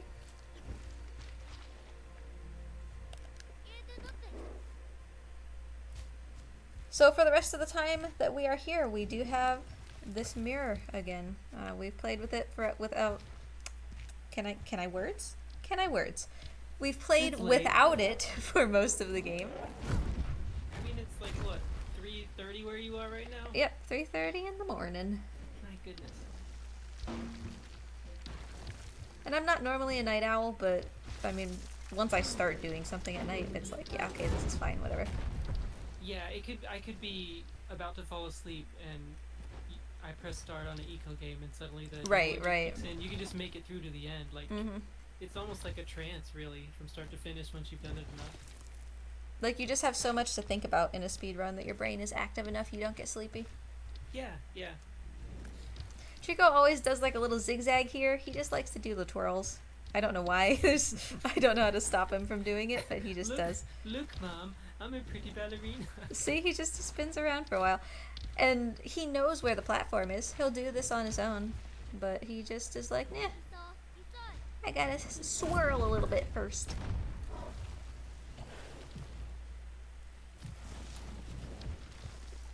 Well, we're complaining about how late it is for us. AZAMA stinking is basically pulled an all-nighter. Yeah. What time is it for you now? It's 9:30 in the morning. We started around 3 your time. Golly. Plus, you know, the setup before that and all that. Yeah. I mean, he's been pulling late. I know he's been pulling late nights like the past 3 or 4 nights to help us get this going. Just has really wants to make it stream. If anyone has a Prime sub to give away, give it to AZAMA. Give him a thanks for what he's done for us. This is really a lot because of him.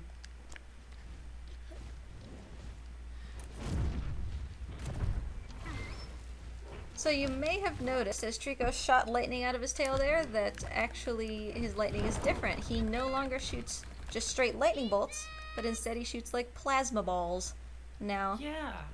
So is it like he's got more of his energy back or something? His tail is fully regrown. Ah, okay. So if you look at his tail now, it's much longer. And me painting his tail makes that easier to see than it would be just like in a casual playthrough. Because you can compare how long it is to, you know, what it was at the beginning of the game. Because obviously, I could only paint it as long as it was at the beginning of the game. So it's much longer now, and it has the little bulb at the end, like all of the other Tricos have. So he shoots plasma balls now. He's essentially fully healed. His horns are completely back. His tail is completely back. He's feeling pretty good. Nice. Wacky's asking if you prefer the lightning or the plasma shot, plasma bolt. For utility's sake, I prefer the lightning, but I like how the plasma looks better. Because, like, the problem, which you'll probably see here in a second, is that with the lightning, it's a continuous stream. So if you miss, you can just change direction. With the plasma things, which you're about to see, because I'm about to try to do a whole section of early mirrors, or early eyeballs, if I miss, I have to completely start over, because it's not a continuous stream of lightning anymore.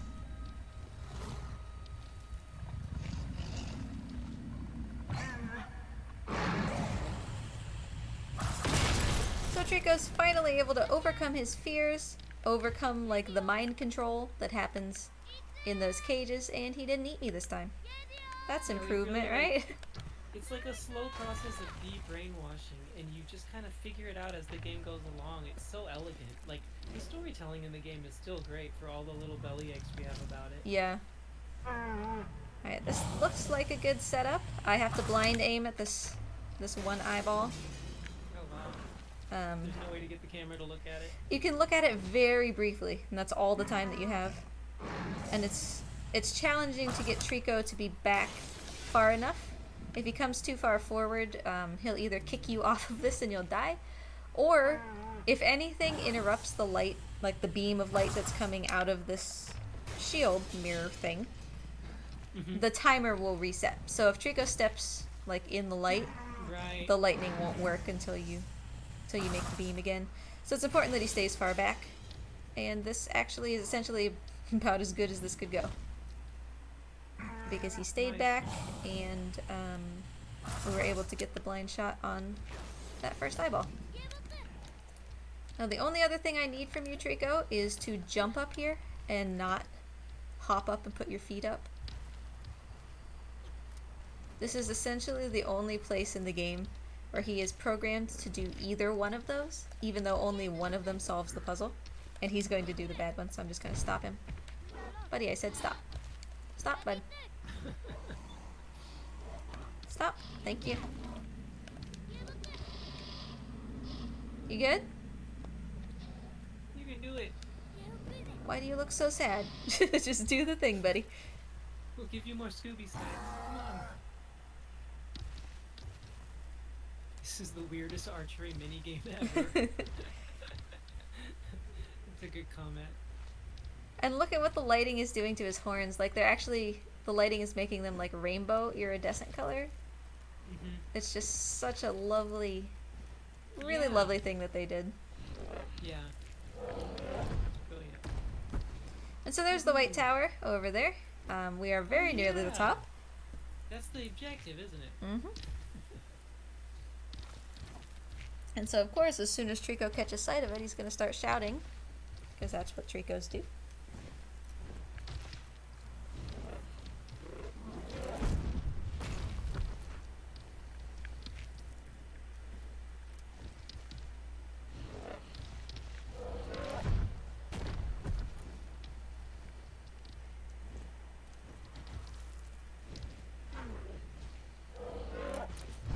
Okay, so we took care of one of these eyeball things earlier by virtue of doing early mirrors. The other one we couldn't see at that time, so I'll take care of it now. It's going to make it so that I can't see to aim, but I've had enough time, hopefully, to line it up that it will work. I don't know why, but specifically any of the eyeballs that are hanging in this part of the game don't always explode. So you can hit them with lightning and they'll, you know, turn molten red, and you can hit them right in the middle, doesn't matter, and they just won't explode, they won't move at all. And then you just have to keep hitting them until eventually the game decides that it wants to give you credit for it.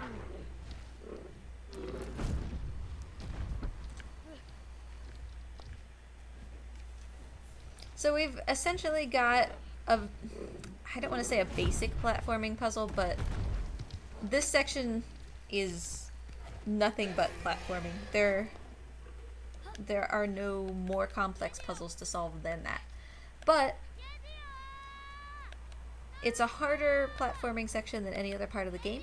It's essentially the game being like, okay, you've come all this way with Trico, now really show that you know how to control him. Navigate these really tight turns, navigate these really tiny platforms where you don't have space to stand, to show that you can control Trico. So that's what we're going to be doing. We're essentially going to be going back and forth across two towers to build a bridge.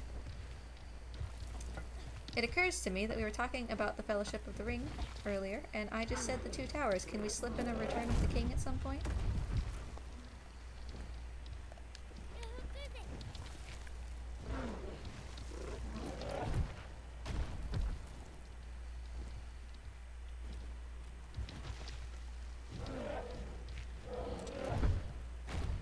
Does building a bridge reverse the broken bridge counter? Well, it's a pretty fancy bridge. It's kind of two bridges in one, so we might have to -2 the counter.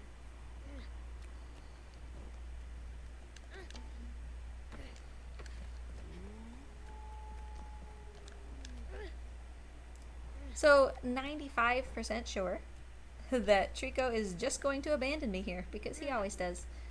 Because I'm his buddy and he loves me. Bye, Trico. Yep, there he goes. Bye. Super predictable. Sometimes you can get him to stay, but that's more a lucky thing than a reliable thing.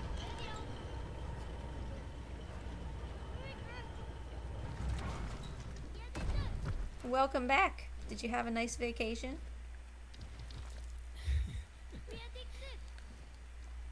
We got places to be, buddy. You remember the place that you wanted to go since the beginning of time? Well, we're basically there, and now suddenly you're putzing out.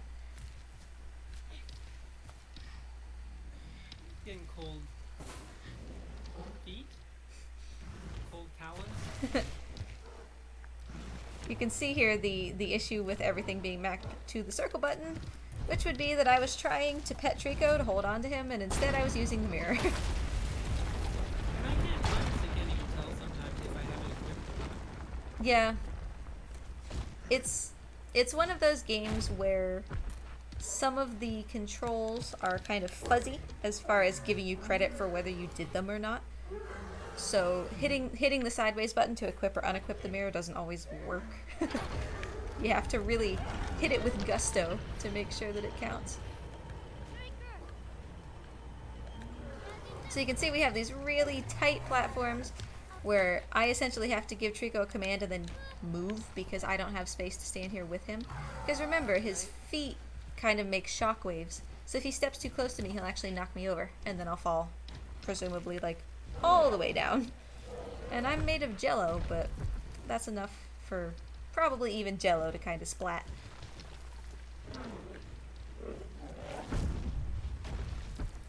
Got some armor Yeah. over here that we're gonna have to deal with. Right there is where I kept trying to jump to the right. Yeah. I considered whether there was some way we could use that for a speed run, but it really just doesn't lead anywhere. Or maybe it's another one where you have to make these crazy jumps if you're going to the left, but it also looks like you can go right, but he's just never quite in position for you to make the jump. Maybe it's on the other side. All these parts look the same to me right now.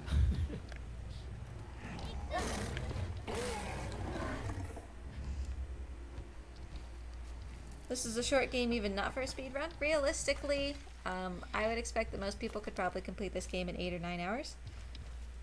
If they are working toward finishing the game. You know, if they're trying to just enjoy the game, it's going to be closer to like 15, you know. They're going to take a while. But realistically, there is not that big of a difference between the actual game and the speed run, which is why I say that it's the game, but optimized. That's all it is. And that's part of why I enjoy it.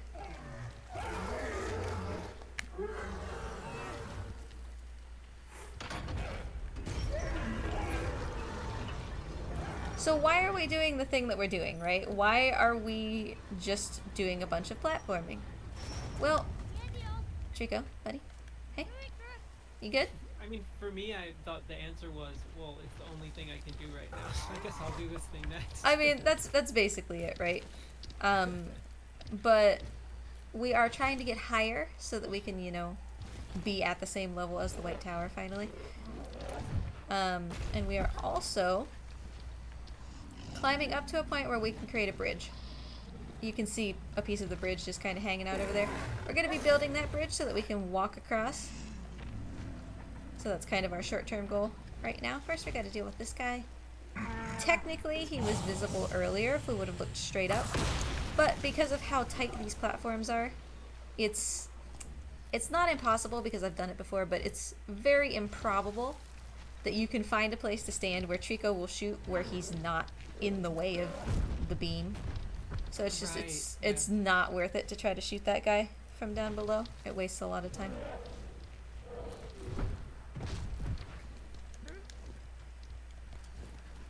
So this jump now between these two towers is too far because Trico doesn't have like a platform or anything to stand on. So I've got to go up and start to craft this bridge. And you can see he's finally seen the White Tower, and that calls for a shout.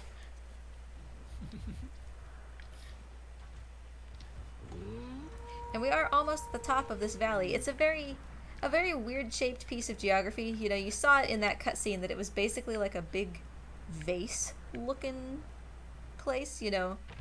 It's not a valley per se, it's more just a piece of land that has extremely tall circular walls all around it. So there's really no way out except for the very top, which is why we're trying to get to the top of the White Tower. Yeah, it's such an interesting structure.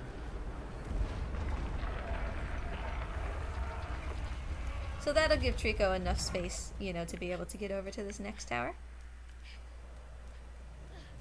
The entire point of zigzagging back and forth so far has been to get further up these towers. You good to go, buddy? You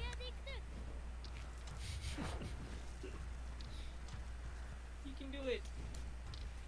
And you can see the White Tower just there in the background. Anytime I try to look at the White Tower, it's just Trico's butthole. Yeah, I was about to say. I'm still gonna go with cloaca on this one. I think it's more of a bird thing. So it serves both excrement and reproductive purposes. He'd lay his eggs out of it.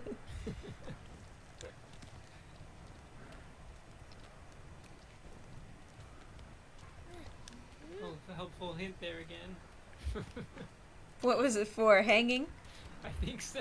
Or like climbing while you're hanging. Yeah. I totally don't even see them anymore.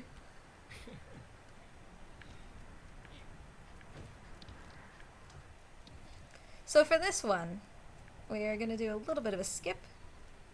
It depends on how much Trico loves us, whether or not it works.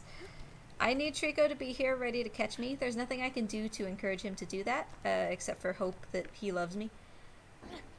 But as soon as I pop this down, I'm actually going to just straight up run out of this window. And thankfully he was there for me. Sometimes he'll just duck back into the building and then I splat.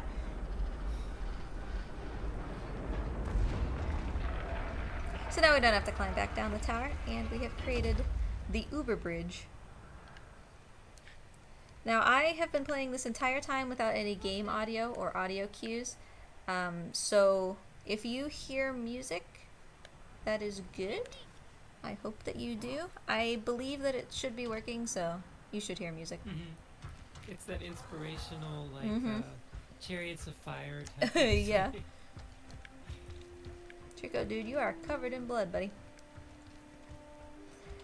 I would pet him, but again, petting him makes him sit down.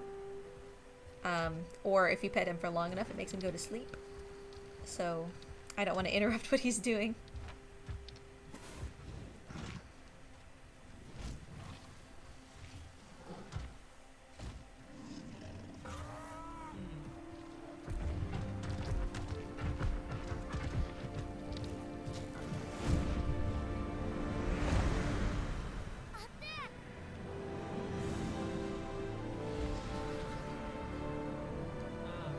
For some reason, a really long home channel has awesome. Commentator audio? My audio? No, like Game audio? all the audio. All of it, okay. Yeah. But Awesome's channel is. That's odd. Yeah, that's Hopefully it's just a temporary blip in the system. yeah, it's not on the Sit down. runner's end. It's on the. It's only on the really long street. Well, it's unfortunate. I don't want to tell them to switch over. I guess they'll probably work it out. Yeah, no, probably. Try is making him sleep and then hiding before calling him to wake him up. But he always finds me. Since he hasn't sit down, buddy. Sit down. Since he hasn't pooped yet, I will try one thing here at the end.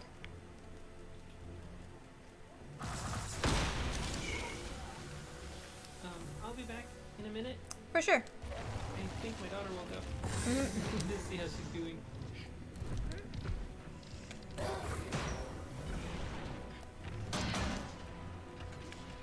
So as Trico, I'm gonna, you know, obviously continue to do the commentary, even though the marathon itself doesn't have audio at the moment.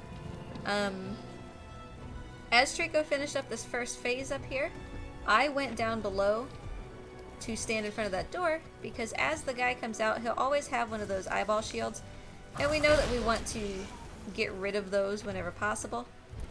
If I startle him as he comes out the door, he will drop it, and he'll leave it inside the blue door where he can't get it anymore, so then we don't have to worry about it.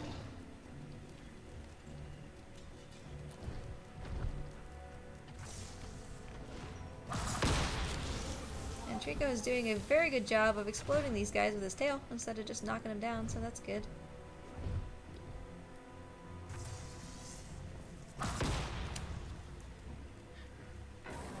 I jinxed myself.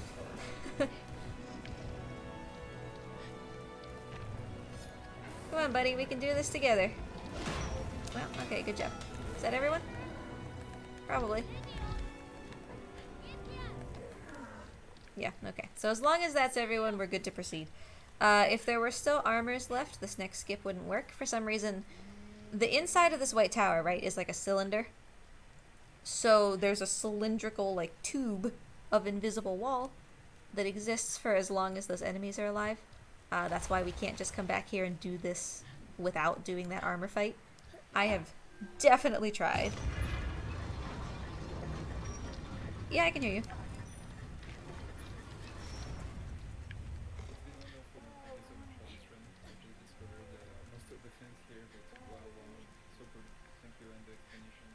Thank you for helping out and setting all of this up as far as our streams and everything.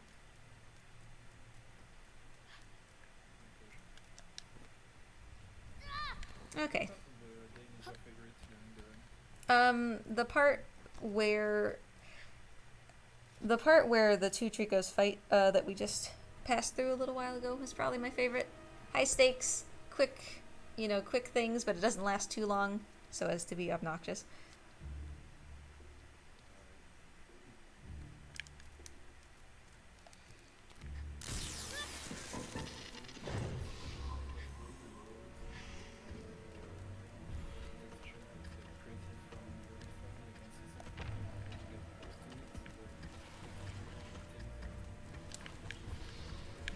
Yeah, this place is, like, the textures are only found essentially where this ancient technology is found. Where are the rest of the armors?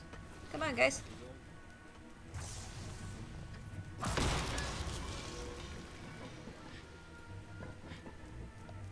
Alright, I'm almost certainly going to get caught, but I am going to try anyway.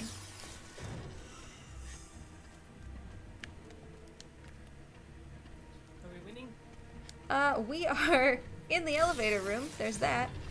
Yay.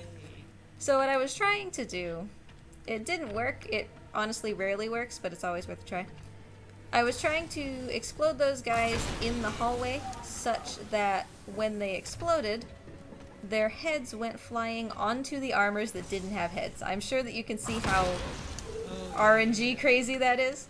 But it does occasionally work, so it's worth it to try, because then it will wake them up without, having to stop anything that you're doing.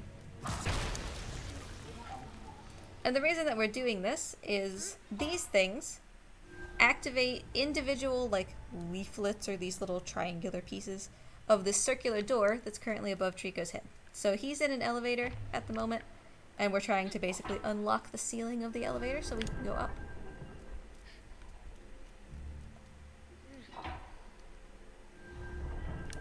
At this point in the run, I started feeling like, is this an alien civilization? Right? Because it's so different from anything else.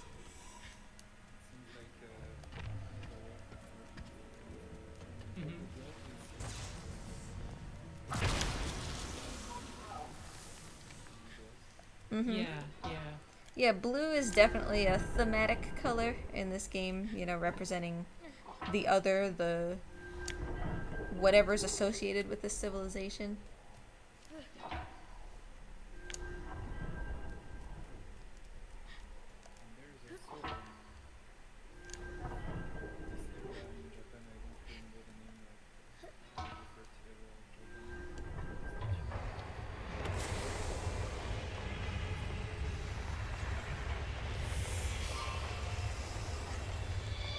So I actually really like this reset because of the way that checkpointing works. As soon as that opens, we can actually checkpoint reset here, and we'll just be up top. We don't need to climb Trico's tail to get back up to the top. We will just kind of teleport up here.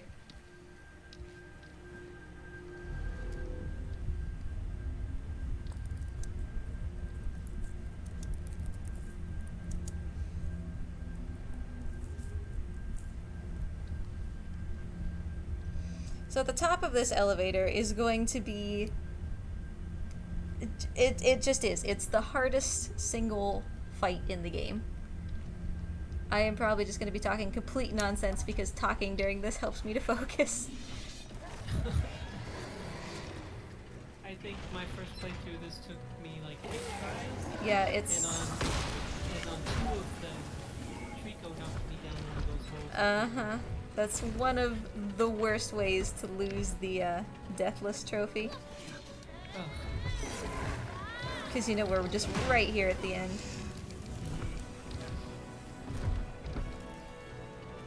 And you can try to avoid it, and all of a sudden it'll just open in. Yeah, I mean, Trico's just flailing around all over the place. Oh, that guy didn't fall down, really? Fine, fine. So at this point, is he more aggressive, or is the pacifist thing still kicking in? He'll still be a little bit more pacifist. He's doing well, but this can go south real fast. There's going to be multiple people here that have mirrors that can make him even more pacifist, to the point that I have to do everything. Fall down. Fall down. Fall down. This guy's a nightmare. Alright, fine. I'll take care of this guy since you couldn't finish him off. Yeah, I think he might have killed me more than them.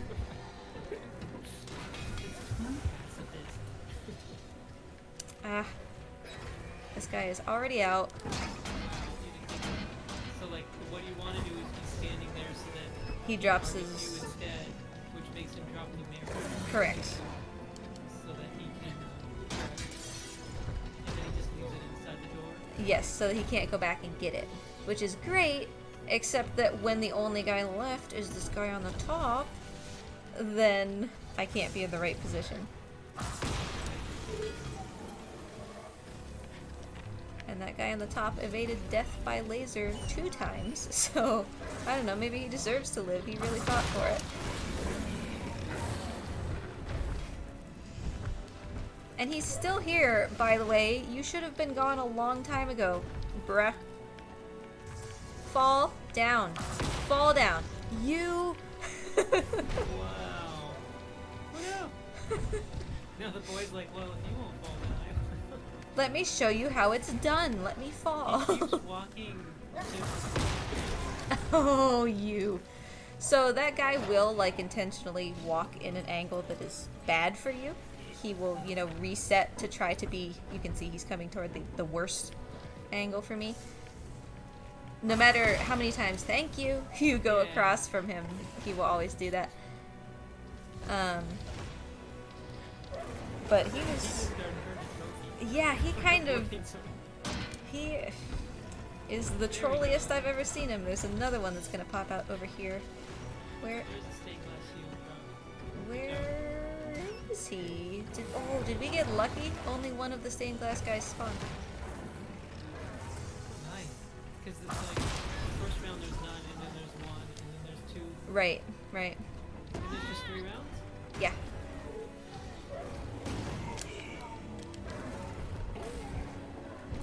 But by the end, this just gets real tough with everything being the circle button because, you know, we've got all these heads lying around, and so I want to use the mirror, but then suddenly I'll pick up a head, and, or, you know, I'll stand too close and then I'll be petting Trico, and it's like, what's happening? I really, you see, like right there, I just picked up that helmet and didn't want to. I really need Trico to stand where he's standing because he's out of the middle, and that's really important. He's standing like off to the side. Trico, your tail though? His tail is not wanting to Okay. engage. Well, at least he got that guy, so it's fine. Because if Trico's standing in the middle when I try to do this, come down. it will land on his face or on his butt or whatever part he decides to stick into the middle. And then it'll go back up into the ceiling. Oh. Wow, yeah, I never had that happen. So, I believe you. I was so concerned he was going to clip a wing going Hey! through this. We have audio back, I guess. That's good. Yeah, it kicked in about 3 or 4 minutes ago. Okay, good. Well, congratulations, really, really longathon. The fixes where you don't know what you did but they happened are the best kind. Eventually, if you just hit enough buttons, you probably can can turn things the way they were. Sometimes I have to do that in OBS, like it just won't show a source, and then I'll be like, but what if I turn on the cursor and then turn it back off, and then it's like, oh yeah, no, that's good.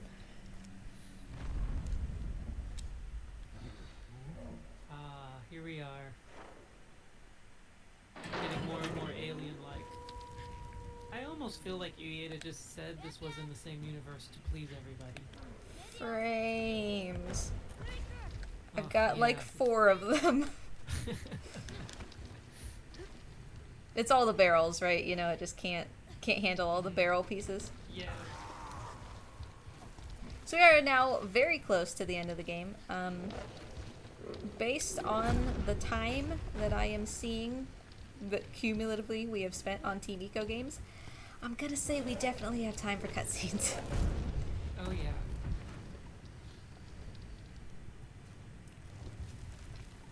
And the endgame cutscenes, you know, are super worth it. And I will even show the secret ending.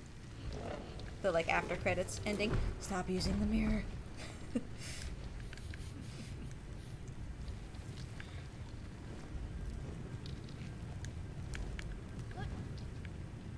That jump is so spooky. You are definitely not supposed to do that. Wow. But, it's faster, and that's what we live for.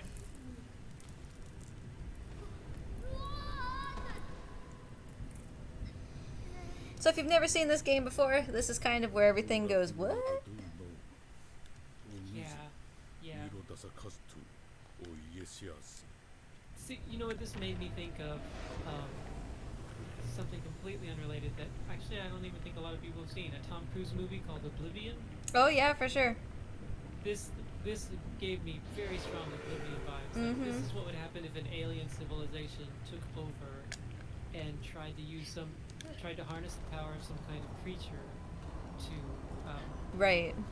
keep control of the population. Ooh, this is actually going to be kind of close. Please let me off of this thing. So, the Master of the Valley is shielded by this ball of, I don't know, goo. Oh, don't do this to me. Don't do this to me. When I hit forward, I'm going to need you to, like, jump forward. Thank you. He's surrounded by this ball of goo, right? And if you shine the mirror at it, because the mirror seems to be some, like, piece of tech that is related to the Master, and so it works on him. If you shrink the ball of goo that's around him all the way so that it goes into him, it'll just shoot back out, like, super fast. But if you take it only most of the way in, it'll come back out slow. So that's why we do it the way that we do. Here we're stopping this fan to let Trico through. And I am actually in an attempt to get Trico to poop. I am going to wait for a while. Because I really want to get him to poop. Trico, where are you going?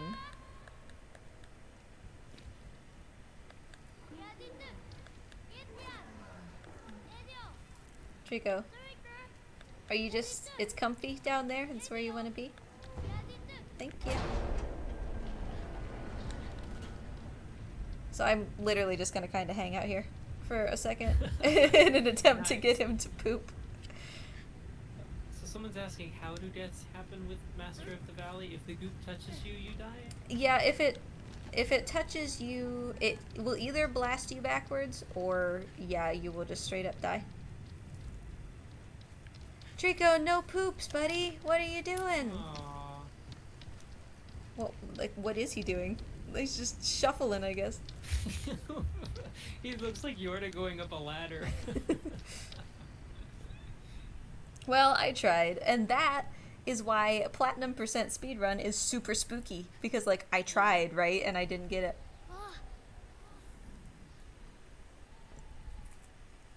So, for those who have never seen it, Trico Poops are essentially little jello balls, like they're little green jiggly things, and you can pick them up, and they make, like, a sloshy noise, and you can throw them around and stuff. It's quite fun. You can spike them with bourbon. Some jello shots. I mean, I don't know. Don't know if they don't taste good until you try them. For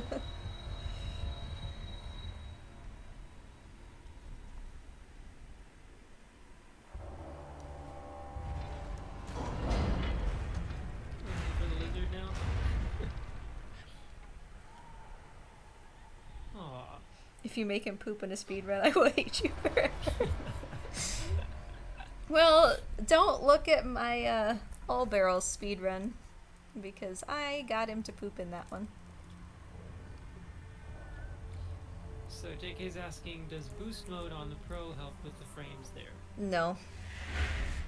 Because I'm currently on a pro and you saw what happened.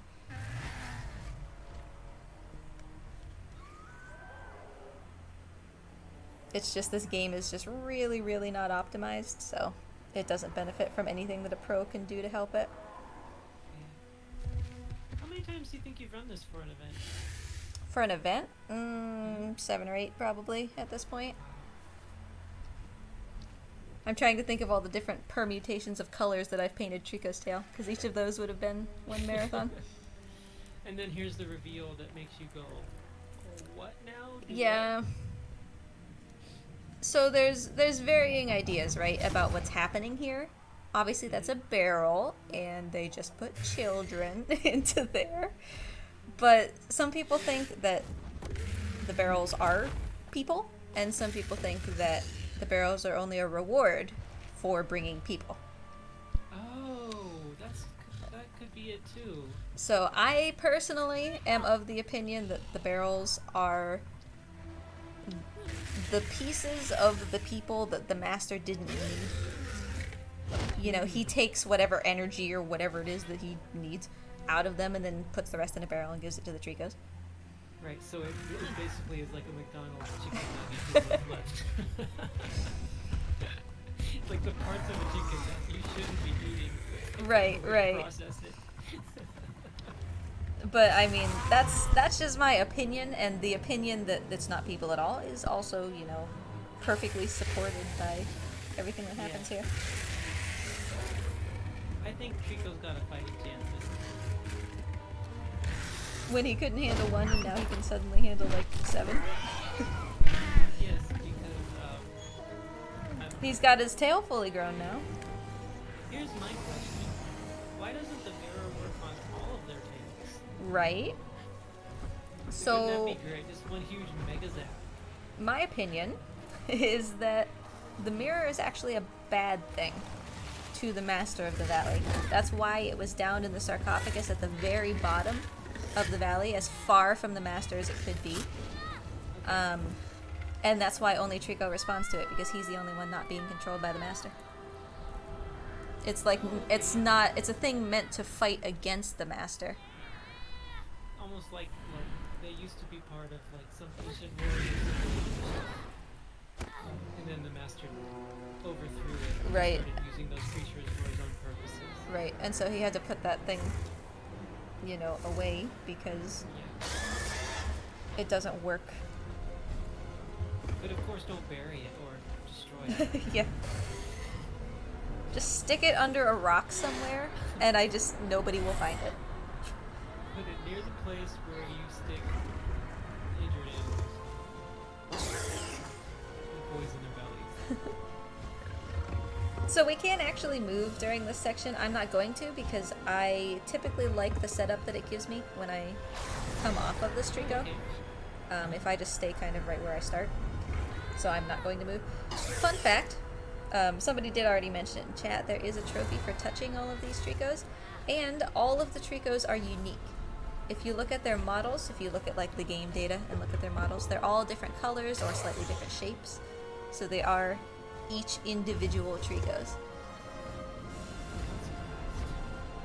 You can see that this one that's carrying me is basically black. He has a little bit of brown, compared to Trico being essentially blue, right?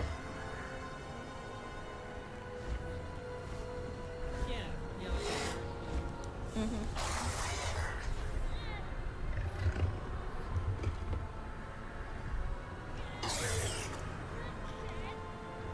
It's hard to just get a look at all of them though, because as soon as you stand next to them, they're like, "Oh, I'm gonna get you."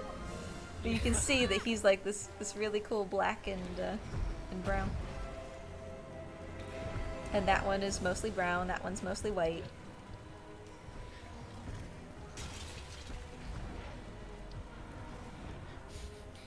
On my first playthrough, I was like, "Can I get the mirror this time, or are we gonna step to the loop?" Oh, this part was brutal though. I always feel so bad when his tail is painted. It just makes it like comical, you know. Did you just like paint a frowny face on it?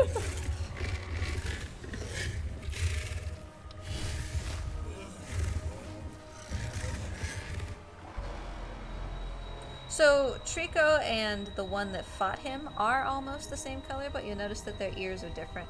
Trico's ears are blue, and her ears are like skin colored or pinkish. Mm-hmm. So even they are slightly different. Little boy, could you get inside before you get chomped? So timing is going to stop when... Oh, just a second. So that I don't spoil anything.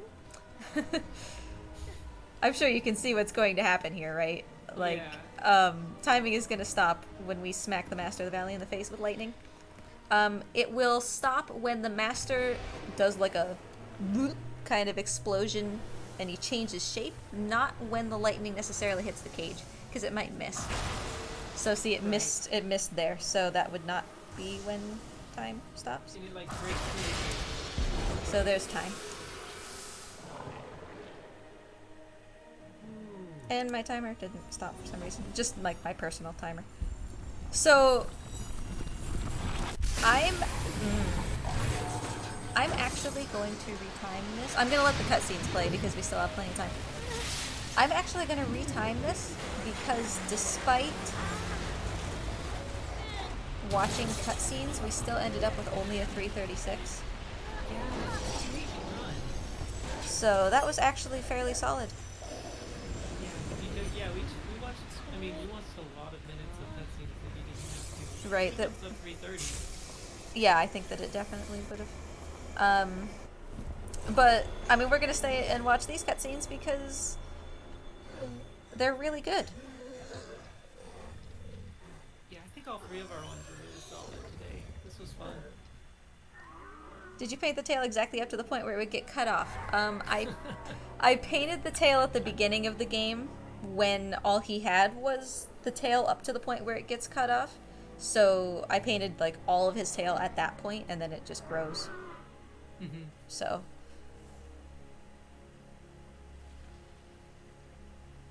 But yeah, let's just get cozy, watch some cutscenes. Stick around if you have been here for the entire run because these are worth seeing. And in the meantime, don't forget to donate to the charity because it's a really good cause.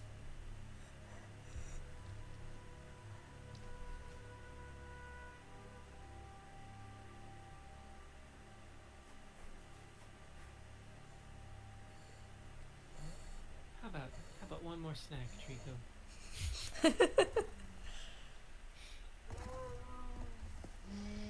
Oh, he smells so sweaty now. Ugh. He's no longer ripe. Makes me gag. I don't know, should I save his life? Is it even worth it anymore? And it's probably for the best that the boy is unconscious for this, right? for being eaten by Trico.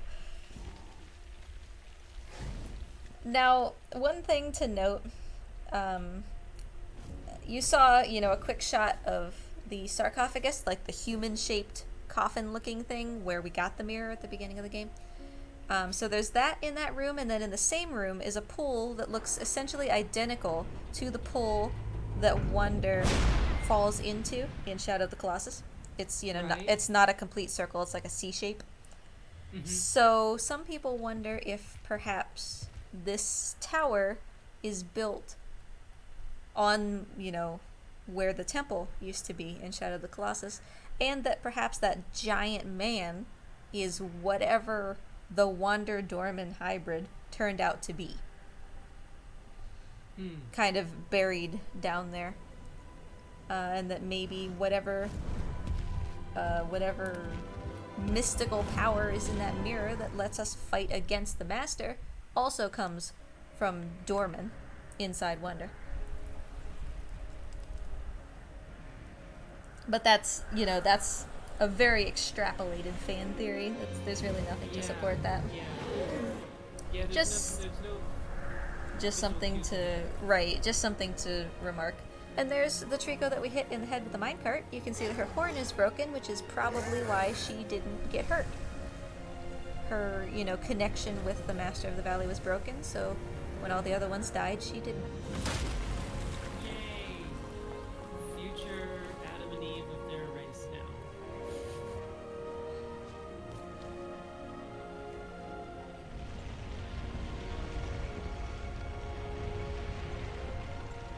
Alright, with all this crumbling, are we going to see any more crumbling bridges? That's my question. You know, I think that Trico has basically destroyed every bridge that exists. So, as sad as it is, I think his destructive days are at an end. The lighting, though, in his eyes is just on point. The rest of the textures, maybe not so much, but... One more sec.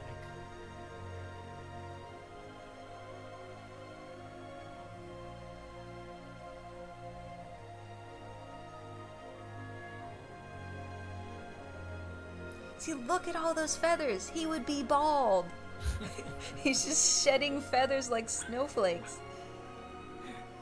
That is a lot of feathers. It's like that, as weird as it sounds, was the only thing that took me out of the game, like watching this cutscene the first time.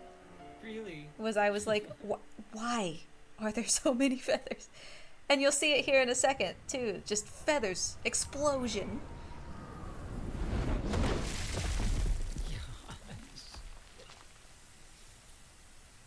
Oh man, that fall is so heartbreaking. Yeah, just full speed.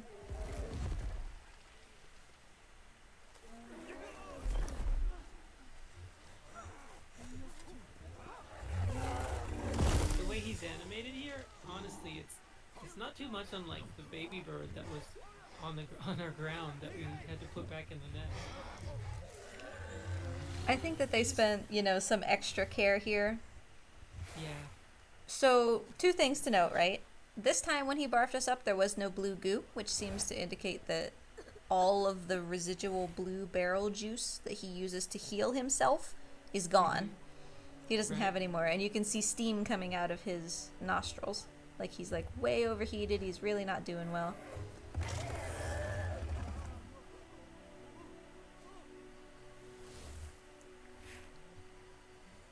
Why did the villagers even attack him here, though?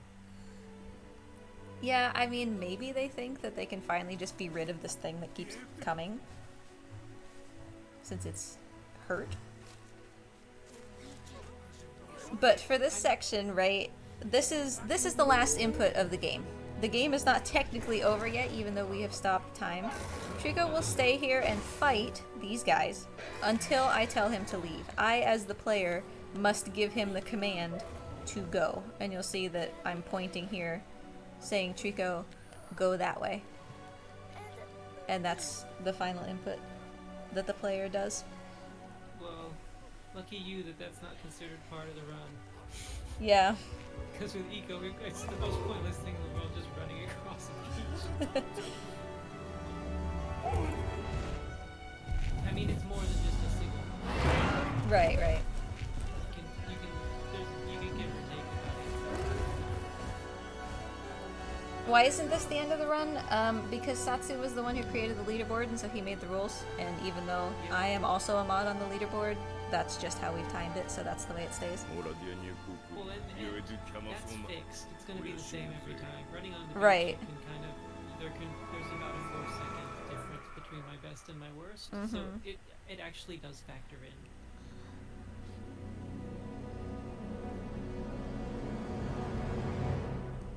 So that's not the end. Hang on for a little while longer. I'm gonna get us as close to our estimate as possible, but realistically I only have like 3 or 4 more minutes. That being said, you've all been here for, you know, essentially the whole game. So we'll skip the credits because they're credits. And get to the secret ending or the true ending of the game. So if you have been invested in the story, don't leave because this is the story, you know. So it looks like it'll take a long time, and this does take a while to like load up, but it's trying to trick you, right, into thinking that you're looking at the load screen, the title screen, because this is what the title screen looks like. So most people will either skip this and be like, oh, what? You know, and then they've missed it. Or they'll just turn it off and not see this. So that's why it's considered like the secret ending after the credits. Because I think thanks to Marvel movies, we all expect right. credit scenes now, though. Yeah. So once this turns fully into the opening title screen, which it does right there, then we can hit a couple buttons and play what I would argue is potentially the best cutscene in the game. Definitely my favorite music. It was, we actually had, for our wedding, we had like nothing but video game music from games that we had beaten. It's so And cool. I had this song originally on the playlist, but I couldn't. Like, I was like, this is too much. I have to choose a different Last Guardian song. This is too much. No, this took me out of the game. The idea that he would have lost a shield and only just And found not it now, found it, yeah. And it's half sticking out of the ground. Right. So, you know, we've got this guy. He's got tattoos that we can see, so this is presumably the boy who has been narrating the game for this entire time. And he has found his shield mirror thing that I guess Trico barfed up. But nobody, you know, he wouldn't have realized he was missing it because he was unconscious. Yeah. Alright, I'm gonna shut up so that the music can play.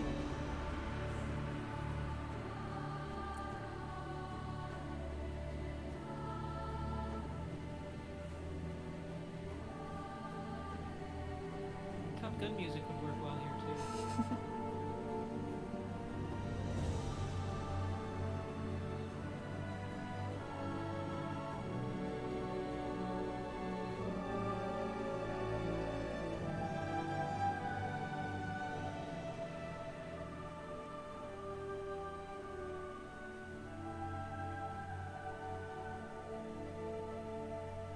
And like I said, I'm playing without audio for the game, but I've run this enough to know. My only real complaint about this is that the music crescendos too early, and then we're kind of just stuck being like, oh, okay, guess we're still here, you know? But I really do love this music.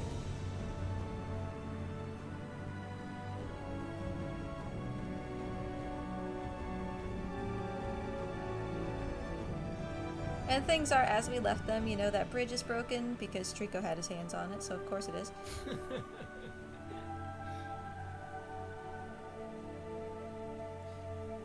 Have you noticed the boy progressively gains more tattoos? Yes, every time Trico barfs him back up after eating him, he gets more tattoos. So this is the first couple puzzles that we solved with Trico. This is the very beginning of the game that it's taking us back to. And this is, you know, that first wall that we blasted through with Trico's tail. And this is the first room.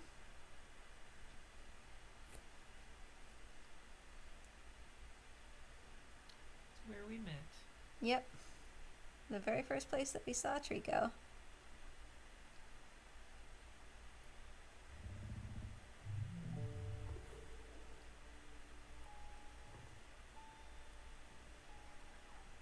And so we have, you know, some Trico eyeballs, and over there on the left, you might have just caught a glimpse or heard a very tiny little squeak that may be a baby Trico.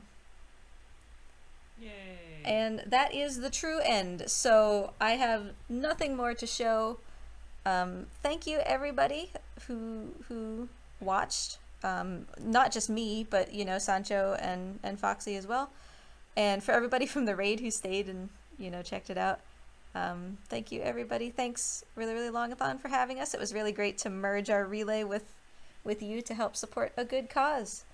But thanks for having me. I had a blast. Hope you guys did too. And that's it for me. Thank you so much. It was a great moment. I think we're just gonna finish with the stream right now. Wonderful speedruns. It was just great. Sancho, thank you too. Yeah. And see you soon.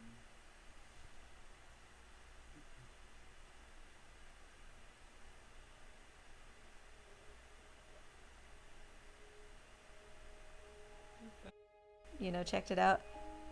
Thank you everybody. Thanks really Longathon for having us. It was really great to merge our relay with